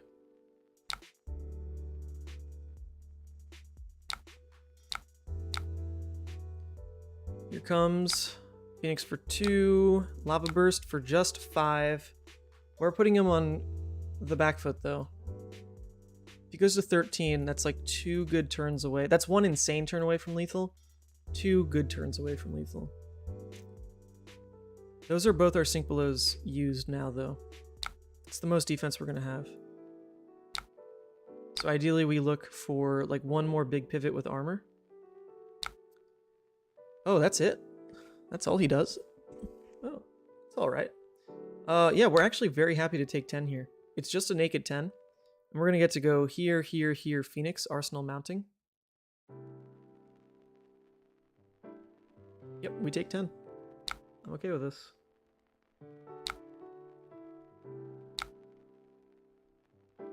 There's even the chance that we get to play the mounting dependent on if Rising hits or not, which is always a little tricky. Alright, and he blocks here, so that leads me to think this might actually squeak its way through. Nope, it doesn't. Well, that was a short-lived moment of faith.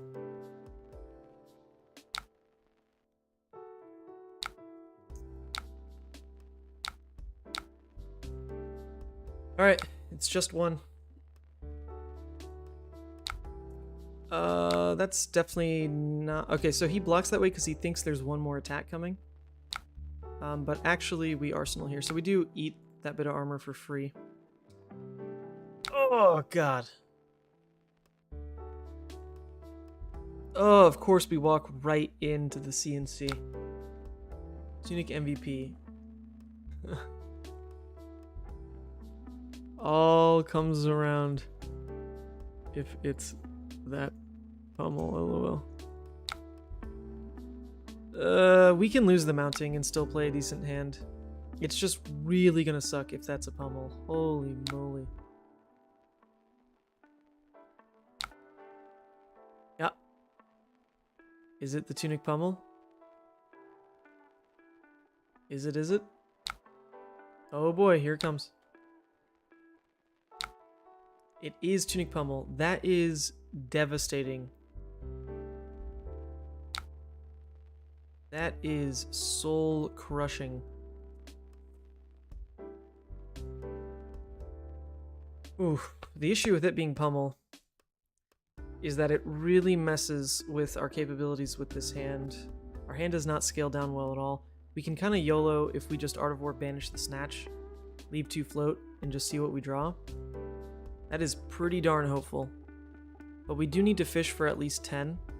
And if we just let go of the Art of War, play Lava Vein, snaps Lava Vein, into Searing, into Shuko'd Phoenix, into Snatch, that's 1, 2, 3, 4, 5, 6, 7, 8, 9, 10. That is exactly 10. So I think this is unfortunately where we say goodbye to Snaps and Art of War, which are 2 big power players, but we do have a line to present lethal, so we do have to go for it. We do have to go for it. Running out of opportunities to use snaps anyway.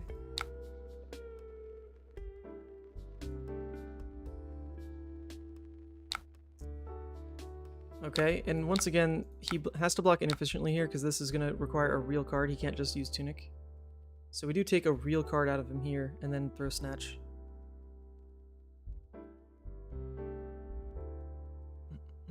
And I feel like the only game we've really had trouble drawing reds, or drawing blues, was that Briar game. Otherwise, the ratios have felt pretty decent. It comes up maybe like once a game where you've got those weird hands where there's like one too many one costs in a hand that has no blues. That definitely sucks. But you can't just draw perfect with every hand, for sure. We have a lot of equipment left. I think we're in a good spot here. He's not really in a position to be able to hold a big hand again. Like, he's going to be pretty much trapped on... If he just swings a Nothos and then Arsenals, that's probably his best route to really get back in. Oh, what did I just say, actually, about those hands? What did I just say about those hands that have one too many reds? That cost one.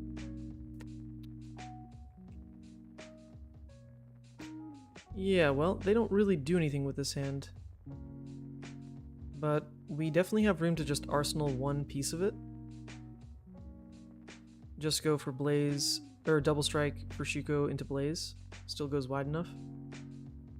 Still threatens lethal because it's 7. So we take at least one card from him without arsenal. So in that case, it's more likely that mounting gets better value than spreading here. So we can go to 2. We should be alright going to 2 because we have a lot of equipment left. Okay.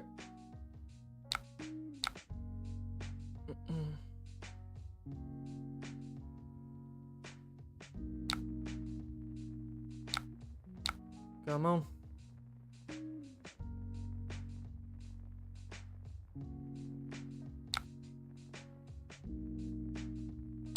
There are 15 blues.